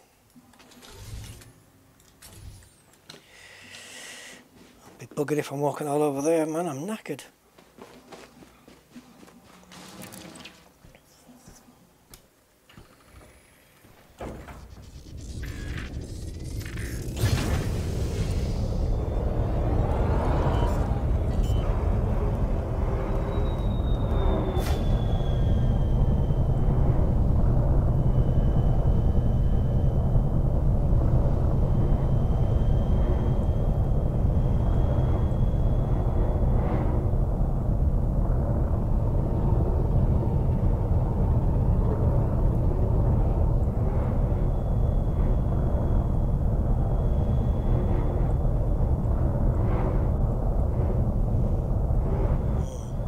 it's actually quicker. If you're getting some no landings, it's actually quicker just to make the ship go further away rather than spend 2 minutes trying to find a closer parking space. It's easier to just land a lot further away and then walk. It's shorter time to instead of landing 50 meters from the SRV, land 200 meters away, and you'll cover that 150 meters more on foot quicker than it will take you to find a parking space. That's what I'm trying to get at. Sometimes it just ain't worth the hassle, man.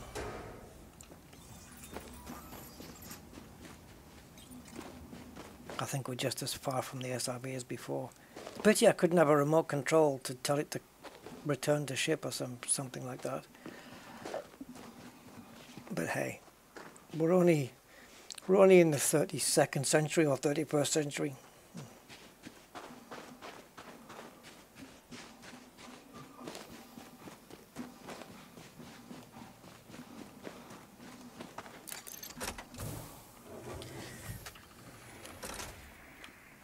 Yeah, SRV excursions, yeah.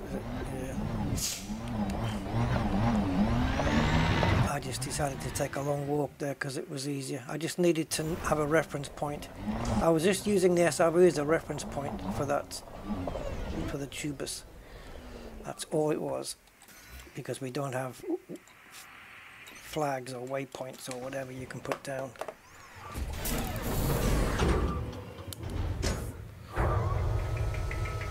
Sorry about that, TR, but you know, if you ever have trouble sleeping, you can always watch this stream back. Right,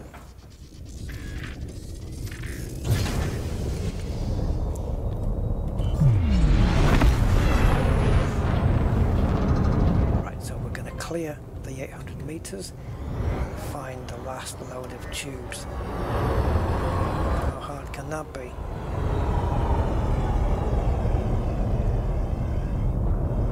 As soon as the detailed terrain spawns in, I guess.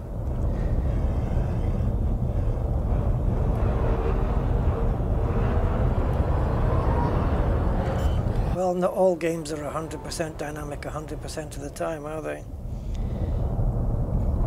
This is how the game is played, mate.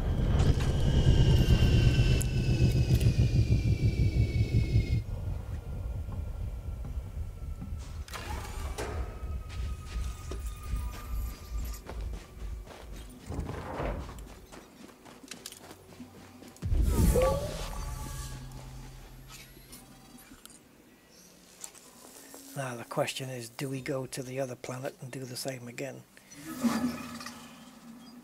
Is it going to be the same tubus on the other planet? I definitely want to know the answer to that question. Am I done here? Actually, we are done here. That's everything, isn't it?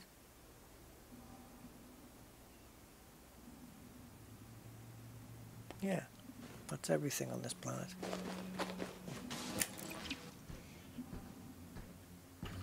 Can't be though. No, it isn't. We didn't do the bacteria. It's cheap bacteria, cheap crap.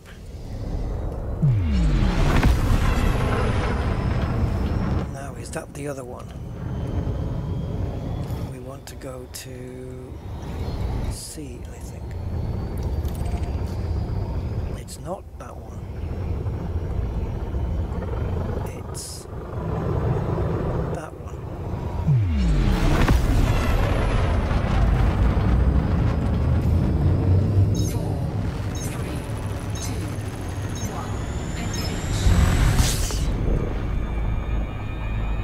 If the tubus on this next planet is not Cabas, I think we leave, because we're going to be scanning the exact same plants again. Yeah, it's nice to have the money and the extra rank, of course. That's the whole freaking point. But from a stream content wise, yeah, not great, is it?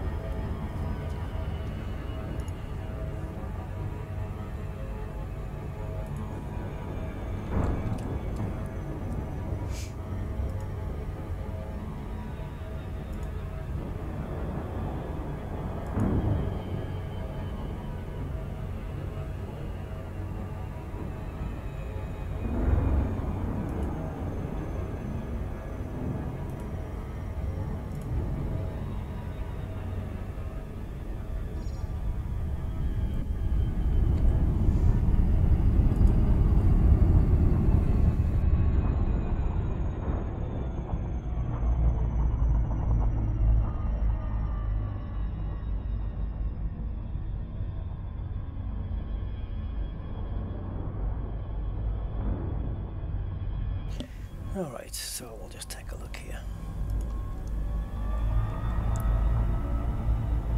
I think we know what's going to be on it, but let's probe it anyway. Yeah, wrong thing.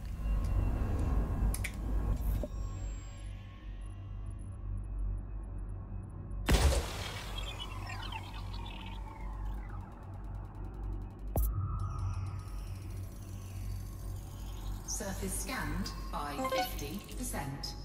Surface scan complete.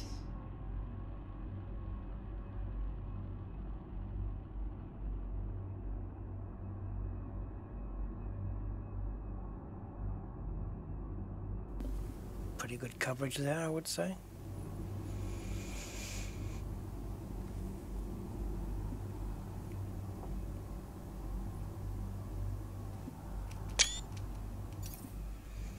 Unintended screenshot. And there we go.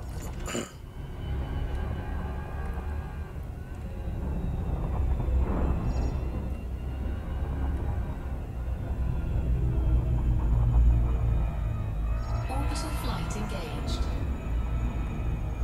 So, if they're not red tubes, we're out of here.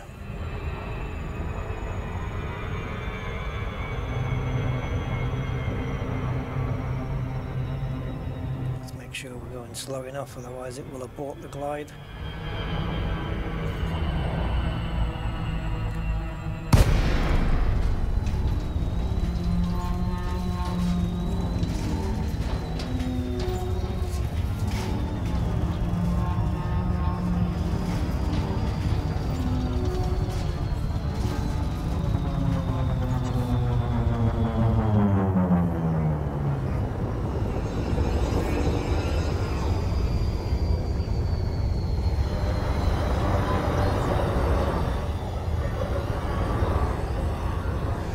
Just because it's got all the same genuses here, it doesn't mean all the species are going to be the same.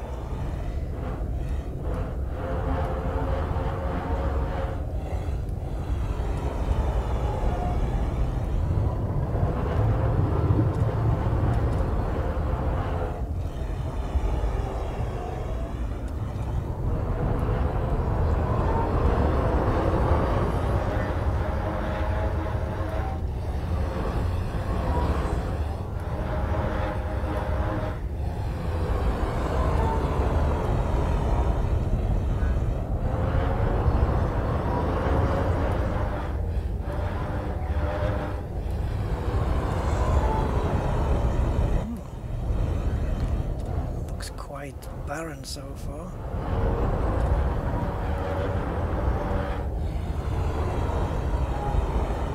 What colour are your tubings? Oh, they're the same. Of course they are. I can see some in the distance. I wish I could show them to you. On the, not on the right, on the left. Okay.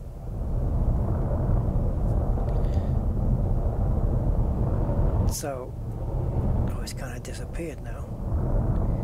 Right in the middle of the screen. Not that one, but on the horizon, just where that star is, just above the horizon. There's another one right there. And if I turn the ship this way, it might make it, there you go, makes it a bit more visible. Alright, so these are easy to get from the ship, so might as well scan them. They're worth 7 million, and we get footfall as well. And we can't land on top of them.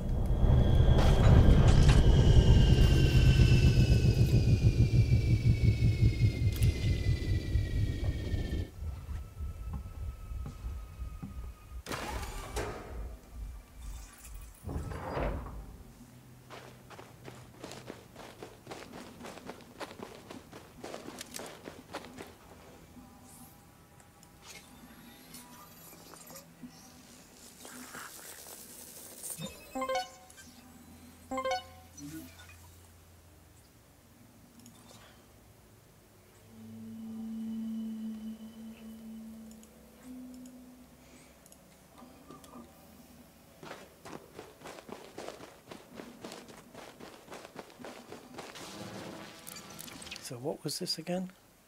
500 or 800? 800. Yep, 800. Oof. 800 meters. It's quite a bit, isn't it? Right, let me just check something on Observatory Core.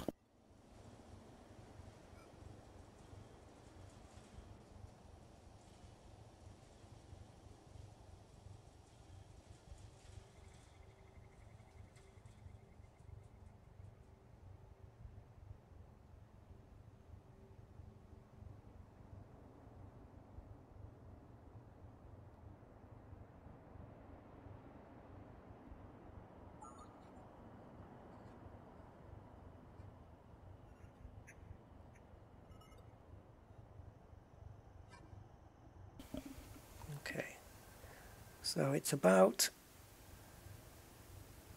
oh, come on, I'm just really struggling to get the window to be a bit bigger. It's just not quite stretched to the side enough. There we go. Okay, so now I can see it. Right, so this planet, I'm not going to do them all, but this planet's between 11.4 and 17.5 million. And it's only the other fruit Frutexa that's worth anything, so... Right, let's go get the other two. Now then, we need 800 meters, don't we?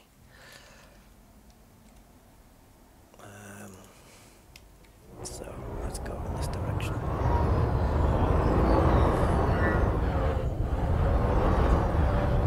Now let's go this direction.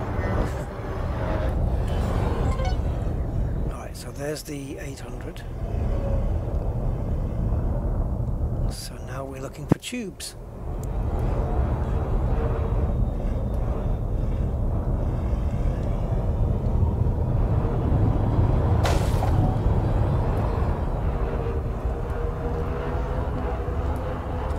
Those crisps called that were in the shape of tubes? Were they just called tubes? Was it KP? I don't know. Not hula hoops. They were like hula hoops, but they were smaller diameter, but just longer cylinders. Tubes. They might have been just called tubes, to be fair. Pringles. No, Pringles come in tubes. Just like Lonely Guys.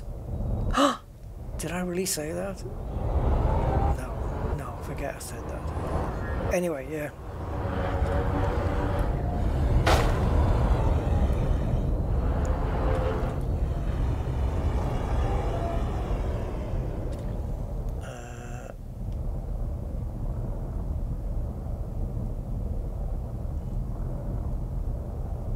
I'm not quite sure what that is, Robert.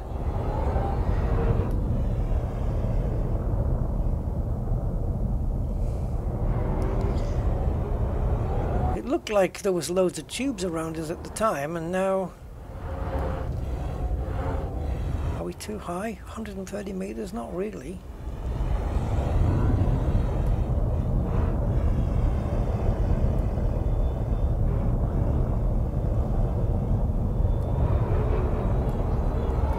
Bloody hell.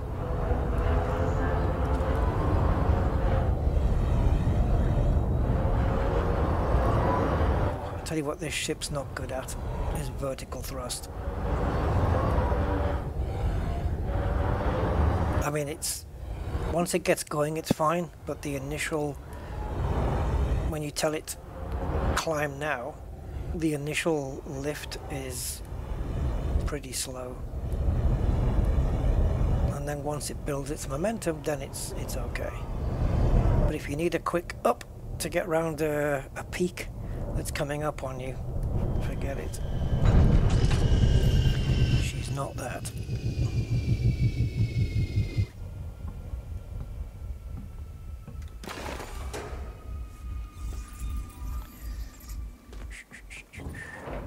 Knock, knock. Who's there? Rusty. Rusty.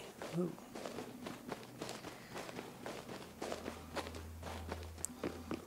What's the matter with you?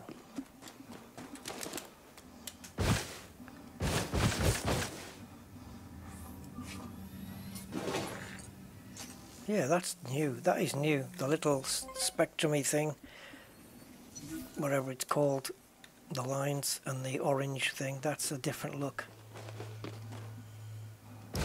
How long's that been on there?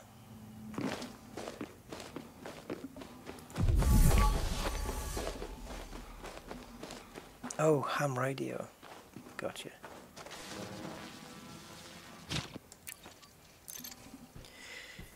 People of certain religions and whatever that don't eat ham, can they go on a ham radio? That would work, right?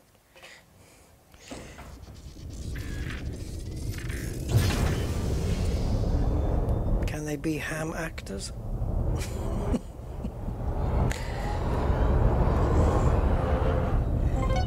Are vegetarians allowed to go into meat somebody? Can they go into meetings? Are they allowed?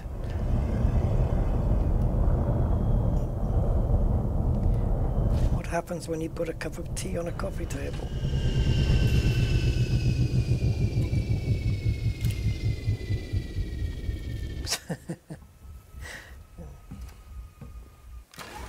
Staffordshire, Southern California.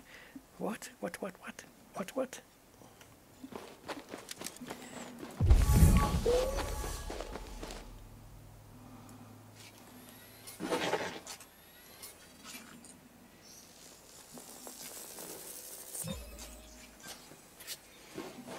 Plantage.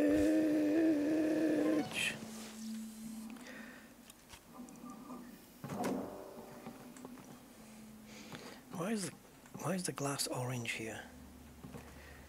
And all the paint that's come off my ship now. It's actually not in a bad condition. There's just a few bits here and there. But when we flew to Colonia, man, there was a lot of paint had come off this heat vent. Yeah. If that's opening up during flight and you're standing here, well, you're already screwed. You're already a pile of ashes, because we're probably fuel scooping at the time. Or any time the ship needs to vent internal heat, so probably during a boost, right? I guess. Does it vent during a boost, the Mandalay? I'm gonna have to try it.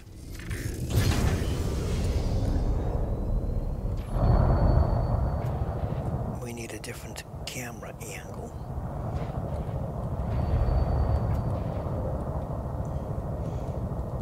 So we got those heat vents on the top there.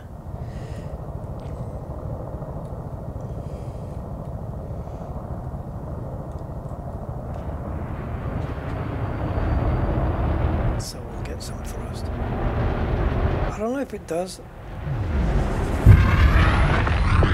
Well, they're lighting up. Oh, they do a little bit. Okay.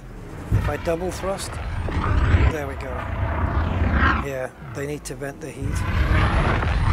The initial thrust, not so much, because it probably was quite cooler inside there. But if you double boost, they're like radioactive Jaffa cakes. Jesus. Yeah. So it does need to vent on those situations. We did get all three, right? Yeah, we did. Okay, let's go to the next system, guys.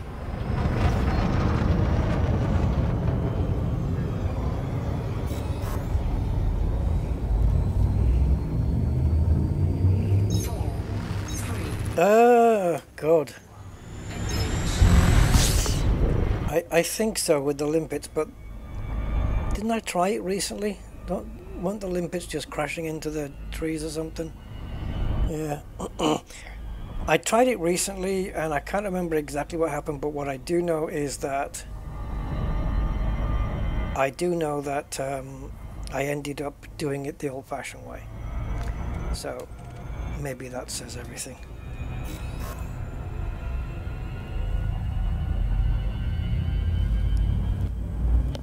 Maybe I wasn't using the right hard points. I think I was using the Fletchets and stuff like that. technically, yeah, it's still possible. I mean, they will come down.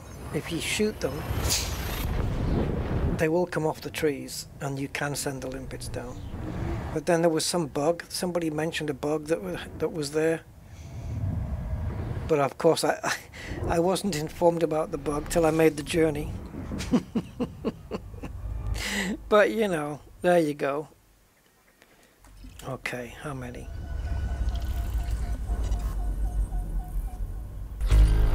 Oh, Jesus, 25 bodies. Just get to the black hole, Rusty.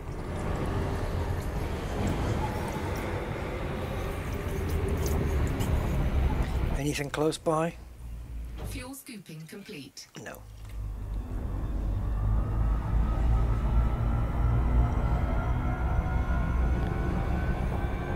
$600 and something, 600 or 700 light years away, that thing. So we could probably get there in what? 9 jumps maybe, if we're lucky. 10 if not. 10 jumps at the most, and we're there inside that nebula, which really does look like somebody's punched a hole in there in the sky. Right, let's see what we got. Do we have any? Okay, here we go. Something to grab hold of.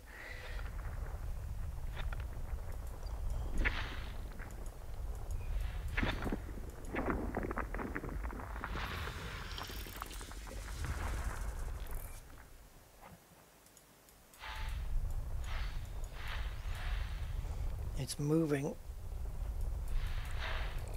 Oh, there's 2 of them. One of the 2.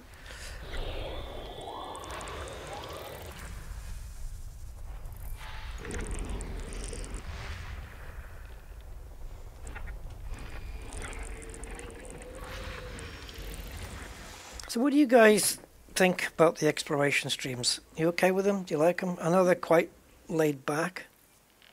You know, easy list. The gaming equivalent of easy listening, I guess. Easy, like, you know, music. It's described as easy listening. This would be a much easier viewing. And then, of course, you have my dulcet tones. Oh, God.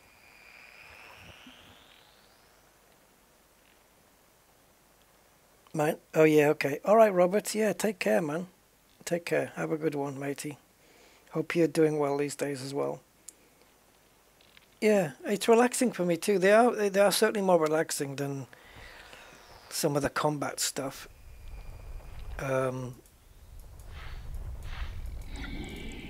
Talking of which, I mentioned towards the beginning of the stream about my Anaconda.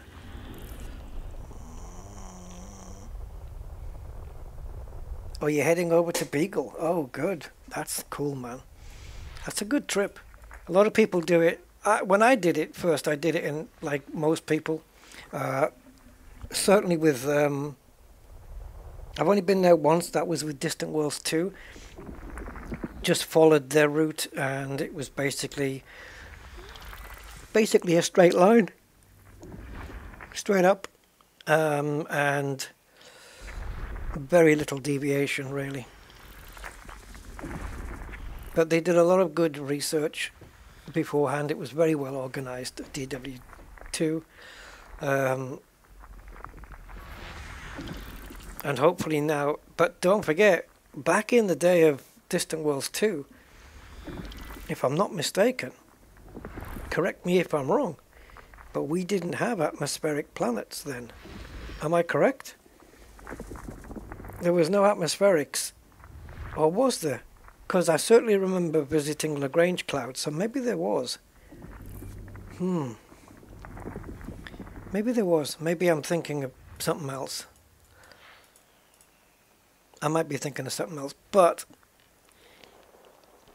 one thing's for sure, since Distant Worlds 2 took place, there have been some marked improvements to planet terrains. So if anyone's been to any planets from here to Beagle Point, Oh, there wasn't any? But I'm sure I remember visiting Lagrange clouds. Didn't they all come at the same time? Was landable planets, sorry, atmospheric planets and Lagrange clouds, did they not come in on the same time? Because I'm sure on the way back, yeah, can you imagine?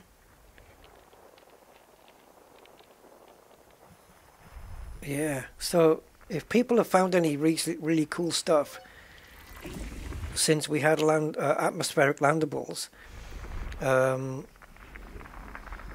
or let's call them, should we call them ALPs? Alps? Atmospheric landable planets? Does that sound cool? Alps? Yeah. So if there were any Alps that people have found that are really cool, then, you know, along the route, then they'll probably get included in Distant Worlds 2 as points of interest, stuff like that, so we could go see some cool stuff. You know, you probably get provided with coordinates. Go and see this, stand on the edge of this mountain or on the edge of this canyon and just check out the view and blah blah blah. I think it's going to be good. They arranged a good one last time, and it was the first organized expedition, the first and only organized expedition I've ever been on. And yeah, I think for most of the distance I was pretty much solo, and I think did it in an Anaconda. Yeah, pretty sure it was an Anaconda. Distant Worlds 3, if I do it, it will be the Mandalay for sure, I think. Yeah. Yep. And hopefully I'll get this one tuned a little bit so it can maybe push. I don't know whether I've got the V1 on this, the V1 FSD. I don't think so, but I can find out very quickly. System scan complete. It's very easy to find out because it does not label it in your list of modules. It doesn't say V1 or anything like that. It should, but it doesn't. So the only way to find out is to go here. And it's not the V1 because the boot time is 10 seconds. And the V1 boot time would be 2 seconds. That's how you know. It's the only way you can know because it's not textually written, which is a bit silly. So yeah, so Distant Worlds 2 was before Odyssey? Was it?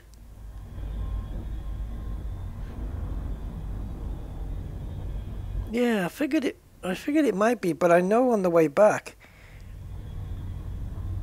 in and around probably the Eagle Nebula kind of distance. Yeah, SCO does have a V1. It does. Enola. There is a V1 because I've got it on my other Mandalay. I've got it on my Rusty account. Yeah. But you have to go into the Titan cloud to pick up a Titan drive, which is corrosive. You get it from a human tech broker. Go to human modules, and you'll find one in there. But you need to go into a Titan cloud, which is not caustic anymore. But you're going to need anti-corrosion cargo rack because a Titan drive is caustic. So make sure that the ship, if you're going to go to the engineer in the ship you're going to put the drive on, make sure you've got cargo that you can take it. It doesn't have to be anti-corrosive, just make sure it's a short distance and you can get there before it messes things up too much, so it should be fine. If not, make sure you're in a ship that has cargo that's got the same size FSD, and you can buy it for that ship and swap it over. Distant Worlds 2 was 2018, right. And Odyssey was what? Oh yeah, Odyssey was a lot later, wasn't it? Jesus, was it 7 years ago? Holy hell, man. I only had my channel for 3 years then, by the time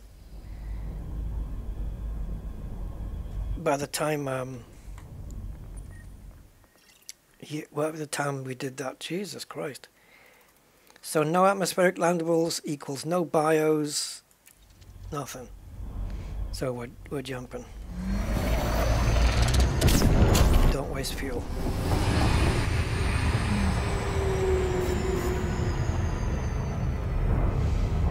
Security level anarchy. We could be pirated. Yeah.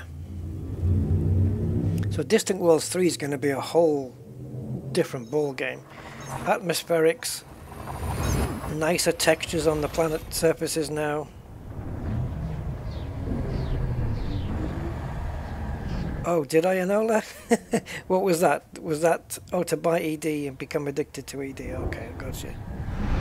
Well, there you go, you see. This is why you watch people gaming on channels, because it's happened to me. I've watched people playing certain games and I thought, I like the look of that, I'm gonna go get it. Yeah, it's happened to me. It's the best way to find out, isn't it? Because you watch somebody playing, it's better than reading a review of somebody who's been, you know, given a free copy, and so they're just sucking up to. But I've just been given a free copy of a game as well coming out, which, should I tell you the title now? Dun dun dun dun. I was offered a free key, so I'll be doing a playthrough of it. Not a playthrough, but a let's check it out of it. And it's probably not a one I would have bought myself, but it actually does look really good. It looks very detailed and the graphics look good too. I think it's done in the Unreal Engine. 5 or 4, I don't know. Hopefully 5. But yeah, I got an email through like a few days ago. We've noticed you've played this game on your channel, so we thought you might be interested in this game. And what they were offering me was the DLC. Now, the way it works is if you get offered a DLC, you obviously get the game and the DLC with it. You can't just buy the DLC. So you do get both. So I ended up with 2 keys. One for the main game, one for the DLC. It's got nothing to do with space. It's got nothing to do with anything else I play. The last word in the title, though, is simulator. But it doesn't look like it's one of those cheesy ones, you know, like those. I've seen some weird simulators, man. Like, I don't know, just I can't even think of any, but just like really obscure job title kind of simulator things, like video store owner simulator and that kind of stuff. No, it's not that. It's an interesting one. We'll probably get demonetized. But I'm going to be doing a first look of Drug Dealer Simulator 2. I didn't even buy the first one, but because I played Prison Simulator, they hooked it on to me. Oh, Pressure Washer. That had a lot of good reviews. Pressure Washer Simulator. They said it had a lot of like therapeutic satisfaction. You know, to clean something, it was very therapeutic, and I can get that. I mean, I've done plenty of pressure washing with cars and stuff, and it's nice once you're done and it's clean. There is a certain therapeutic essence to it, I guess. So yeah, Drug Dealer Simulator 2. The screenshots and the graphics look really good, to be fair. Look really good and detailed. And I think you just start off with this you're this 2-bit drug dealer or something. You end up with a freaking empire. And the DLC I got with it was the casino one. So you actually go to casinos.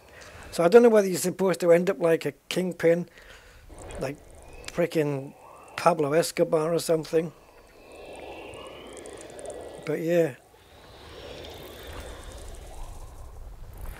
I wonder if you end up giving money to help the neighborhoods and the schools, Pablo Escobar used to do that. Yeah, he was a drug dealer. Yeah, he put a bomb on a freaking a jumbo aircraft. Not a jumbo, but a, you know, a Boeing. I think it was a Boeing or an it must have been a Boeing. Anyway, he had a bomb put on a plane just to kill everybody in the plane, just so he could kill one person. So yeah, the guy was Escobar.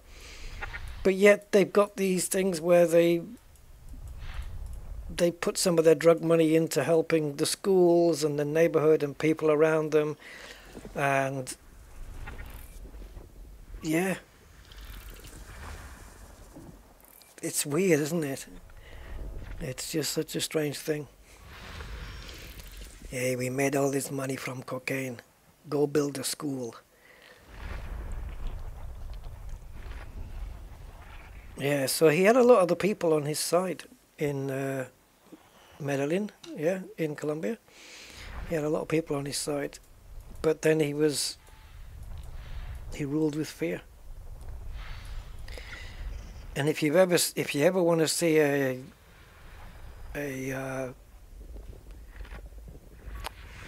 what's the word? I suppose well, if you ever want to look at Escobar in terms of TV series about him, then Narcos is definitely the one to go for. I'll tell you how good it got. At the very end, when the scene where he was killed on the rooftop, the location they used for that was that exact same rooftop. And when they take the photograph of everybody posing next to his body, if you look at that photo from the TV series and compare it with the real photo, everyone's got the same clothes on. It's on the exact same rooftop. If you haven't seen Narcos, Series 1, which is all about Escobar, I advise you to watch it. The guy who plays Escobar is brilliant. Absolutely brilliant. I love no, I'm not going to say it. I'm not going to say it, just in case you haven't seen it and you're going to watch it. Yeah, it starts from his early days to stuff. So yeah, I'll be the new Rusty Escobar. It does look good though. I just don't know which Unreal Engine it's using.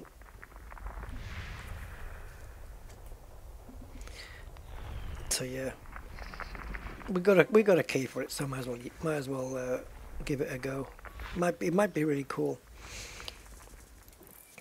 And it's good timing now that we've reached the highest level of car dealer sim, and they've released another car as well.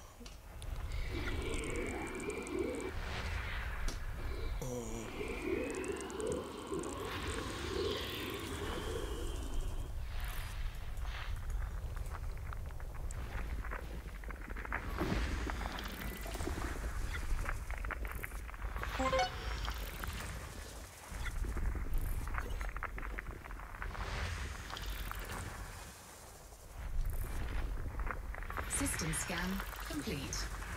All right. Again, there was no BIOS in this system whatsoever. So, yeah, just your bog standard purple and beigey planets. Gas giants, I mean. And we need more variation on these planets, don't we? It'd be nice. Rather than just focusing on ships. Let's get some planet variation in here.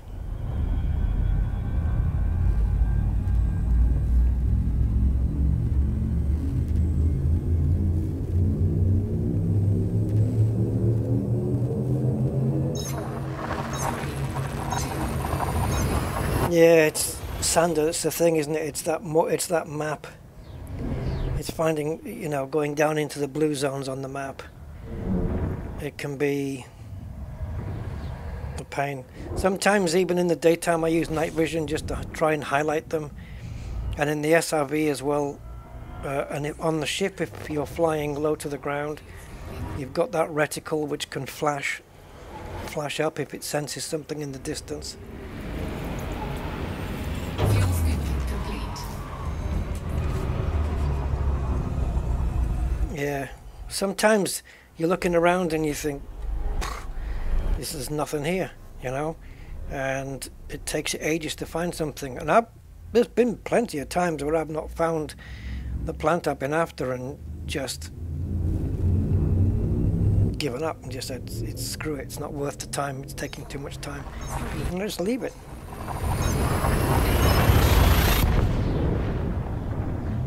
But yeah, the blue areas are the one really. Maybe sometimes if it's got like on the map, if it's got very small blue areas, maybe try some of the small ones, because maybe they're forced to actually have to have some in there, so that might be easier to find if you've got a smaller area to cover. But the thing is, does a blue area on the map guarantee that there's going to be some in that area for sure? I don't know. If it does, then a small area will be a good place to start, if you know that the game has to guarantee put some in there.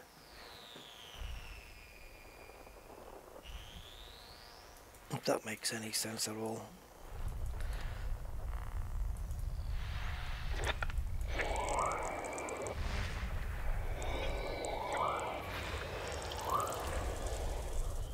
So I think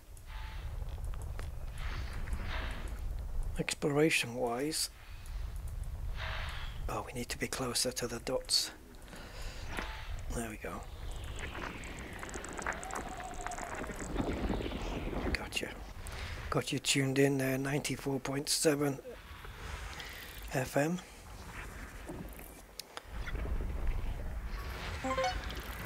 Geos.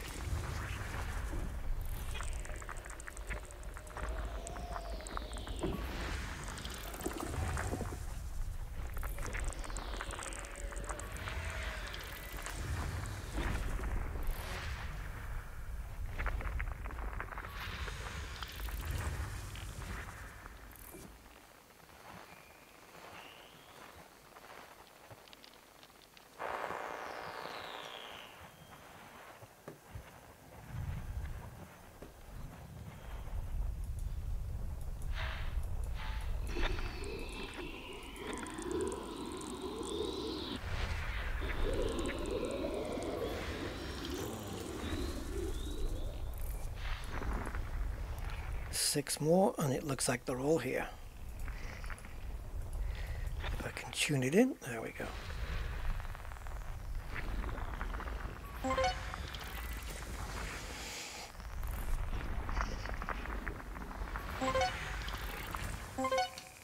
All right, all right, all right, all right, all right. Yes, it's popping up messages that are invisible. Each one of those bleeps is a message that's supposed to be coming on the screen, and it's just stopped doing it.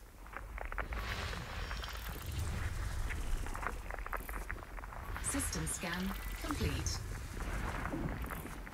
So let's see what all those messages were. Explorer.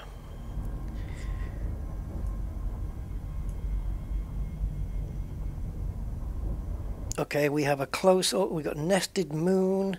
Where are we at? 60. 64? Are we in 64?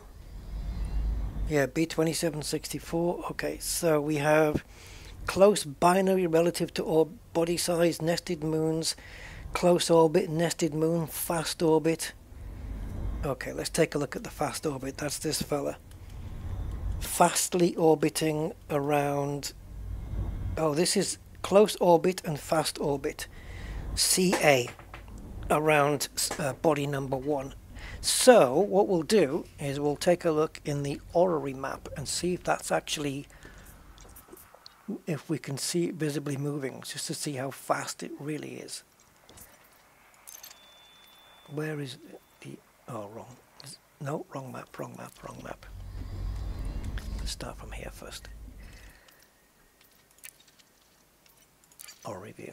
So we know we want system 1, and if we zoom in we know that we want planet or body C.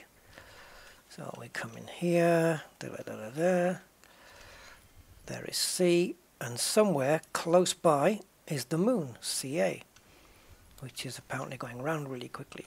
There it is. So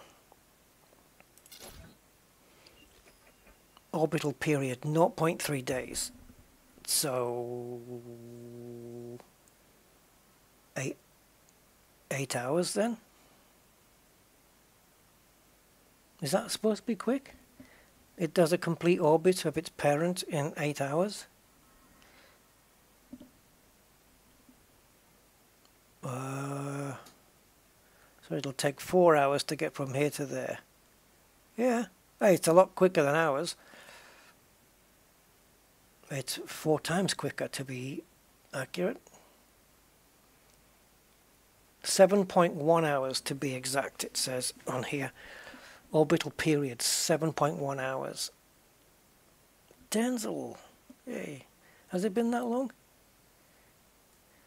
FAA mechanic, 1970, hey.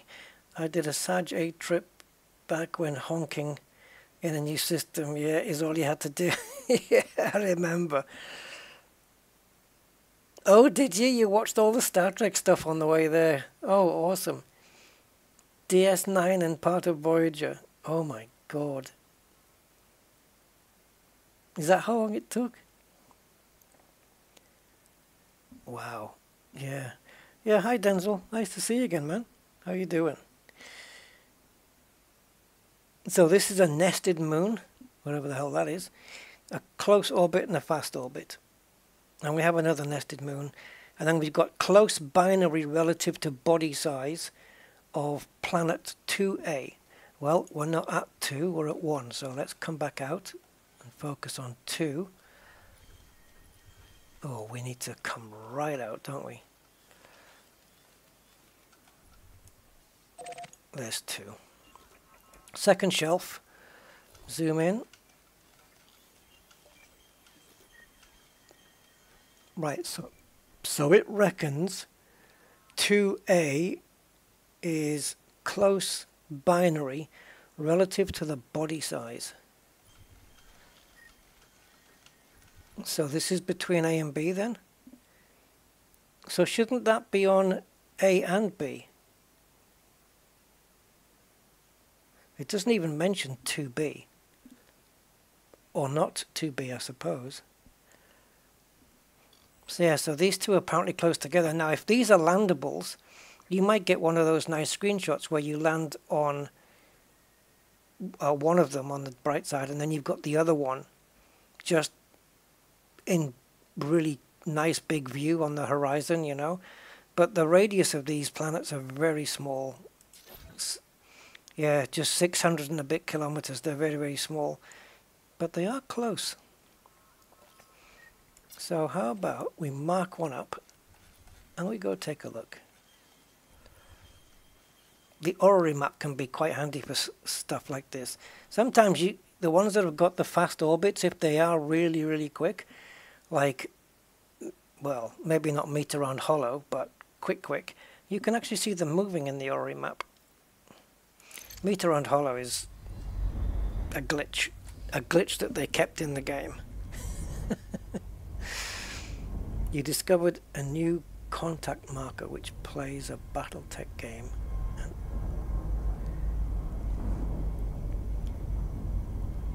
And an Aliens game.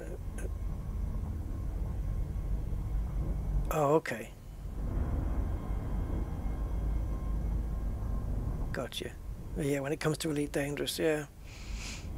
I have to end up scratching my own itches. It took me a year and a half, 2 to 4 hours a day. Wow. I'm guessing we could get there a lot quicker now. I did Colonia in 4 hours, but I was chatting on the stream and doing you know, bits and pieces and floating off. Oh, just check this out. Let's check that out on the way. Not too many stars, a couple of deviations. That's it. But I reckon that without deviation, just focus, no streaming, just jump and scoop on the neutrons using the galaxy plotter. I reckon Sol to Colonia in 3 hours. Yep. I think it could be done. Because we got bigger jump ranges now, we've got the SCO drive to get us to, you know, if we need to jump into places where it's primarily a neutron star, we do the scoop, but then we have to fuel from a star in that same system. The SCO gets us to that second star if it's a little bit of a distance away. It'll get us there faster.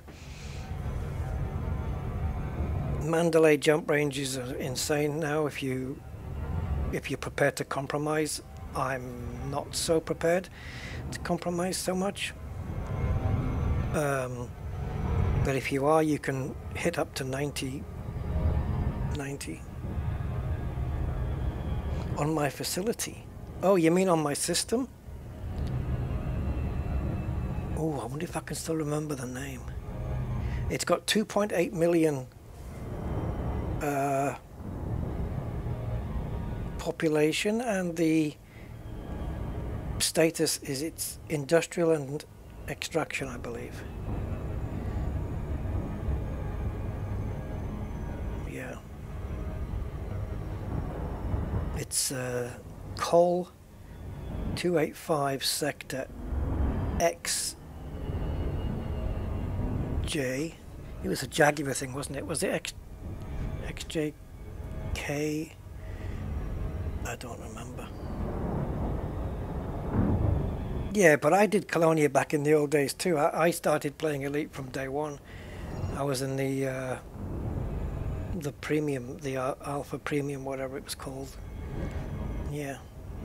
I remember the Galaxy when it was just the size of a capsule with about 16 systems in it. Look how close these two buggers are.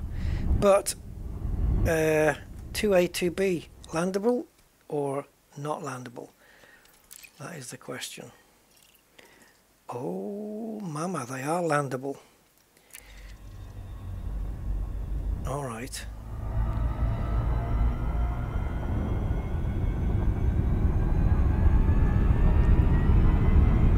Now, if you land exactly opposite the planet, you'd have to look directly up in order to see it in your view.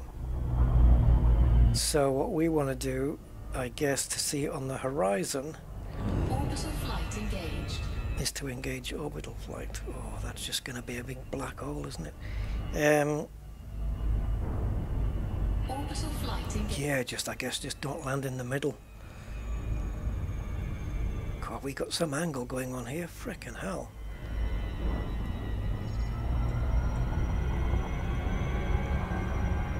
And it's dark on both planets. Are we that far away from the sun? Jesus. Or is the sun just not very bright? Like its father.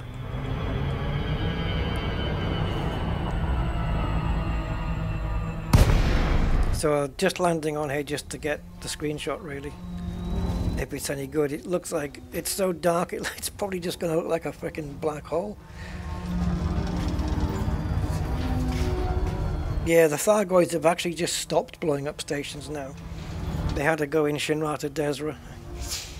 We've had Titan clouds.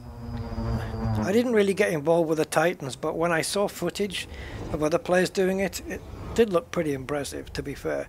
And, you know, when it comes to, like, approaching a Titan, for example, an actual one when it was alive,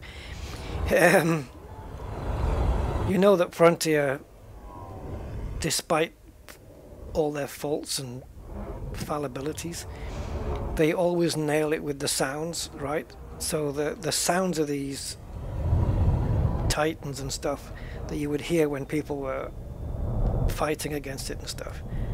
It's just absolutely spot on. They do nail the audio. They do. Every frickin' time. No question. It's always so good. If you ever seen the Titans, like there's videos out there of Titans getting destroyed, kind of like the motherships. There it is. Is it big enough for you?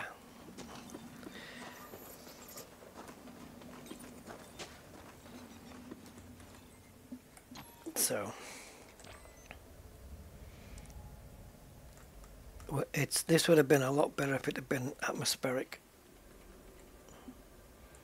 So just what we do is this is camera move. So this is moving in and moving out, and this is zooming in and zooming out. Two completely different things. So we're going to zoom in and move out, and then you don't get that fisheye lens. The problem then is trying to squeeze everything into the frame. So we're going to have to fisheye it a little bit. See, it just looks like a black hole. There's no detail on it at all. Frickin' hell. Let's see if we can back it up. We're not going to do much backing up though. It's not going to change anything. You have to use the zoom. I'll just take that. It just looks like a black hole, which is a shame. If we had a bit more light and it was atmospheric, I think it would have lit that up quite nicely. The record from Seoul to Colonia is 59 minutes? What the hell, really?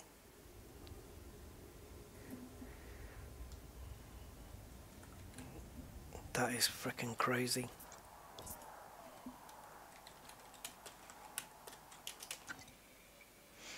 Okay. So I don't know where my system is. I'm in the wrong account for that.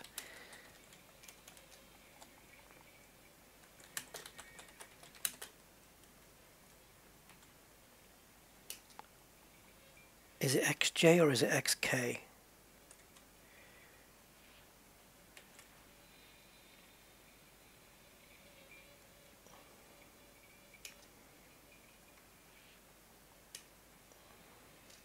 XK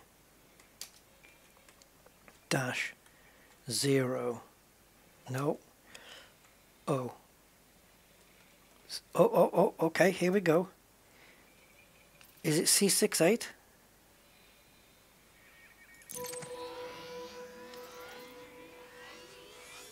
Is it?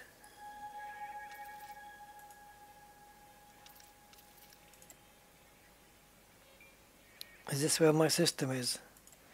No, it's not, because it says it's anarchy. Yeah, I can't give you any information on my system, mate, sorry. Done in a Mandalay, so it's a recent record then.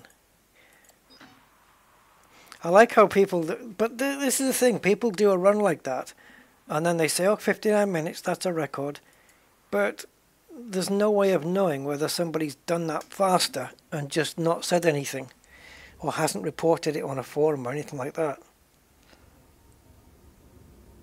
No, Mandalay's the king now, yeah. Yeah, 90 plus jump range. And most of that time is just wasted, that 59 minutes, most of that time is just getting into the jet cone and just waiting for it to supercharge.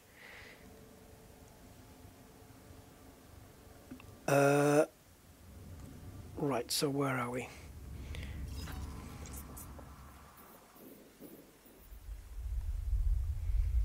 Okay, so well, a little ways from Galactic Center. We got 19 jumps, so we only covered 9 jumps. That's not bad. This one's got 78, I think, 77 or 78 on it. We've got just a little bit less than a full tank, so it's not going to be a true reading here. Yeah, so 77.5, let's say. but it doesn't have an FSD version 1 on it or anything like that, which I think gives you 3 or 4, 3, 4, 5 light years extra. So with a V1 on here, I could probably hit 80 light years. Right guys, before I wrap it up, because I want to eat, we're going to switch accounts. I'm just going to stay here. I'm going to park it here. Who knows, when I come back to this, maybe we'll be lit up. So let's come out of here.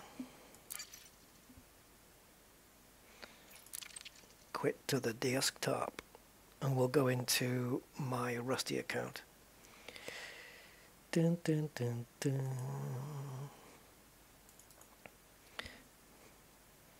Hey Warritor, good night. I'm not going anywhere yet, but soon.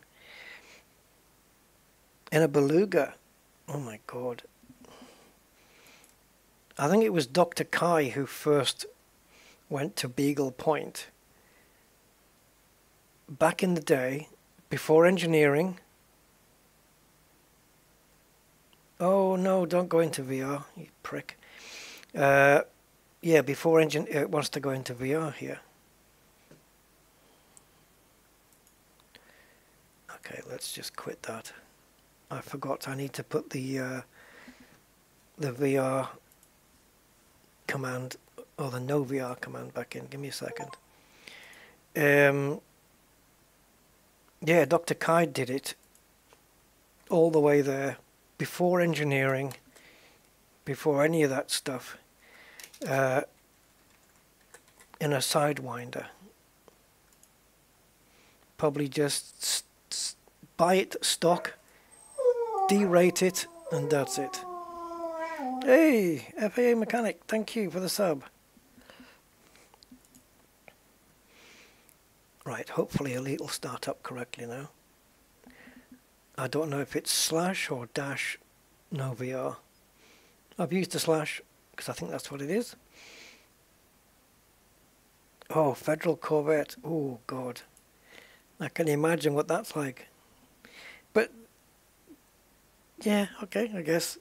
The only, I wouldn't go exploring with it because it's... Well, I suppose you could. It's not much different from an Anaconda, is it? But it's that whole... You know, it's you struggle to land it sometimes on some of the rough terrain. This is where something like a Diamondback Explorer or something is amazing. You know, they've got really nice jump ranges, and you can frickin' land them pretty much anywhere. Mandalay's a little bit bigger, I guess, so it's just a tiny bit more awkward to land, but it's nothing compared to Anaconda, which is a bit of a freaking nightmare. And where you would land, like on rough terrain planets, where you're landing a big bus like a beluga, I don't know. Right guys, so this is my, I don't know what, it's a build of an Anaconda, that's what it is, it's a build. And I'm going to run you through it. And it's got the FSD disruption to stop people in nav beacons surging away if you're doing power play. Now I do have a power play task, but it's not to take out, it's to earn certain credits, amount of credits, which I've already done it. So unfortunately there's no power play task this week specific to, you know, taking out ships from an enemy power or anything like that. So what we can do is focus on wanted people. Now the outfitting on this may or may not make sense, I don't know. So we've got two multi-cannons. This one, well, this one is a huge and this one is a large, okay, because there only is the 1.4. This one has got high capacity with corrosive. I didn't want to have another corrosive, so I've got another high capacity on this, and to make up for the fact that it's not a huge, it's only a large, I put oversize on it just to give it a bit more damage. Then we've got the 3 pre-engineered Seeker missiles. I earned 1.3, 1 13A, 12B, and then because I got to 50%, I was given another set. So I've got 2 3s and 2 2s. So I've fitted all of them on here because I want to get the shields down and everything like that. So these have got high capacity magazines on them, plus the sturdy engineering package, which isn't shown here, but they don't have a, Frontier don't yet anyway, don't have a way of showing double engineered engineering. And it has, all 4 of them have got the FSD interrupt. And then we have a beam laser with efficient thermal venting. It's only a small one, so it's not really going to do much. So we're going to be relying on the multi-cannons, the big ones, and the missiles to get the shields down. Now on poxy little ships like Cobras and Vipers, it shouldn't be too much of an issue. But on something like an Anaconda, it might be able to jump out before we manage to get the shields down, because those missiles will not interrupt the FSD until the shields are down. The other thing is the fire groups, which I've done it like this. So the multi-cannons are always going to be on secondary, so I don't get mixed up. So we've got the twin beam lasers, which are, again, they're only smalls, and the multi-cannons to try and work at the shields, and these will keep us cool. Not that we'll need it, but... And then at some point we can switch over to the Fire Group 2, and we've got the Seeker missiles on the trigger, and these on secondary, which is my spacebar. And then all the rest of the junk comes after it, the scanners and stuff. I've got a kill warrant scanner on the very last one, because from A to get to the kill warrant scanner, I just have to go back one, and it loops me back over to D. So it's only one quick movement. Whether this will work, I don't know. Maybe I can just get away with having, instead of fitting all 4 slots with the Seeker missiles, maybe just the two B1s will do, and in the 2 class 3 slots I can take those ones out and put a couple of more lasers in there, maybe something to help burn the shields down really quickly. So I would say, just guessing, best way to do it, right? If interrupting an FSD can be done with just 1 Seeker missile, then I don't need the rest.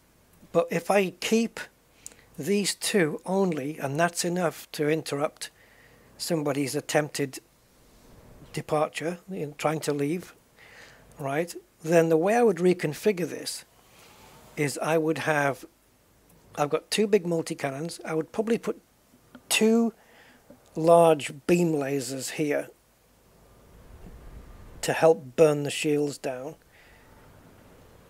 And in order for a bit of extra help to get the shields down, in here I would replace these with 2 cyto scramblers, because they are designed to whip shields down. That's their only job. They don't do anything on the hull.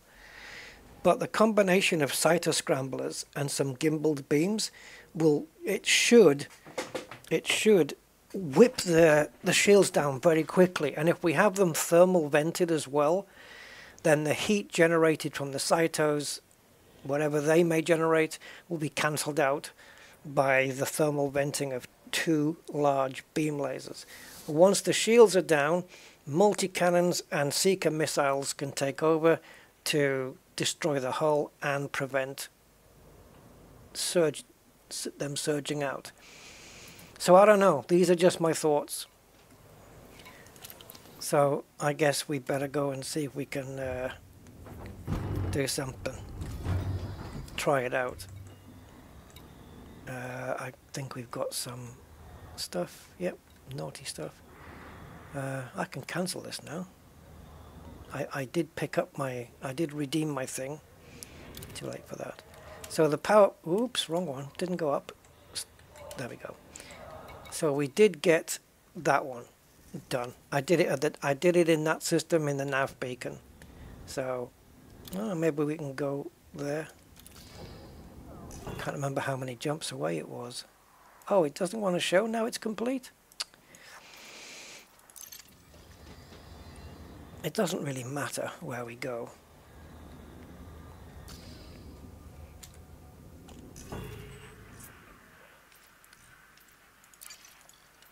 Let's go to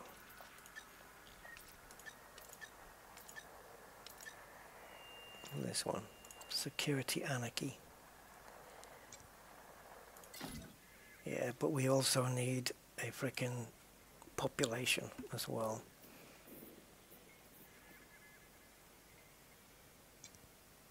Yeah, this is no good. Okay, forget that. Forget that as an idea.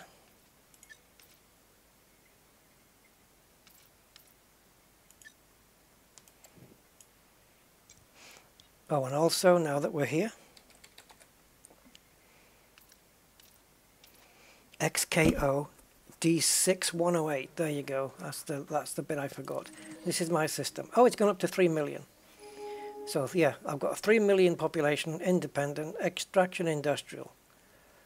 That's the state of my system right now.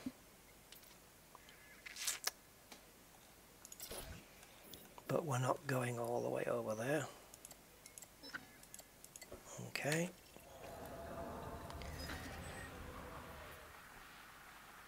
Population, not very big. What's with all the puppet sectors? I mean, we are in Shinny.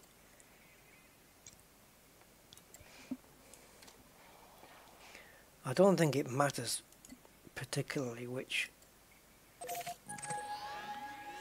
system we go to.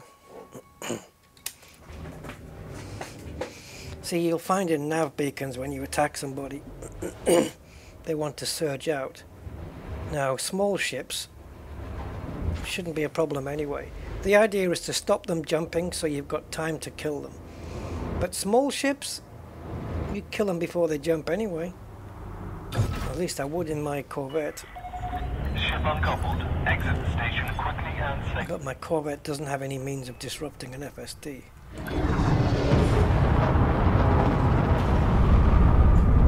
So this is my attempt at a you're not going to escape by jumping ship. I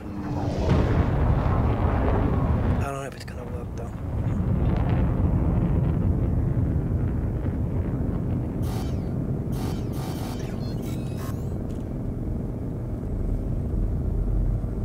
Oh yeah, definitely better taking it yourself than getting it transferred.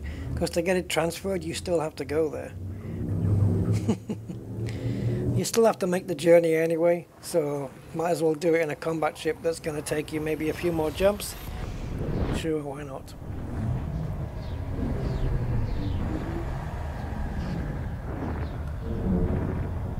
The amount of credits they want to transfer, you know, to transfer your ship from,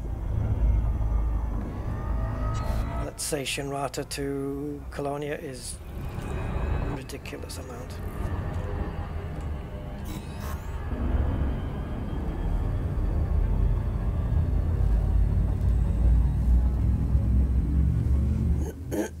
Yeah, and also, how long would it take? You're paying over like 1 billion credits for sure. I guess depending on how big the ship is. Even though really it shouldn't make any difference, right? Oh, the only difference is how many jumps. But it's not as if they're really doing those jumps. Yeah, they should do that. They should have, somebody should set up a fleet carrier, like a coach, you know, that goes from, leaves from Seoul and goes to Colonia and comes back again. And it makes stops every 500 light years or something. And it's like a public transport system. But you have to pay in tritium to keep the fuel stocked up.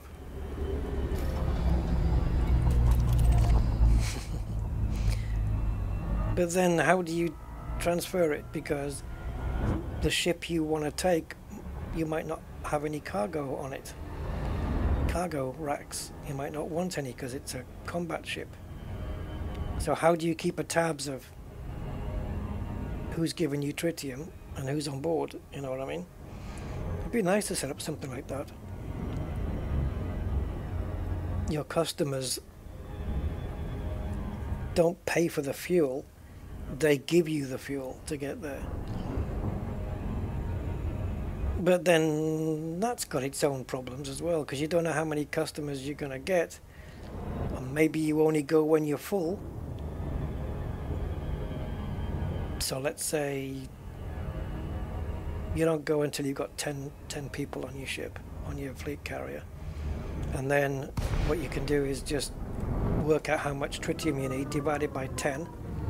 You know what I mean? Anyway, let's try just to kill wanted people. Now on small ships, I guess we could just jump straight to fire group 2. I don't know. I have to work this out. It's going to be a process of elimination. In a certain way. Now if these are clean ships but they belong to another power, I can take them out. I won't get notoriety, but I will get a bounty against me, which is why I have one.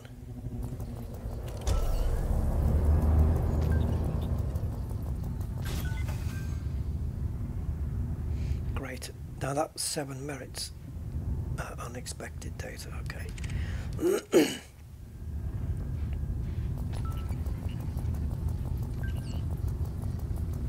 Andrew Draper, what a tool.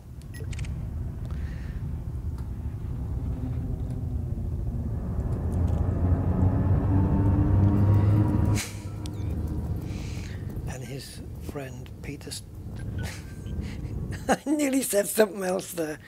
Peter Snap-on.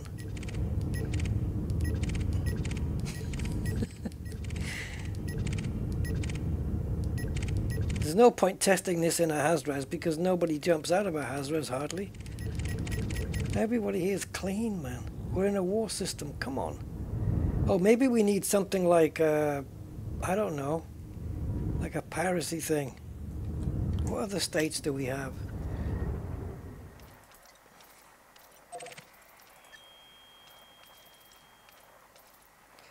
Incursion, terrorist attack. How many of those are going to be around though?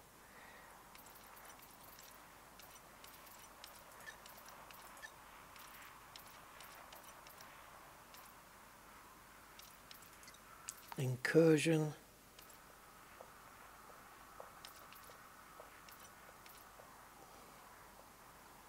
Incursion and terrorist attack, sure. There'll be one planet every 6 million miles, there's one. Terrorist attack.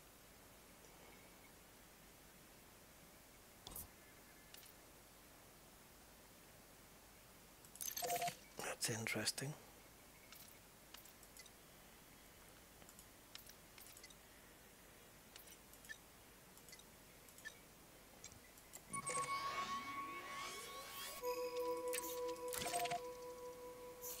Detected.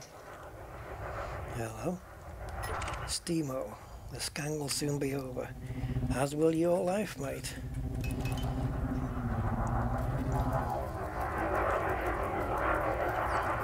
Let's just go straight for the missiles. How much shields will it take off him? 56.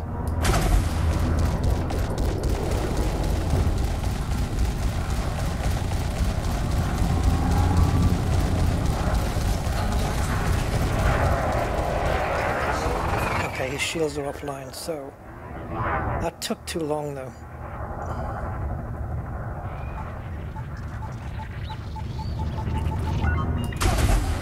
Okay, now when they hit, if he doesn't get destroyed, there he's at 7%, but he ain't jumping now. I think that's his FSD screwed up. But for how long though? It says surge detected. There's no way he should be able to jump. If I fire this, I kill him anyway. He shouldn't be able to jump though, right? I've just fired 4 Seeker missiles with FSD interrupt. How long does it interrupt it for? He's gone. So how long does it interrupt it for then? Not very freaking long. He managed to start this. If his FSD was interrupted, he should not have been able to start doing the you know, when he does this. I'm sorry. When he does this, that's when it says surge detected. Oh, I've got a deadly anaconda feds on me now. Why? Was he clean? No, no, no, not need to hit the drives. No, no, you're missing the point. You're missing the point. Okay, for some reason my weapons won't come out. I can't bring the weapons out, guys. Okay, I've got them, I got them, I got them, I got them. What the frick was that all about?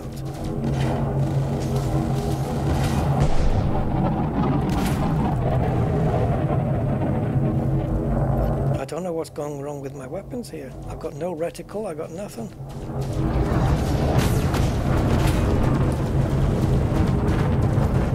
Did some system get destroyed? No. Any idea, guys, why I've got no reticles?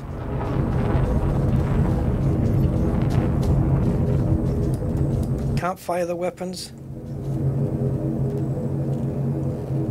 They're not even out. They won't come out. Oh, it's FSD, is it? Fuck's sake. Of course, I can hear the bloody... I can hear the fucking sound of it. Now the reinforcements have arrived. I was going to kill that Fed as well. Yeah, I forgot I engaged it. I engaged it just to demonstrate something to you guys. And what was weird is I was demonstrating something to you guys that you already know anyway. But the moment you do that, it's surge detected, isn't it? Now, when I hit him with the missiles, the time between that missile hit and surge detected was only a few seconds. Now, the whole point of having these missiles is to interrupt that FSD.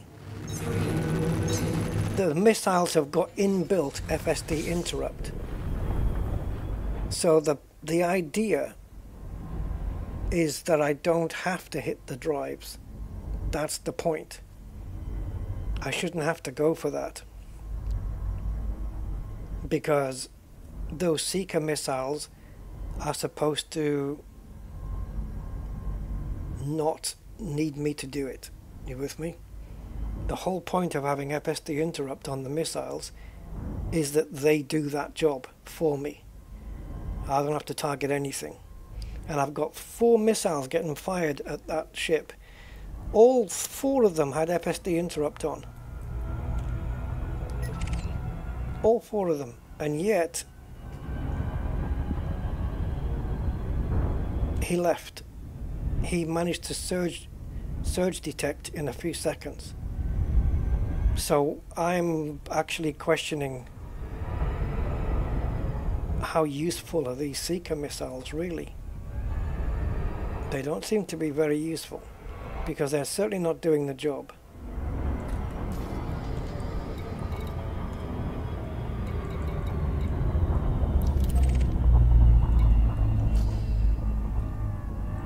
Yeah, they're definitely not doing the job they're supposed to be doing.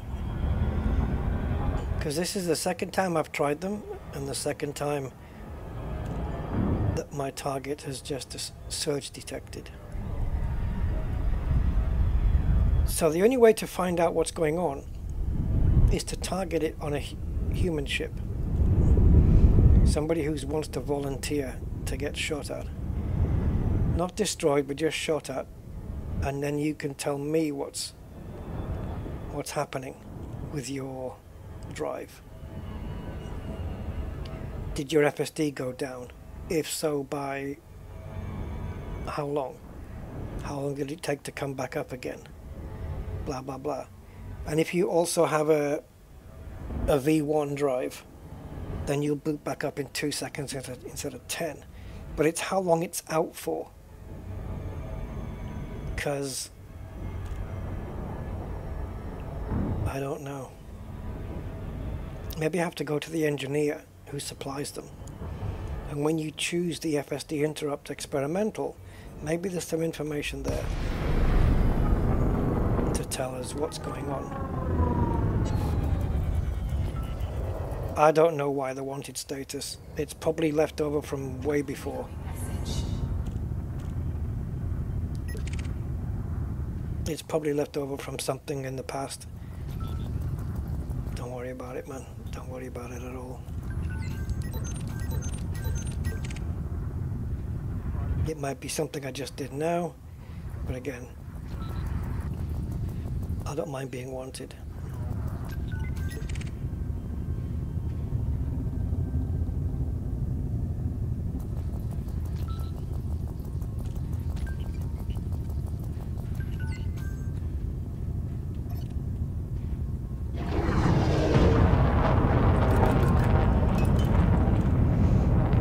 I think the bigger ship is up here.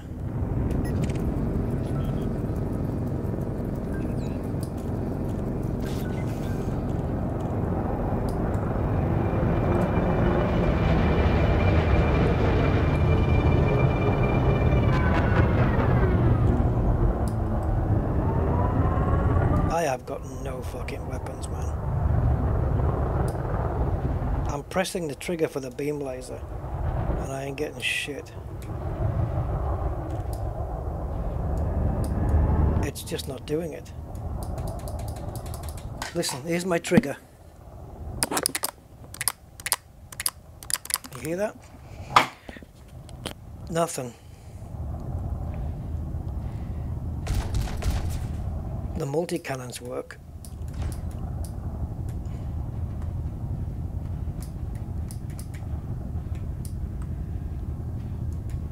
But the beams don't. Let's see if these work. Yep. So the beam lasers might be disabled or something.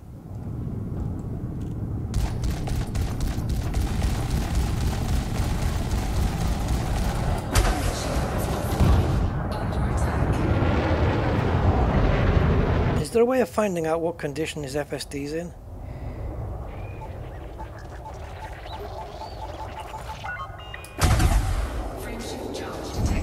Yeah, see, he's trying to surge out already. Target destroyed. Yeah, it's the Alpha stick. It's not the stick though. This is, it works, the Seeker missiles work and the beams don't. Oh, now? Ah, okay, I know why. It's positional. It's because, yeah, it's positional. It's positional. It's because they're underneath the ship, and so I needed to aim low. That's what it was. Target shields offline.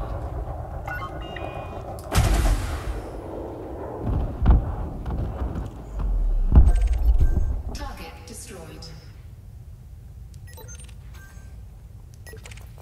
To be fair though, that was a pretty easy kill.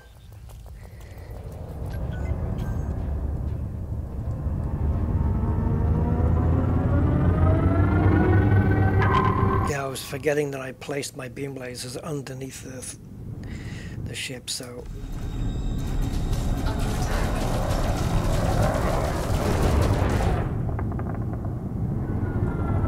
See, normally, well, I say normally, sometimes they're wanting to surge out now, straight away.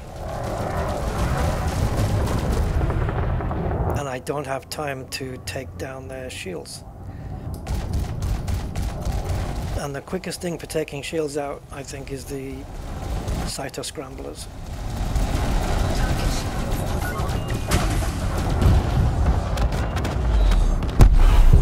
Target destroyed. Yeah, they're not. The ships are not powerful enough to take a hit from the missiles and survive.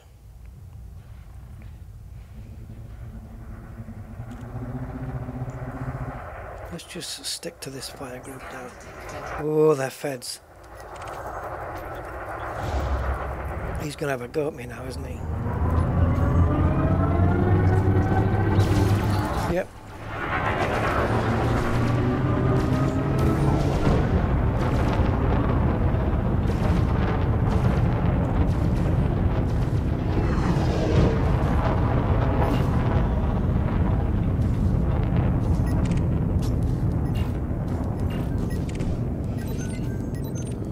Where's my jump through the hostiles button? There it is. So it's 2 vultures.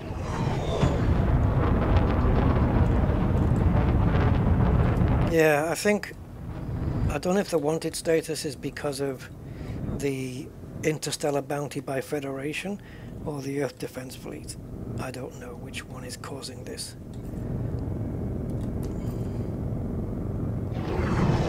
Yeah, so I think that a rethink of the loadout is needed, and I think the one that I suggested might be one to go for.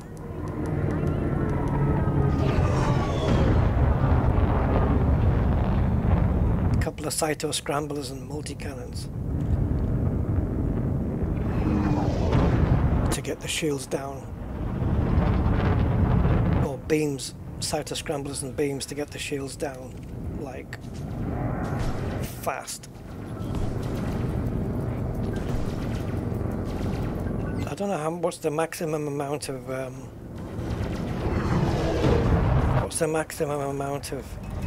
Cytos you can have, but they're only smalls.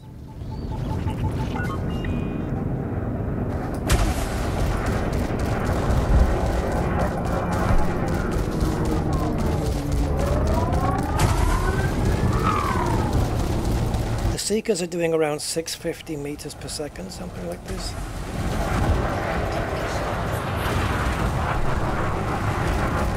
Being shot up by the feds at the same time.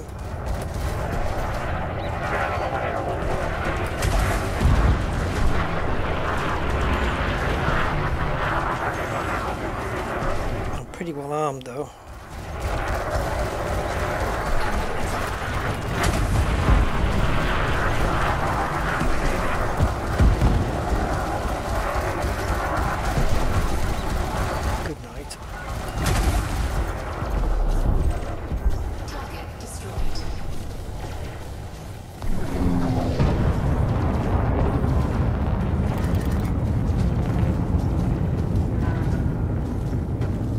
Shields will hold up for a little while.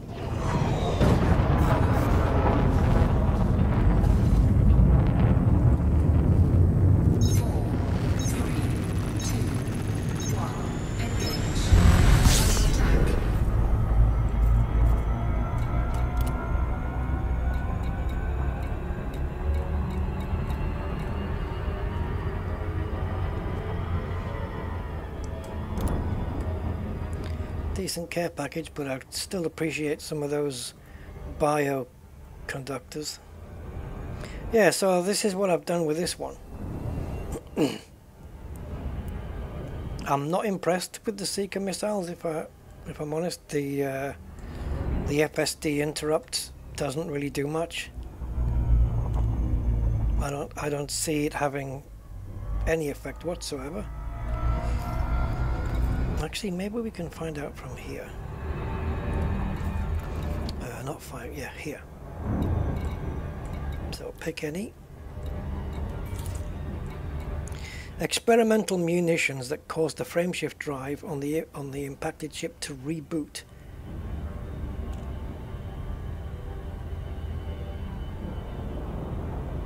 Now, a reboot then would be 10 seconds. Yeah.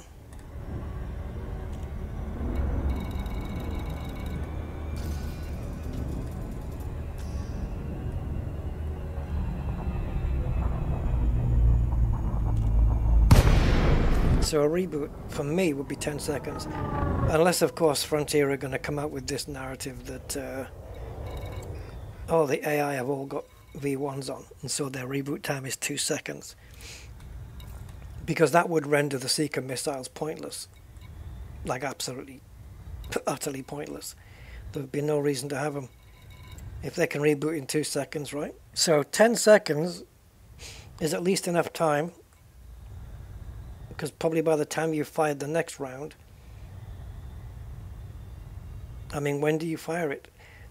If you get surge detected and then fire, that should give you another 10 seconds, right? So where the hell is my frameshift drive, and why is it so far down? So this is what it will do then. So we get hit by those Seeker missiles, and it does that. We're stuck here for 10 seconds until we reboot. And because it's AI, it will instantly power up and surge detect again. So, but was it 10 seconds? I guess the only way to find out would be to shoot at one with minor damage. But then how do you do it? How do you do it in a way where you only take down their shields and then they surge detect, and then you hit them with the missiles without destroying them? Because you need to measure that. You need to measure that 10 seconds. You know what I'm saying?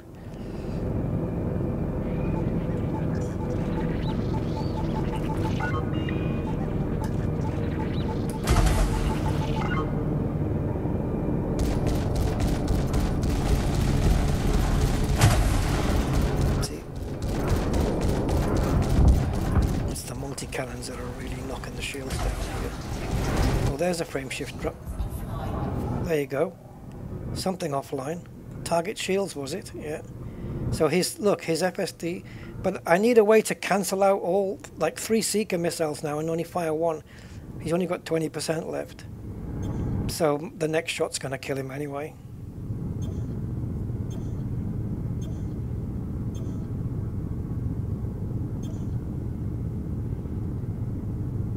Is he not attempting to go again? Okay, goodbye then.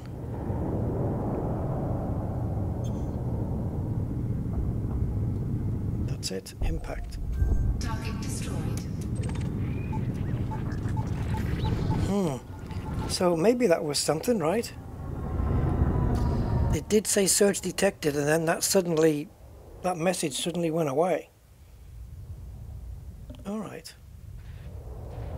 What was he doing in my pocket of space anyway? He was my, he was a enemy, a power play enemy.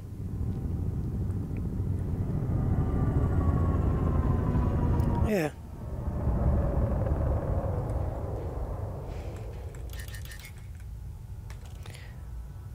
All right, I'm going to leave myself floating. Yeah, so I think I'll maybe have a mess about. Put some cytos on those small slots, because they're very good at getting shields down.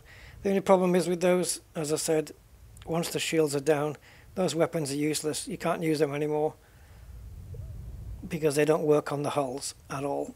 They don't do anything. So stick a couple of those on, and a couple of beams gimbaled so that they can stay with the fixed cytos at the same time, because they're going to be firing from underneath, and you want to have all 4 at the same time, and you can't do that with 4 fixed weapons, because so get 2 medium beams and 2 small cytos, and then once that's down, 2 Seeker missiles and 2 multi-cannons to finish it off.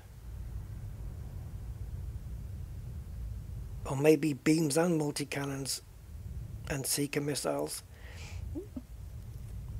We can have a mess around with the fire groups and see what works. See how much the weapon capacitor can hold out for. Interesting either way. But yeah, let's not judge those missiles quite yet. You know, because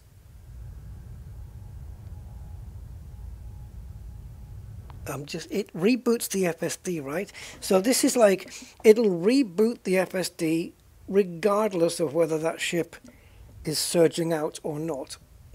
I would expect, right? You shouldn't have to wait for it to say surge detected and then fire the missile. Because I think we just saw that work right now, yeah? It did work. And on the other ships I fired at, they hadn't decided to surge at that point, I don't think. I just fired to prevent them from doing so. I don't remember. One of them might have tried. But yeah, it's no good fighting these, doing it on these small ships, because once you get through to the hull, once the shields are down, you fire a volley of 4 missiles at them to break their FSD. The next volley is going to destroy the ship anyway. So, because they're too weak, we need to do it on a big ship or a player who's willing to not sacrifice his ship, but just yeah, just take your shields offline and then power your FSD up to jump, and then just let me fire some missiles at you and you should be good to go. So anyway, there you go, guys. We have been 6 hours exactly. So that's plenty of time, isn't it? So okay, thank you guys, and for you guys who supported me today with the donations, thank you so much. Thank you so much, guys. You're just too kind. I will see you guys next time. So thank you all here for your time. Hope you enjoyed some of it, and if you did, don't forget to leave a like for me, and just to say I enjoyed a little bit of it. Thanks. Take care, guys. See you next time. Bye-bye.